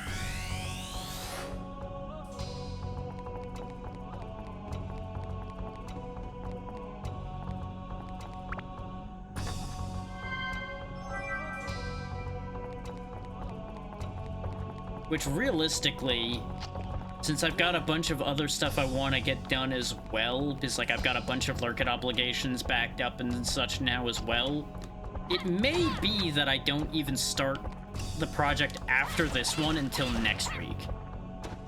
Is it also will more than likely be more than one Archipelago day this week, depending, as I said before, on what speed the group is going at with that, because I do not want to try to rush through my part.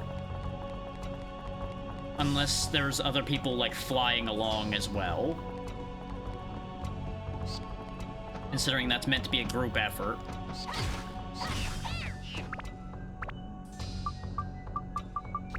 But I also, like I'd mentioned before, don't really want to end up holding people back by going slow, either. So it's an interesting position to be in, on the whole, there.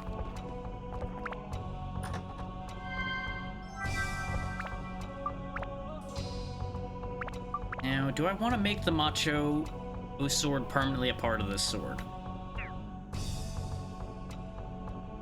Absolutely, Lark. You go get some rest. Hopefully, you'll actually be able to sleep. Take care.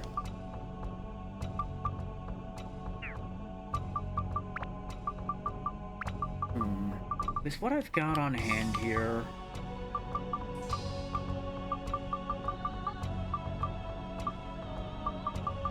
The Macho Blade doesn't add any of that. It does add a bunch of breaker stuff. Do I want to try to upgrade the Sun Sword? The fact that it's upgradable indicates to me that it probably isn't required. Like I was worried that it would be. Now I'm curious. If I take it out of here and put it in the Atlamillia Blade... Yeah, that's about what I expected there. We've put a lot of work into the Atlamillia Blade to make it what it is. But I do think it'll be fun to work up the Sun Sword a bit and see what it turns into.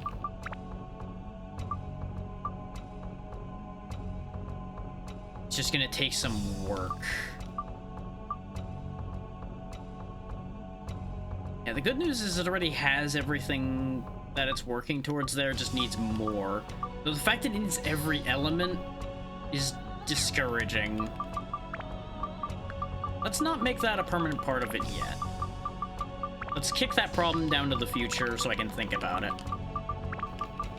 Without just sitting here and idling, staring at it. We'll instead put a little bit of every element into it now. Oh, almost every element. There's not enough slots for it to get every one of them.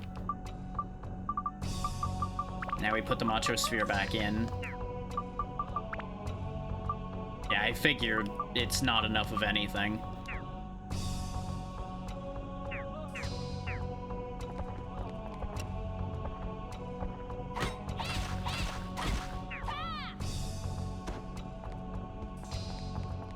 Of course, if I really wanted to just rush through this, I could just pull Osmond out and have him use his machine gun. And just go rat-tat-tat-tat-tat over everything. Hello, Billy. I assume you're lightning. Yep. Get back here, Billy. Right, I have Thunder selected on this weapon right now, which means it does nothing to Billy. Hold that thought, bud. How do you like fire? If you don't, that's a shame for you.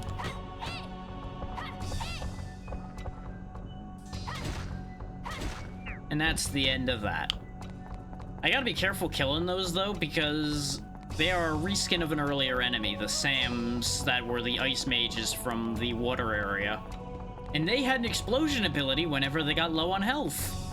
So I'm going to assume that the Billies can do that, too. That would just make sense. An annoying amount of sense, in fact.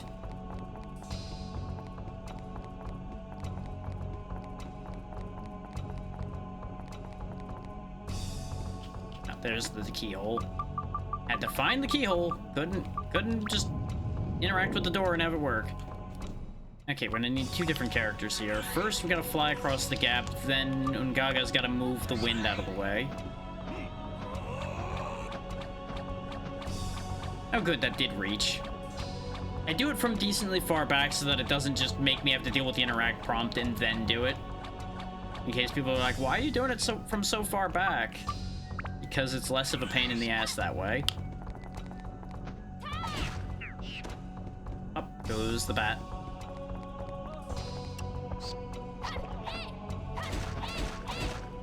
It would be very funny in an awful way if I ended up breaking the Sun Sword.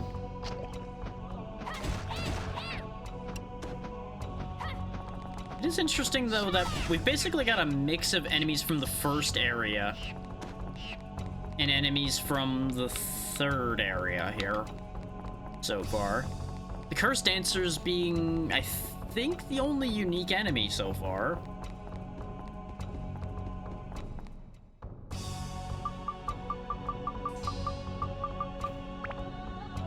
Everything else has been reskins of other enemies we faced. Like the cursed flowers from the water area become those purple flowers we've been fighting. Bats obviously became evil bats.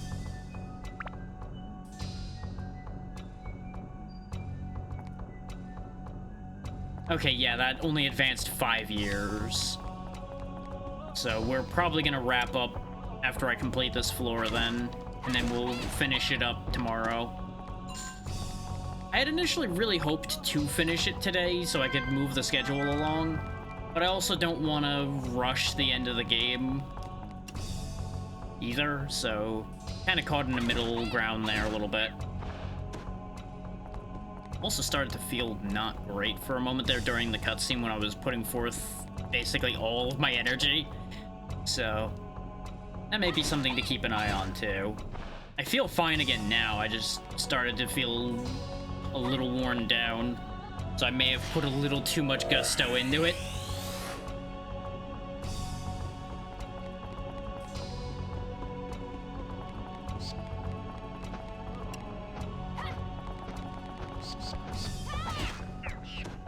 It was fun having a scene to actually, like, put some real energy into. Let me repair this before I make one too many swings. Because we got a lot of repair powder on hand. I should just use it. See, guarding like that is exactly what I was afraid of. Little shit.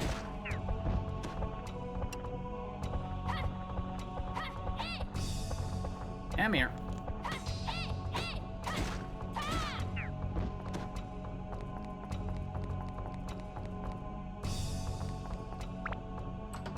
figured the side with the gem on it was gonna be the one we open. That wasn't even locked. No trap, no anything. It just had an item in it. Huh. That's, I think, the first time we've had one without a trap. Living armor, huh? Oh yeah, these guys are a reskin of the statue enemies from the very first area. We never saw another enemy quite like them till now. Oh no, there was the statues in the tomb. I stand corrected. Monster is pumped with energy again. Great. Love that for me. That's my favorite thing. Look, the bat's pumped up. Now he's pumped full of fire and dead.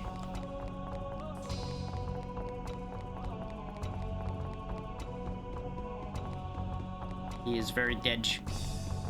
He shall remain so. Yep, there goes that feather.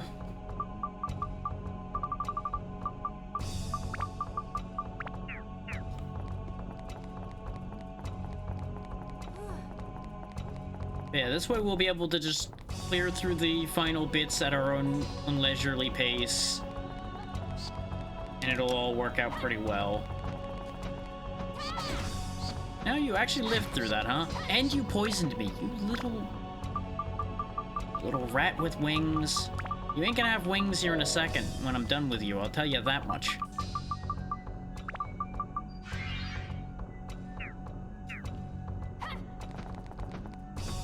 Bye. Okay, you know what? I'm a little over this whole flying enemies thing.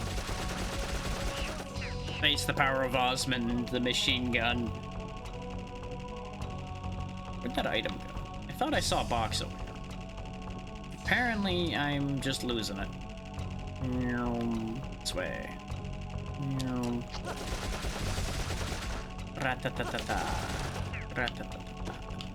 Yep, there's another outlet open.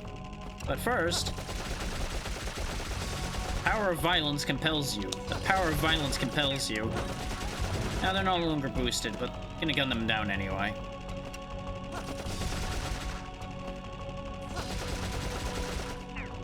What I may do as well, since we're gonna be going into the finale, is I may do a little bit more synth sphere grinding between the end of tonight and tomorrow.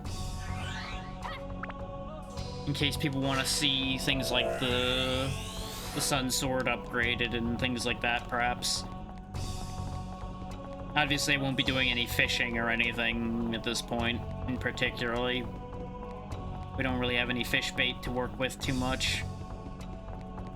Apparently, I missed an enemy back in that other room. Do I have the claw cans? I do. Well, doesn't matter then, we're leaving.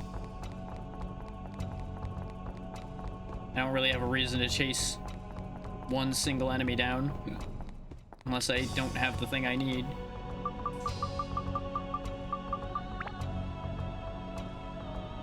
Touch.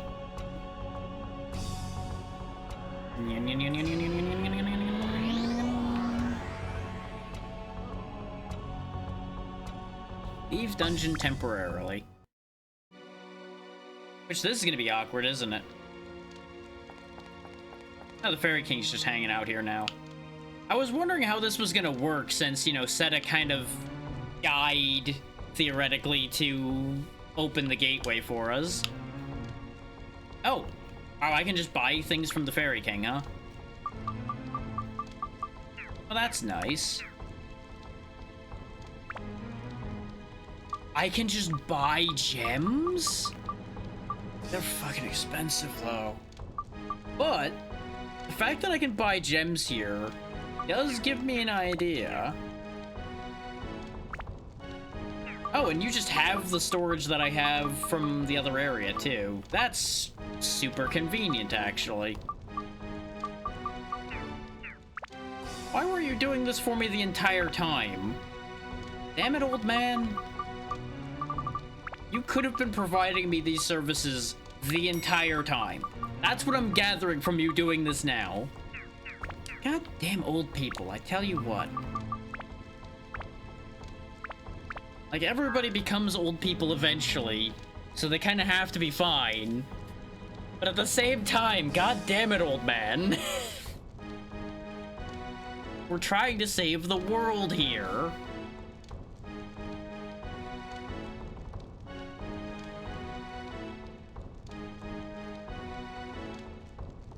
So let's see, where are we? Jesus. Something happened over there. I don't know what, but something big happened over there.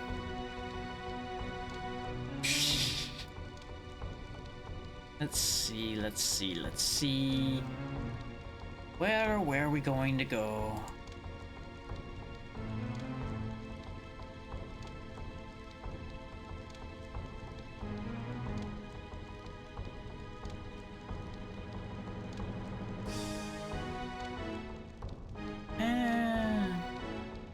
I'm torn between going somewhere new and going somewhere old, and I think we'll go somewhere old, depending on how this looks.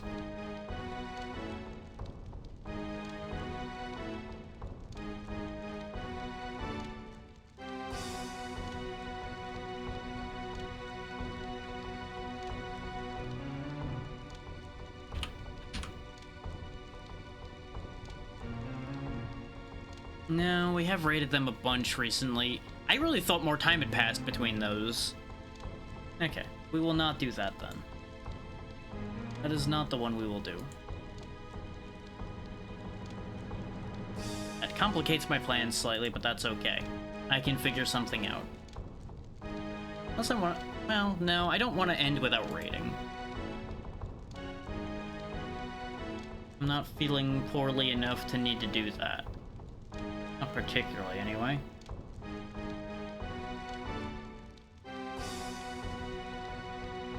Just a matter of fighting through the indecision for a moment here. Which is going to take a moment. That always does take me a moment, as we all know.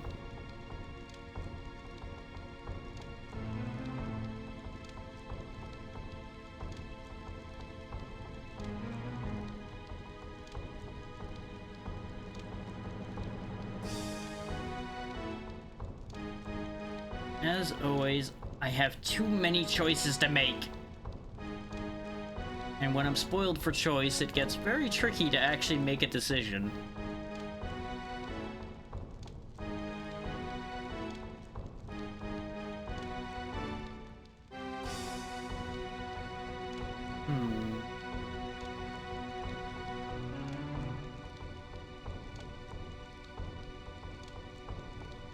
I'm not rating that one. I can tell you that one right now because of what they're playing.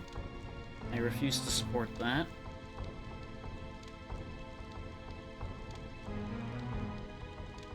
Even though I have no definite proof of issues with that one, I'm not gonna... Like, basically, if I don't know what's going on with something, but there's allegations about a game having an issue, I will just avoid it. Basically as a case of neither supporting nor opposing until I know what's going on. Is basically the point behind that line of thought.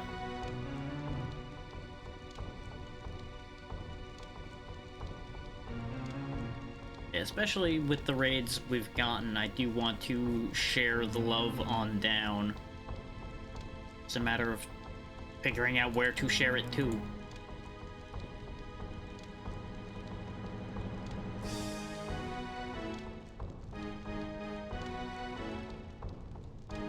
Let me knock the audio off and take a look at where some of these are.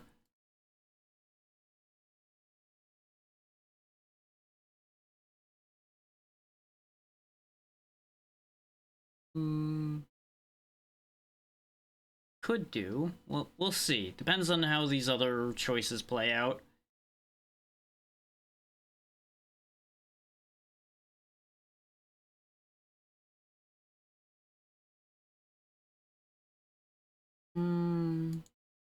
Maybe. I'm doing my spying, don't mind me.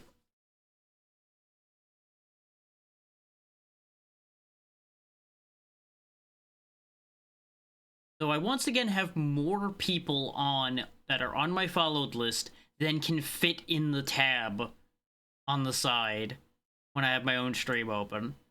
If that tells you anything about just how many people I'm following still. And that's after I cleaned up the list again. That is just how ridiculous this is. I know too many people. I really need to trim it again. Because there's still a fair amount of people that I'm like, yeah, I followed you, but I don't really know you. So I might trim them. Just for sake of trying to keep this slightly more coherent. So I might actually be able to make a decision sometime. Wouldn't that be a wild concept? You like actively doing the thing right now? And straight into ads. Great.